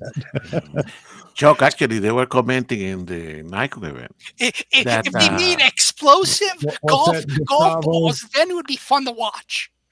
They were commenting. They were commenting in the Nikon event about that the PEA is now making a requisite that all the cameras that are shooting in the press have to be basically without sound. Like the Z9. Yeah. So they had to have electronic shutter and no even any kind of sound. They had to be completely silent. Wow. So that's a connection to your golf and PGA. Yeah, there you go. Thank you very much, Gustavo. Yeah, and that's absolutely true, man. That camera scares you. If you turn off all sound, it scares you because it's just burning photos up if you're not paying attention. But no. Golf would be interesting if they made explosive golf balls. Then it would be fun to watch. No, it's fun to watch because, as I was saying, I had a British buddy, a UK buddy, that was talking to me. I said something about golf and whatever, and he said, well, you know that where golf originated? I said, absolutely. One of your protectorates. He got mad, but anyway, it originated in Scotland, UK. Got that. But I said, how many of the majors are British tournaments? And he shut up. But I do like Caddyshack. It's funny. Of the 4 major tournaments a year that everybody wants to capture, and it's so elusive, 3 of them are American. I'm just saying. So, but I will say Caddyshack was a great movie. Yeah. Yeah. All Remember right. that point about the camera and not sound. Yeah. Remember that Ron Pollard mentioned that when he covered that particular PGA event, that Yep. the other Anyway, I'm photographers out. were See talking you about. guys. All right. See you, man. Take care, Matthew. Take care, Matthew. You know, I almost missed that though. Watching golf way back when, the minute he goes into his swing and he's on the downstroke, all the shutters going off.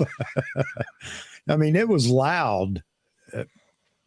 And every now and then, some stupid photographer would hit the shutter button at the wrong time, and man, they get upset. They would get real upset about that. Yeah. Exactly. So yeah, there you go. The Z9 and the Z8 have a niche in silent Trend shooting. setting. Huh? Yeah, Trend trend setting. setting. Yeah, absolutely. No, there's nothing innovative. Oh man, David, man, thank you for joining us tonight too. Well, thank you for having me on. Thank you. Absolutely, man, absolutely. And you're the unique photographer here that you still thank you. do. You still do video or film for weddings for commercial use. That's great. Yeah. And I could see how that could be a niche, being one of the only. Man, that should drive a lot of business to you. Yeah, it is a niche. It's give and take. You know, it's like it's good, it's bad, but I love it, and I can't see myself doing anything else. But do you have a problem getting film now, though? I did 2 years ago. So what I do is whenever I find film, I just buy it all. So it makes sense. 2 years ago during COVID, like nobody had film, but for some reason Walmart had film. And so I went to every single Walmart in LA and I just bought everything. Like I went to this Walmart and people were telling me, are you going to resell this? I'm like, no, I'm going to stockpile it. Wow. So I don't know how Walmart got a hold of a bunch of Fujifilm, but I bought it all. Hey, here you go. One more thing. I can throw golf into this one more time. The PGA Championship is at Oak Hill in Rochester, New York. Everybody understands the significance of Rochester, New York, I'm sure. Exactly. Yep, my hometown. Oh, okay. Kodak. And the oldest photography museum there is in the States, isn't it? Really? Yeah. I don't know. Yeah, I want to go up there. I Yeah, wanna George go check Eastman it out House in the it's a museum. Yeah. Yeah. Wow. There you go. I knew I could find another way to get golf in the conversation. Nice. But to answer your question, Chuck, I'm good for at least another year and a half's worth. Half of my fridge is stockpiled with film. So Wow. Cool. Whenever I see it, I just buy it up. I'm like, give it all to me. Just quick, without having to go into a lot. How many rolls approximately do you go through at a wedding? You'd be surprised. 10, 15. Do you? Yeah, not that many. Yeah, 20 if it goes long. But no, I try to keep it as slow as possible. Yeah, well, it definitely makes It's you expensive. Yeah. I can see. So and now that brings about another question real quick. Do you, you have to capture the cost of that in your rates for the weddings. Yeah. So do people accept, I don't know what you charge, but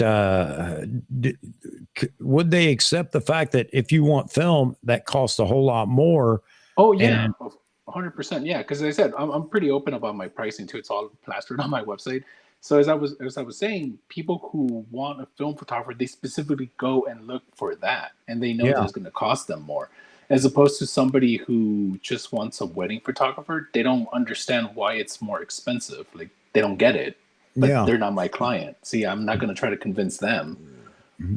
You get what I'm saying? So it is more expensive. The client who specifically looks for film, they already understand that it's going to be the higher cost. So all that is priced into it. This is kind of nice for you. Is you just have to make sure that your services are available, meaning out there. but people are going to track you down more often than you tracking down new customers, I would guess. Is that true? Yes. As long as they can find you. Yeah, the key is to be able to have someone find me on Google. So I spend more of my time on SEO, search engine optimization. So that's key. That's really what I invest more of my time in, and my marketing budget. Yeah. Okay, cool, man. How many weddings are you shooting a year on average? On average, not that many with 10, but because I charge a little bit more than the average wedding photographer, I can coast by with just that makes 10. sense. That makes sense. Less work for me. There you go, man. But it wasn't easy, it took a very long time to get to that point. So, and one more question. Why can't I stop with the questions? Why can't I stop? What are your deliverables to the prints? Always prints. That's another thing that stands out from the crowd, is that every single one of my clients gets a proof set of every single photo edited. Obviously, I go through them and I make sure that eyes are open, just like anybody else. Eyes open. Grandma's looking at the frame. They get prints. So do you print immediately from your photos, or no? You get it digitally returned? Yes. Is that okay? All right. Yeah. So I send the film to my lab guy. He scans, makes minor density corrections, which is just brightness.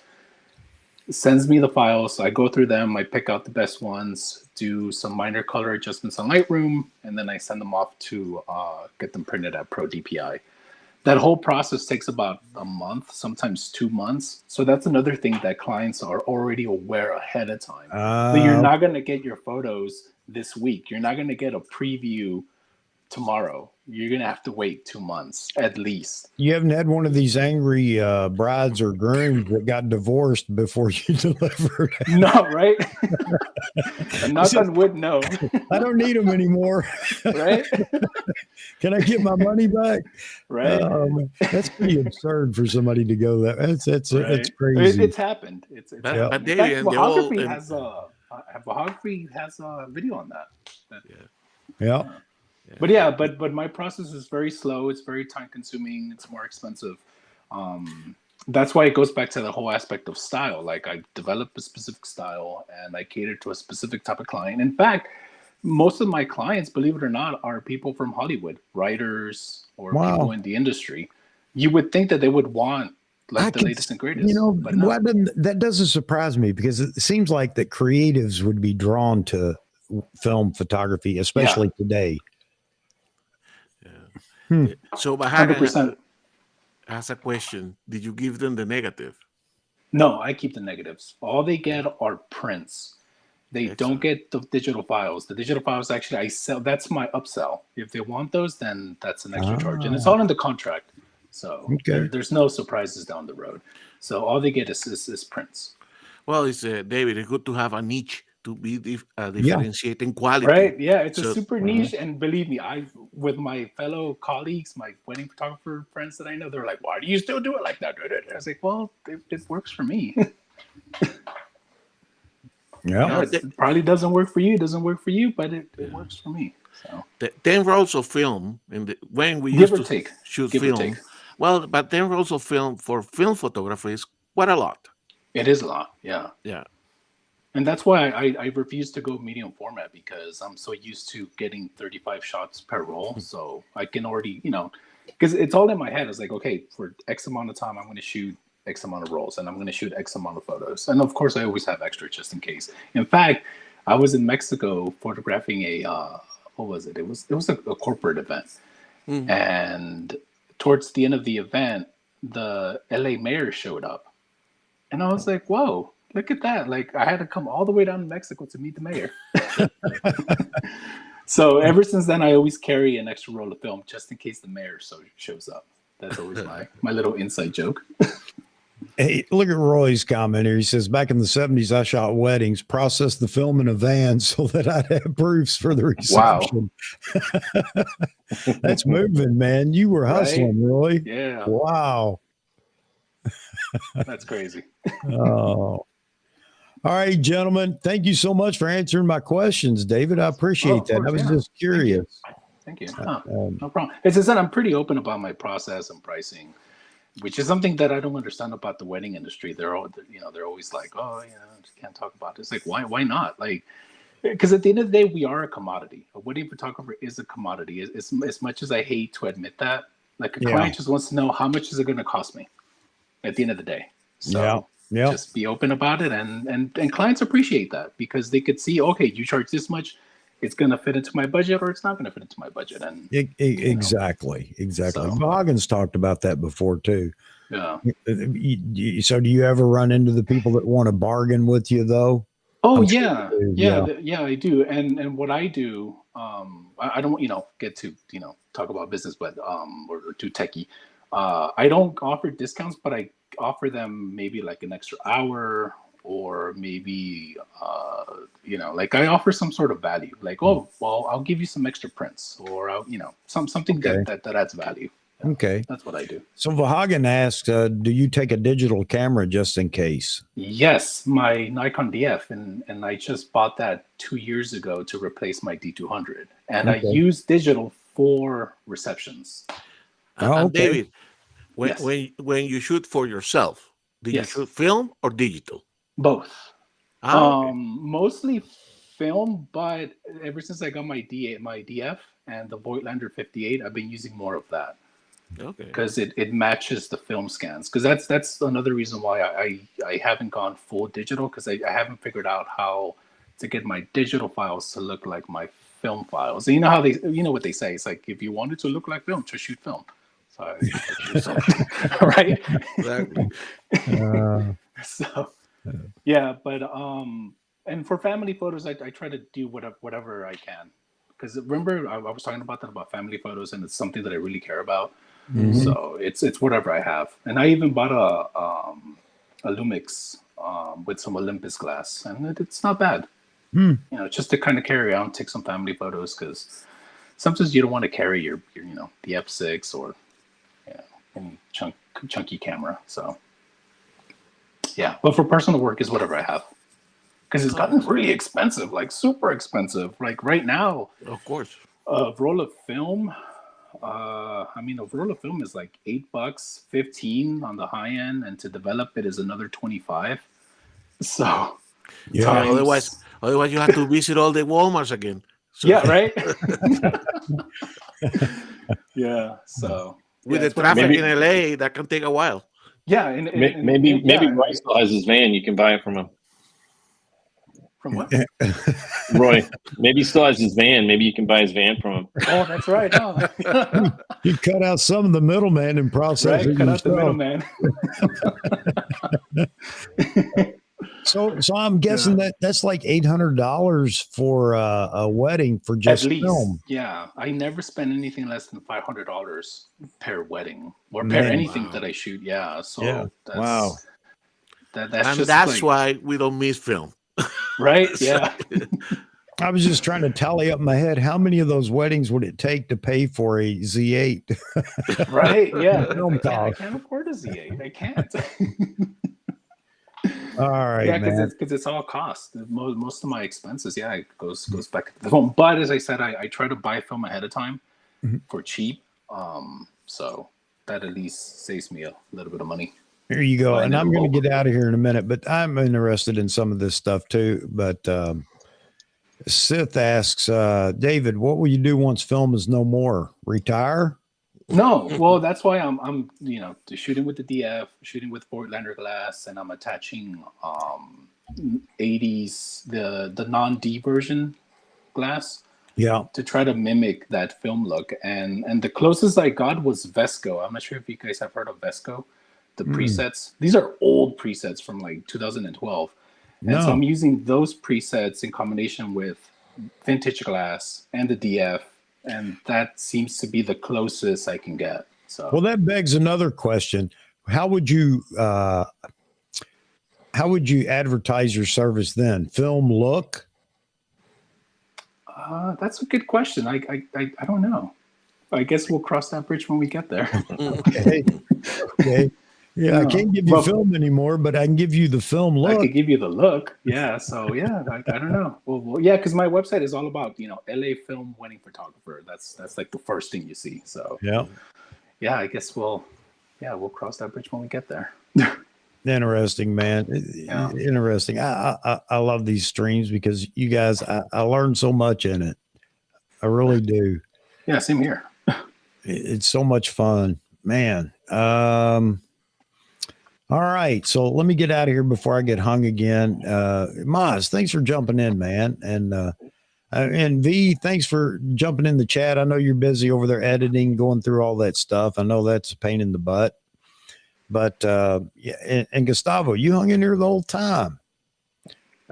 And we had to. It was like pulling teeth to get you on the first time, but here you are. Now you're a regular. I love it. And David, you stepped up to the plate, man, and even gave us the video tonight. I understand your predicament there with your computer, though. I get that. Yeah, I'm not sure if you can hear the fan, but like every time I turn the webcam on, like the fan starts going up. Oh, okay. No, I can't. Because I'm using an iMac, a 2015 iMac. So okay. The fan on my Adamus Ninja V runs constantly. Oh. So I'm surprised. Great isolation with the microphone, I guess, because I can hear it. And when I hear it, I think everybody can hear it. And you're probably experiencing the same thing. Yeah. But that isn't the case, man. It sounds good. Your audio's fine. Okay, cool. Yeah, and I asked Vahagan to be a guest on his show so I can get more into depth. Oh, there you go. Yeah. Marketing, branding, and all that. So yeah, absolutely. Maybe by the end of next month. Okay, cool. Yeah, I tried to put that together a while back, but I couldn't get everybody lined up. The stars didn't align. I can't do it this day. I can't do it that day. I can only do this day because I wanted to get, 3 or 4 of you guys. When I say you guys, I mean wedding photographers or just not commercial, but, working photographers to talk about not just the wedding business or not just the shooting, but the business aspect of it for people that really genuinely would like to start a photography business, be it weddings or whatever. Because I don't think anybody really stops and thinks about what's going to take some of that joy away. And that's called the business. Yeah. And it's funny because people don't realize that photography is just 20% of what I do. Everything else is marketing, writing, SEO, networking, 20%. No, I don't remember where I saw this from, but somebody said in order to be successful, it's like what was it? 2% talent, 8% luck, and the rest showing up every day. Yeah.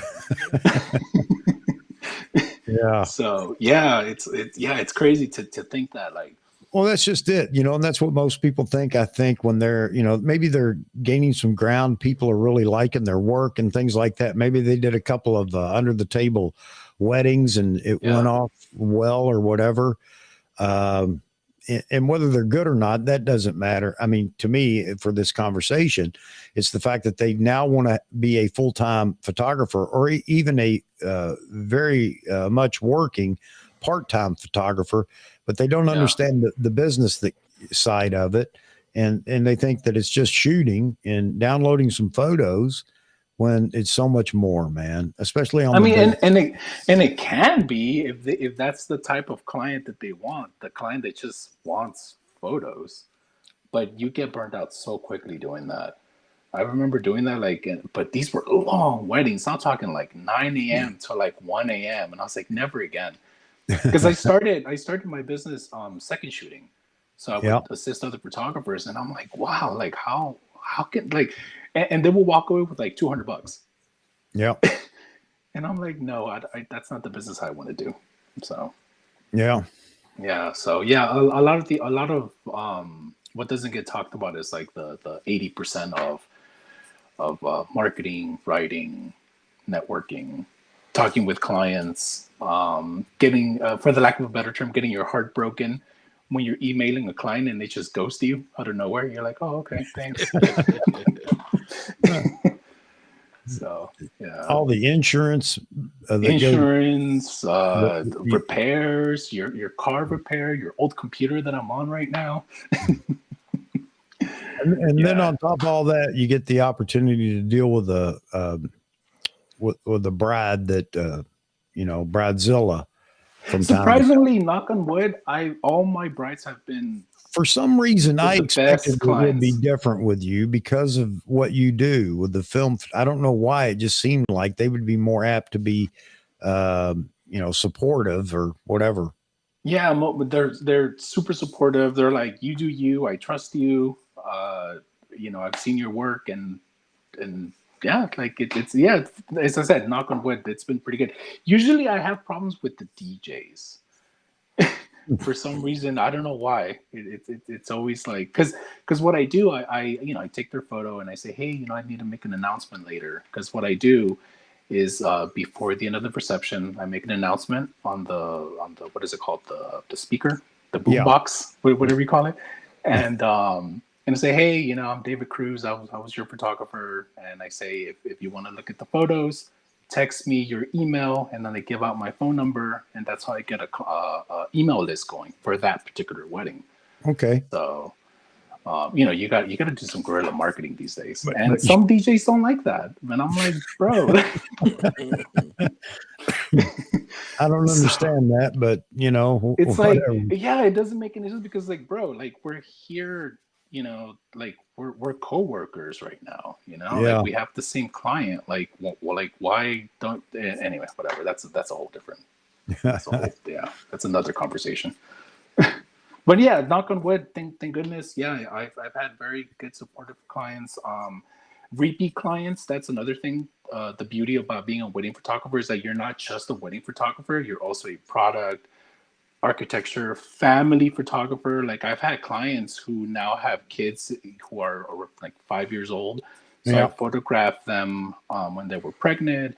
I photographed them their kids' first year, third year, fifth year. So yeah, it's on. Obviously, you don't get paid as much, but you build that rapport and you build that relationship with clients that other wedding vendors cannot build with them. So that's the other thing that's pretty good about doing wedding photography that doesn't get talked about.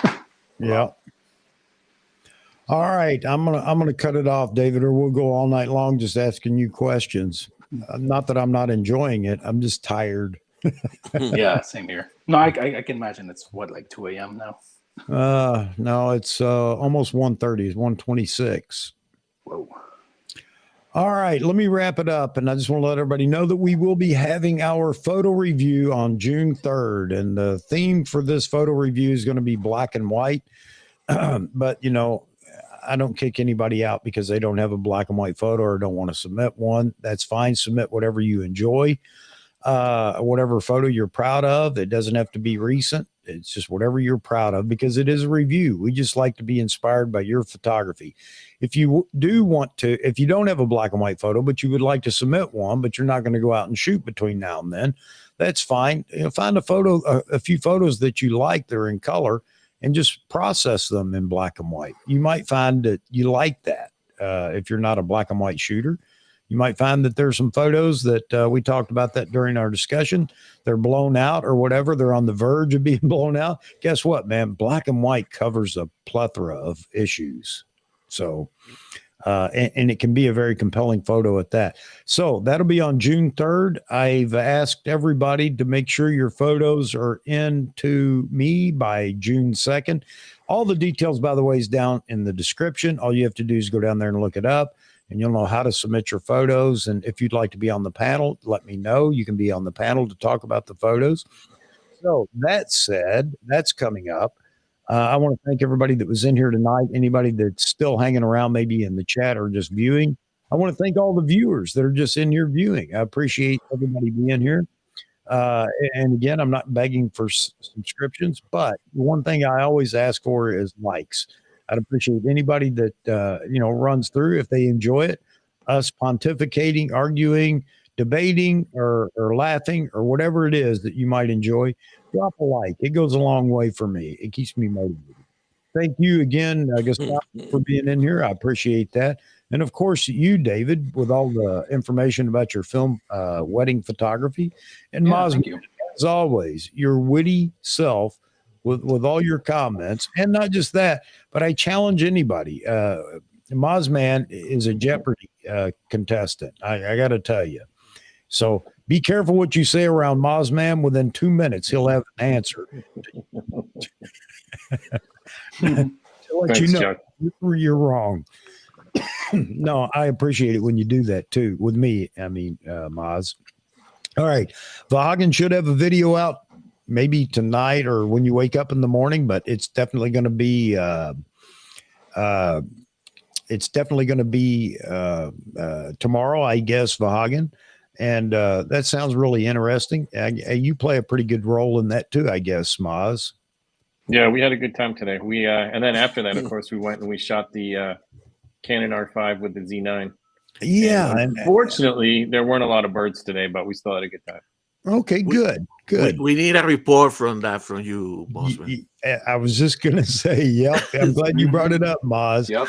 So we eagerly await, but take your time. And I know you want to, because you want to give it a fair shake rather than be a influencer that picks it up in 10 minutes is already past judgment on a camera. Yeah, I definitely need to spend more time with it. We didn't even know how to do basic things on it. I couldn't even figure out how to change the focus point for the longest time. So yeah, it's going to take a little bit to get used to it. Beautiful. Understandable. So, you guys keep tuning in. Moz is going to be able to at least compare his thoughts based on using the R5 with the 1-500. Is that the lens you got? Yeah, the 1-500. And that's supposedly a pretty hot lens right now in the Canon camp. So looking forward to it, man. And I applaud you for going the extra step of saying, you know what, I'm going to do this right. I'm going to get the camera and the lens, and I'm going to do it right. We're going to put this to an end. So I appreciate it, Moz. I hope everybody else does too. Yeah, Z, we're still going, but we're getting ready to hang it up. I'm trying to say goodbye as I do every live stream. I just have the longest goodbyes of anybody I know. But thank you all in the panel. Thank you and the viewers out there, and thank everybody in the chat. Participate. Everybody else in these live streams or photography videos say, get out there and shoot. So my little catchphrase is going to be get in the chat, get in the panel. Speak your piece, come on the show. There are very few places out there where you're going to get a chance to come on live with the host and have a good time with the panel. So make sure if you've always wanted to do it, try it the next time out. The link is, I always send the link out for invitations, but the link I'll always put in the chat if we have room for you to join. So anyway, with that said, I will see everybody Wednesday, this coming Wednesday, and we'll see how many cameras have arrived before the 25th. That'll be interesting. And I think that's it. That's all the news I have. God bless you all. I hope I see you Wednesday. Maybe it isn't your time slot, but maybe I'll see you again next Saturday night. By then, there will be 8 million self-made videos on the Z8 on YouTube. All right, gentlemen. You guys have a great night. Take care, everyone. Good night, everyone.